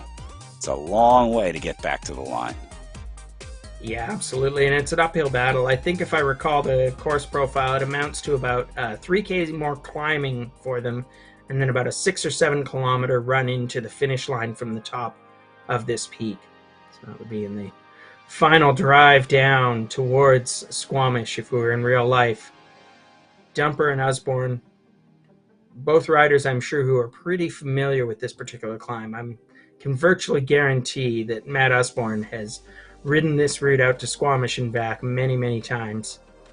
And while I'm not certain about Jamie Dumper, it would certainly be typical of a local rider that if you do any sort of, pretty gnarly run out and back, then Sea to Sky Highway is likely one of your regular training rides. On a nice warm day, you can see a pretty steady parade of cyclists along that route. Dumper now taking the lead. Let's see what he can do. Oh, Usborne having some sort of technical difficulty because I didn't see him stop pedaling. Yep. But something's gone a little pear-shaped. Oh, man. Worst possible timing for Usborne here. At 10K to go, he has completely lost connection here. And you see him down in the bottom right of your screen trying to get reconnected. But, man, this is hard to watch. This reminds me of watching that kid as he had a flat tire and he was watching all the team cars go by and realizing that he went in a new wheel. It's just hard to watch. Oh, so painful. So Dumper has gotten probably not the decisive advantage he wanted, but maybe the decisive advantage he needs. He's suddenly got a 300-meter gap to Usborne, and Usborne is riding for his life. He's still not showing any wattage. Oh, it's cutting in and out. I do not know what's going on here, but we will see if Usborne can get this restarted. Gavelis is now within sniping distance. Kids, remember, it is never over until it's over. We've been talking about how Gavelis might get his way into second place or first place in this race. Not for a moment did we contemplate that the answer might be a mechanical difficulty by one of the lead riders, but there it is. Usborne's still stuck at the side of the road. We can see him desperately pedaling in his pain cave, but the computer is ignoring his every entreaty. I don't know if he has a treadmill with a power meter on it, but I think he's pretty much ready to get out and try running if he could, because maybe if he could run up this slope with his bike, he could get back on it on the top and the computer would give him credit for the descent. But we're down to pretty much desperate times, and I think that if Matt can't get this sorted out quickly... Oh, and he's back! Could this be it? He might be racing for second now, but he's still racing. Drama in the last 10K of our race here. It's amazing how many times we've seen that happen. I mean, how many times we see that affected the race outcome, and Usborne the latest to fall victim to the technical. Yeah, we had some. We had Shane Alfreds survive some technical difficulties in the C race, and even flourish afterwards. But for Matt Usborne, I think it's the biggest problem is it's too late in the race. There's so little time to make up this gap now. He's got like a 500-meter gap to Dumper, and I don't know whether he's going slow because of the steep slope, or he's going slow because he's got more technical difficulties. But he's pedaling away. He's still getting credit for 400 watts, so I think this is just because he's on a 20% grade. Don't worry, Matt, you still got a shot. He's riding the wheels off of this bike. Gavelis is right there. Can Usborne catch Jamie Dumper? Can he do enough to somehow get back on terms with Dumper after giving him this completely accidental advantage? Who is to say? Well, the person who's to say is Matt Usborne. It resides entirely within his power. Let's see if he's got the wattage in his cottage to catch up after this incredibly gutting mechanical difficulty. But ain't 450 gonna be meters. easy. They're still both on the climb. Yeah, 9.4K left, 450 meters, but with Osborne pretty much not pedaling for the better part of 30 seconds there, I think this close to the end, that's probably a bridge too far. It looks like he's so close because you look at the leaderboard and you're like, oh, 350 meters, he can make that up. But you got to remember, that's 350 meters on a 15% gradient. It's going to take Osborne a little bit of time to get to the top of that climb. There's going to be some rubber banding effects. We'll get a slightly truer view of things, but I mean, Osborne just, I think, all he's got to do is pedal at this point. He's got a terrible, terrible gap, and the solution is he's basically going to have to ride the time trial of his life for about 10 kilometers, and it looks like he's riding angry. You can see it on his face. Jamie Dumper is almost over the top as he's hitting the top of this 22% grade that makes every rider in this race look silly. Like, literally, it looks silly because of the way that the avatars react with that incredibly steep slope. But nonetheless, they're putting in the work and they're getting the work done. Osborne's still there. He knows what he has to do. He has 450 meters to close. He's got 8.9 kilometers left in which to do it. And it's mostly downhill from here once he gets past this last little wall. Oh my goodness. Folks, you are not going to want to turn off, turn away, or tune out, because this is going to be Osborne versus mechanical difficulties for the Cycling BC Sea to Sky road race. Jamie Dumper just has to make it as hard as possible and ride as fast as possible, as Osborne is going to have the bit between his teeth. He's going to be pedaling on the descent. He's going to be pedaling in the corners. He'll probably still be pedaling 5 minutes after this race ends, because he's going to pedal and pedal and pedal some more to try and close this gap, because Osborne hates to lose. And I'll bet you he extra super hates to lose because of a technical difficulty. Oh, of course. What a worse way than losing because of mechanical, but that's bike racing. That's how it goes sometimes. Osborne murders that last little micro 20% slope, and he's got a false flat, and then he will be over the top. We're watching Jamie Dumper. Dumper is almost at the peak, and then he will also get over the top and start his descent, and then the race begins. All we have to do is watch the distances and see if the number go up or the number go down, and that's going to tell us everything about how the race between Dumper and Osborne is going. Is it fair that Jamie Dumper is leading the race over Matt Osborne? Bike racing, ladies and gentlemen, is never fair. Jamie Dumper is just taking what he's been given, and he is going to ride the wheels off, just as we said that Matt Osborne was. So cheer him on. He's been given a moment. He's been given a head start. All he has to do is take advantage of what he's been given. Well, let's see what he can do as Osborne comes over this peak. And now Osborne is on the descent. And away he goes. The race begins. 750 meters to close. Again, exaggerated by the fact we're on the descent. But the numbers don't lie. There's only 7.7 kilometers of downhill racing remaining. And that's when Osborne has to make up the time on Jamie Dumper.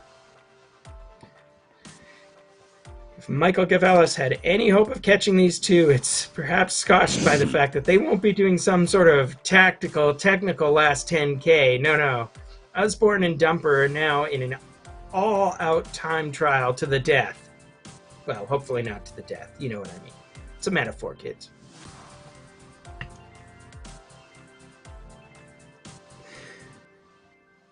Yeah, Osborne, a Dumper letting off the gas up on the front a little bit. I just saw his power go down to 0. So maybe getting a little comfortable. Osborne's going to stay on the gas. He's definitely not going to let up here. But I just, my concern is that that time was too much sitting still. Almost dropping in. It looks like he's skiing on the way down on some of these climbs as fast as he's beginning the descent. Yeah, I think that if Dumper and Osborne had by some chance come over the top together, we'd see them being a little more tactical, but it's just right now Usborne knows that he has to just go deep, deep, deep to close this gap. That's basically the only formula he's got for catching back up to Dumper and winning this race. And so, in a way, the real victim here is Michael Gavalis. As we said, if he had any hope, he wasn't of catching up here and getting third. It's gone, but Gavalis is going to get a well-earned third. He has not slacked off throughout this race. He's been there close. Remember, it was a race of 3 for a long, long time before Gavalis was finally dropped. And he was dropped only after he attacked. So he's been a combative, feisty rider here. But now we're watching this race between Dumper and Usborne. Dumper, we should be celebrating him. He's in the lead of the race. He's only got 5.4 kilometers to go, and he's got 200 meters lead. If it was any other race, we'd be talking about how this was a parade for Dumper at this point. And yet that is not the conversation we are having, because that race lead is dropping. It's down to 150 meters now. And again, that's exaggerated by the accordion effects of the course profile, but nonetheless, 100 meters, I feel like that is a gap that Usborne maybe can make back up. He's closing this far faster than expected, honestly. God, this is incredible. What a comeback from Usborne here. But look at Dumper. See, he's doing 0 watts per kilo right now on the descent. So he's like, just, this is great. Oh, there he is. You can see him on screen right now. Usborne has just that black dot off in the distance inside. Is Dumper waiting? It would be an honorable and charming thing to do, but my goodness. I gotta tell you, Brad Soner, if it was me, my policy in bike racing is no gifts. It's one thing if you want to wait for a guy, you know, when you're well outside of the decisive moments of the race, but this is the decisive moments of the race, and yet, here we are. It's 1 and 2. Dumper and Usborne are back together, Gruppo Compacto, to the extent that such a thing can be. 4.5 kilometers to go.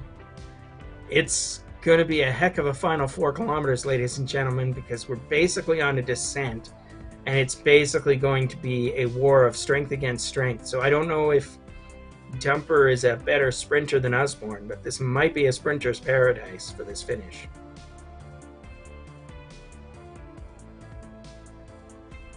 Well, we're going to find out, because these guys are getting down to it. 4.2K left. A little effort and a slight gap. Yeah, and now you just have to start thinking about tactics. I would assume Dumper had a little bit of time to rest here, unless he truly is cracking, and that's what allowed Usborne to get back up there. But I think he let up. Yeah, I think that's the way to guess. But either way, you know, Dumper, at least in theory, comes into this finish rested. But it's we've got 3.8 kilometers to go. If you're going to do a sort of a time trial attack, it's kind of got to happen in the next kilometer or two, unless you're one of these rare creatures who fancies yourself the guy who can sprint better than someone else over about a 1 kilometer distance. And that doesn't really exist as a creature in cycling. So if you're a natural time trialist and you think you've got an inferior sprint to your opponent, you're basically attacking now with everything you've got. Whereas if you think you're a sprinter, you want the sprint to go, generally speaking, as late as possible. And so what we may be seeing here is, if Dumper and Usborne know each other reasonably well, there may be a tactical consideration of one of them will know that they're the sprinter of these two, and basically all they want to do is ride wheels all the way to the finish, and at about 200 meters to go, they will unleash the Kraken. But the other rider, if they understand themselves as the inferior sprinter, they will be trying to get away right now. So I'm going to make a from-the-couch assessment here that, given the fact that these two riders are riding pretty casually at the 3K mark, so casually they might have to worry about Gavalis at some point, but given the fact that they're riding so casually, I'm going to say they feel like pretty evenly matched sprinters, and they're basically going to let their legs do the talking somewhere inside of the 400 meter mark. So my prediction is for a real big sprint. I don't think you're wrong here, but the question is, where do they line it up? Where do they send it out? As we pick up Gavalis trying to claw his way back, but with Usborne and Dumper linked up on the front, they're going to keep fighting. Gavella's going to be on his own. Yeah, I think the biggest thing for Gavelas is that, yeah, what are we looking at? 2.7K to go. The biggest problem that Gavelas has is that he's like 2.3 kilometers behind these guys, and they have 2.7K left, so there's no time for Gavelas to make it up. But he's going to get his well-earned second or third place. As for Dumper and Usborne, I'm a little surprised to see Dumper that far off the back. He's now closing the gap. Doesn't look like Usborne was actually doing enough work to really try to drop Dumper. Maybe your Dumper is cracked theory has got some more credence here. Or maybe Dumper just playing possum. Yeah, maybe. He's riding pretty hard to get back on Usborne's wheel, and Usborne is kind of cruising here. It's a small possibility that Usborne is kind of benefiting from the power to weight ratios here. Not saying he's a pudgy rider, I'm saying he's a bigger rider than Jamie Dumper is. Right. Sorry, Matt. I'm going to hear about this later in the comments. I know.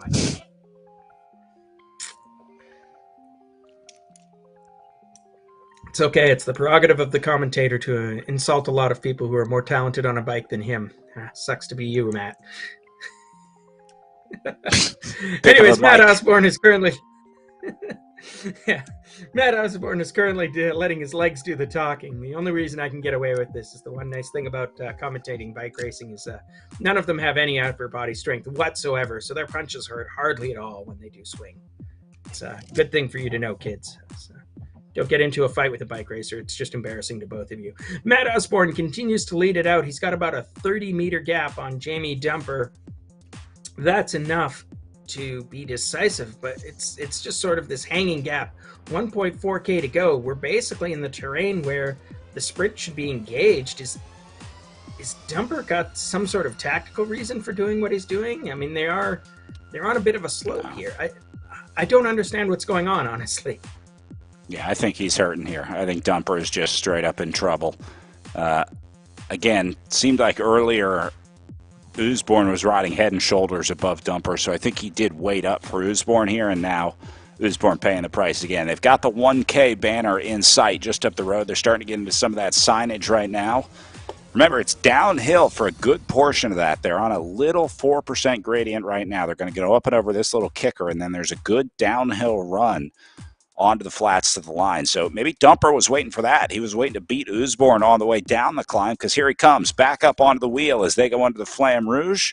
And now we see if Dumper will sort of light the afterburners here on the way down, because, again, he didn't do so great on the way up against Usborne, but we'll see if he can open up the space here. We might just be watching two showmen putting on a pretty good show for us. They're riding even here under the 1,000-meter banner. They'll be taking it into the sprint zone altogether. Usborne and Jamie both sort of easing off the pedals. Usborne literally not pedaling. You can see it both on the wattage end and that. So they are, I think what they're going to do is they've more or less tacitly agreed. They're going to go in and they're going to have a big old sprint for us at the end. So I can't wait to see how that comes down. All right, well, here we go. Down under 500 meters to go now as Dumper and Usborne match at 0 watts per kilo, turning into a track sprint here. Down under 350. They're both waiting. Barely turning those pedals over. If this were real life, these guys would have fallen over by now. 250 to go now. I start to see the ramp up. Dumper's beginning is a false effort. No, he's full effort now. Usborne going. No, Usborne's still at half power. Look at that. Dumper's hit 14 watts per kilo or something like that. Oh, and I think we have to say that whatever else happened there, that Matt Usborne may have done the gentlemanly thing. I think that Jamie Dumper waited for him, and Usborne may have acknowledged that. And I agree. He did not contest the sprint. So, fantastic racing any way you slice it. Congratulations to Jamie Dumper for winning the race. Matt Usborne takes second after a heartbreaking technical failure on the climb. And Michael Cavallis has been out there all day. He activated the race early on. He stayed with these guys for a long time. And when he did get dropped, he still just dug deep. And he's 3K to go from his third place in this race. So, folks, we're going to keep the focus on Mike Gavelis, and I'm going to thank one more sponsor for us before we go off the air today. Nomad Frontiers is Canada's local online bike shop with bend-over-backwards kinds of service, proudly serving Cycling BC members with the best brands of cycling apparel, components, and accessories. So, Cycling BC members, you can get 15% off. So, we'd like to thank Nomad Frontiers for supporting this event and for supporting Cycling BC. And we will now return you to Michael Gavelis, 2.3 kilometers from the line.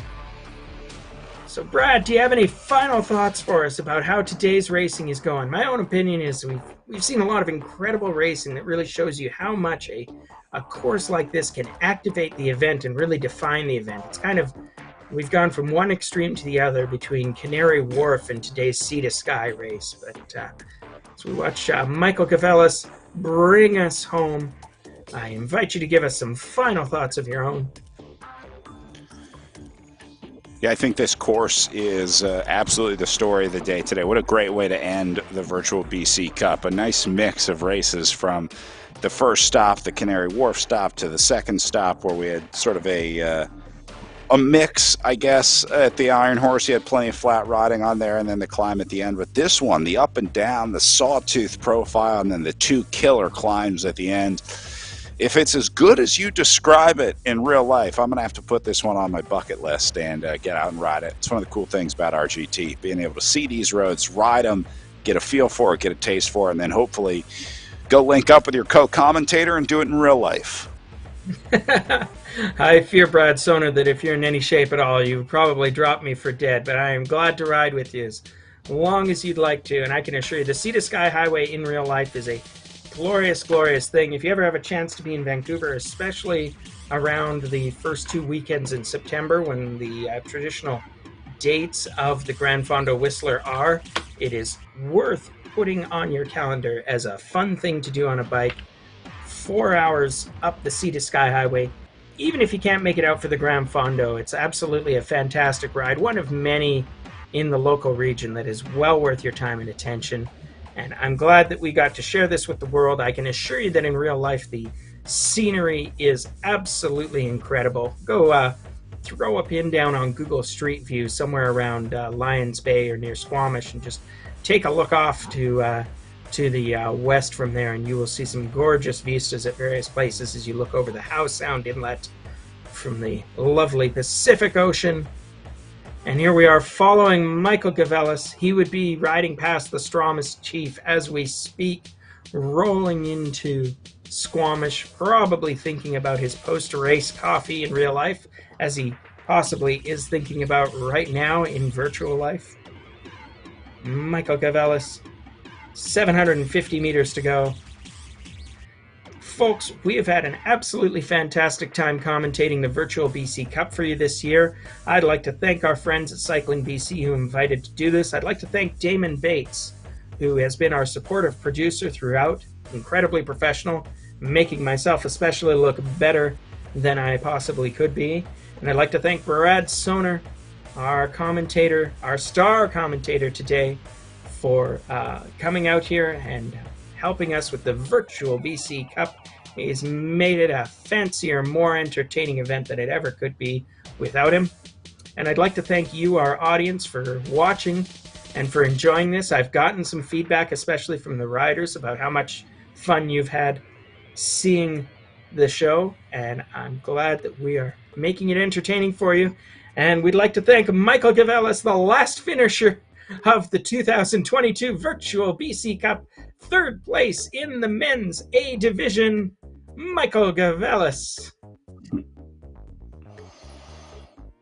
Well, this has been such a pleasure getting to watch and learn about these riders, share some of your home roads, and link up when we can't be together here in the virtual world. As we saw Jamie Dumper take the win today after Matt Osborne has a technocanical, as it's being called, loses connection, but eventually gets back in. Dumper does the gentlemanly thing and waits for him, and I think Osborne returned the favor on the way back in. That's what bike racing's all about, right? I said we weren't here to have fun. We're here to win bike races, but it turns out we actually had some fun along the way. It's not about winning. It's about the friends we make along the way.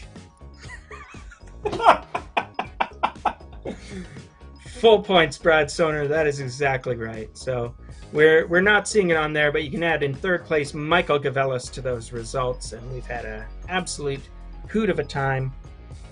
And I think that we are going to wrap it up for you folks. So it is very possible we will see you again next year. If we don't, you've heard from Brad and myself that we've both got real life events that, well, Brad's going to be commentating on the virtual worlds very soon, and I will be commentating next on the real actual Western Challenge velodrome event coming up next weekend in Burnaby.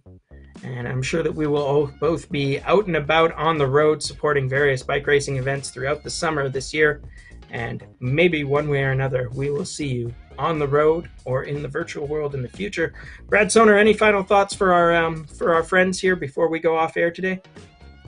Congratulations to all the riders. That's all I can say. You made it here 3 weeks. You were here every day, and you hung in for 2+ hours on the trainer today. So for everyone that raced today, you deserve it. Go get yourself a cold beverage, some ice cream, whatever your recovery of choice is, because you just completed the virtual BC Cup, and you are my hero. So congratulations to all of our finishers today.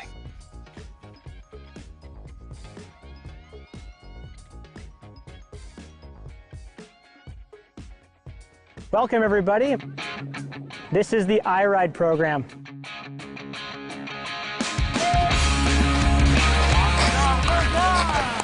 We bring bikes to gym class. We help create new after-school programs all over the province. We're trying to create opportunities for kids to get on their bike, get their legs moving, and feel like they can achieve anything on a bike. Today we're at a local school in the Lower Mainland, and we're bringing our in-school program to students from grade 4, 5, and 6. They'll be learning to ride their bike safely, whether it's on their way to school or preparing to go ride in our beautiful forests here in British Columbia. And push. Yes! Our big exciting news this year is iRide is now expanding across the country. And this expansion wouldn't be possible without community partners. Partners like Concord Pacific that are helping us bring this program to students in schools and help create new after-school programs across the province.